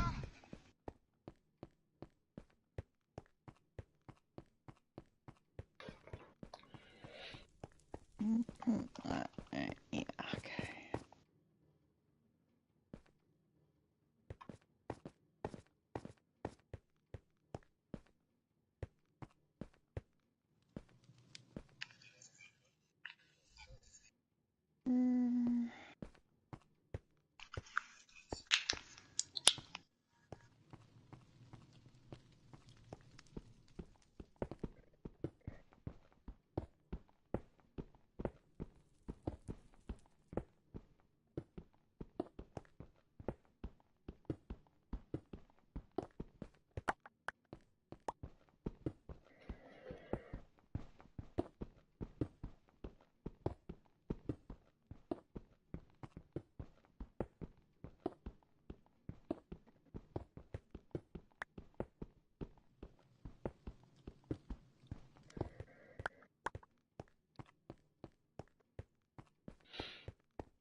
Mm-hmm.